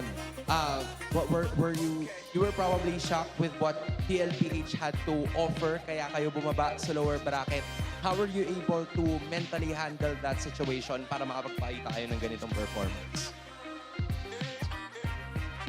I mean, paano nyo na mentally prepare yung sarili nyo para makuha nyo yung panalo na to? Or anong usap ang nangyari after nung naging pagkakatalo kahapon? Sinabi na namin na bigay na talaga namin yung lahat. Tsaka no regrets na talaga. Yun lang yung mga napag-usapan namin eh. Tapos maayos sa tulog. Ayos sa tulog. Kompleto ba? Tulog nyo? Kompleto tulog, Mark? Ano po? Kompleto tulog? Kompleto. Okay, kompleto daw. Sige. Parang namin nag-chat, no? Like yung dalawa. Magto-double message. Oo. Pero ito, may isa rin akong tanong para kay Haji once again. Kanina lang, in-award natin siya as our regular season most improved player actually of the season, to be exact. Anong thoughts mo dito? Anong nararamdaman mo? Or message sa lahat ng bumoto at sumuporta sa'yo na manalo nitong award? Para sa akin, thoughts ko sa siguro nung pagka-join ko talaga sa Falcons, sobrang laki ng in-improve ko and nung team. Kaya siguro yun. At makikita pa namin kayo bukas. That's for sure, right? It's all smiles para sa Team Falcons as they're gonna be facing up against ONIC Philippines tomorrow. Pero sa ngayon, we're gonna be taking a look at the Infinix Liquid Cooling Beast Mode Tactics. Or should I say, the mic check.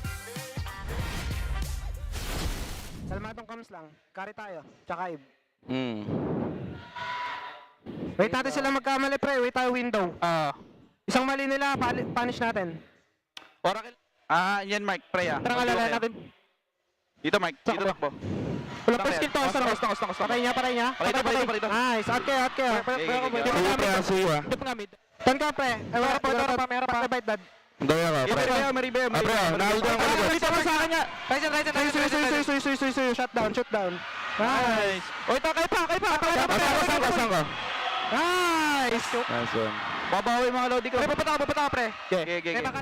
Protectin ka rin. Protect at all cost lang tayo, tsaka carry. Talaga tayo sa mid lane. Wait lang, i-clear ko muna mid Kayla. Alaw na Lord Sige, try mo lang Kyaw. Talit. I-back niya lang. Tara dito. Wait lang, i-back tayo. I-back niya lang. Tan ka. Tara pre. Suyo. Harapan lang. First kill kayo. Ulti ako dash. Okay na, ulti na ka rin. Pre, dalawa sa akin. Go lang. Alis lang. Dalawa. Suyo, dadashin mo ka. Harapan lang. Hero lang.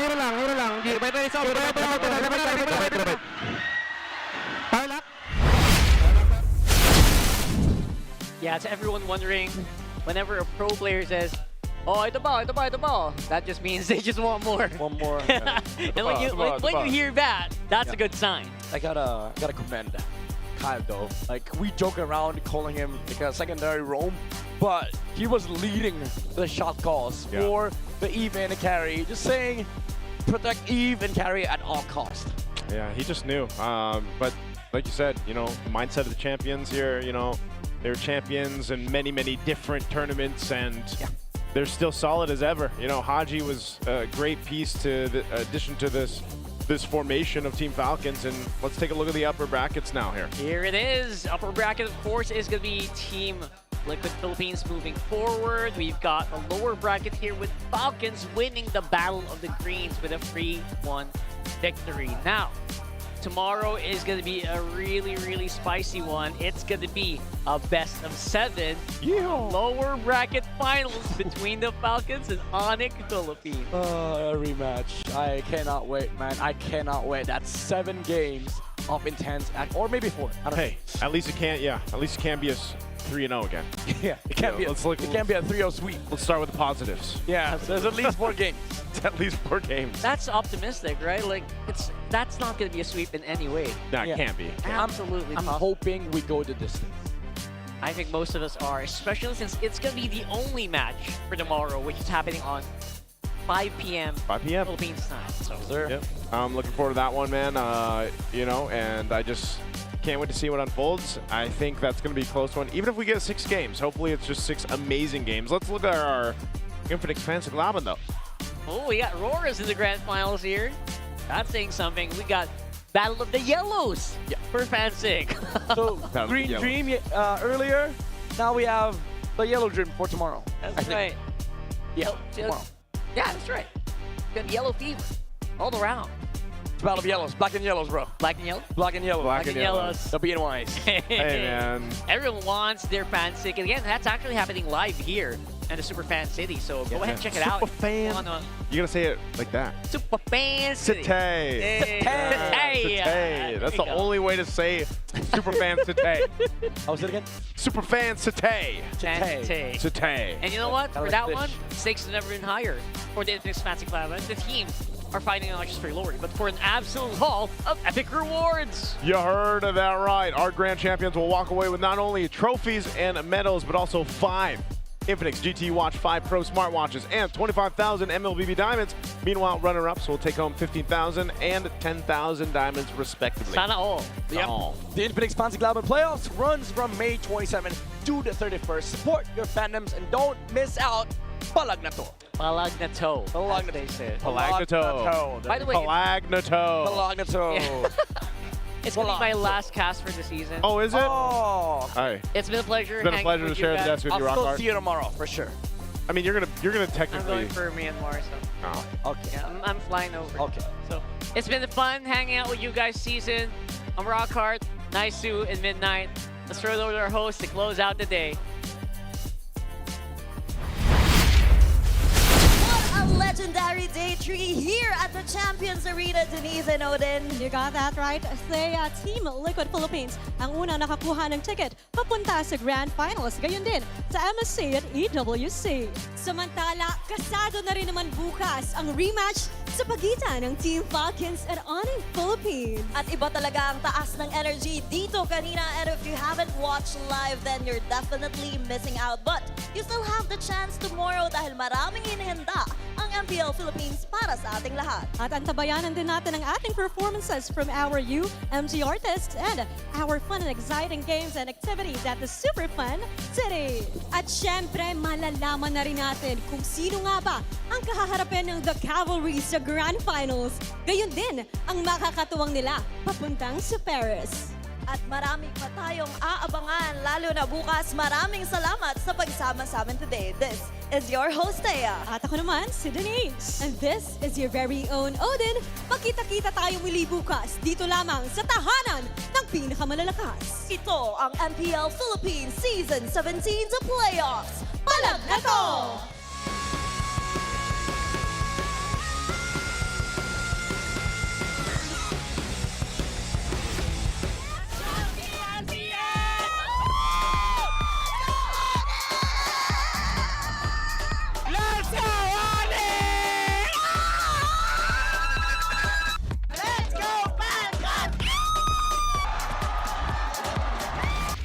The 17th season of MPL Philippines is brought to you by the following sponsors. Infinix, the official gaming phone partner, the power behind every madlang gamer. Smart, the simply reliable connectivity partner of the MPL. Our partner in esports, Clear Men. And our strategic partners, TT Racing, Theory, and SIP. Don't miss any MPL action by following our official Facebook and subscribing to our YouTube channel. Follow MPLPH on TikTok for more content. Catch the MPLPH Season 17 playoffs live at the San Juan Arena. Grab your tickets now via the official MPLPH website, Palag Na To. MPL Philippines is monitored and supervised by the Games and Amusement Board.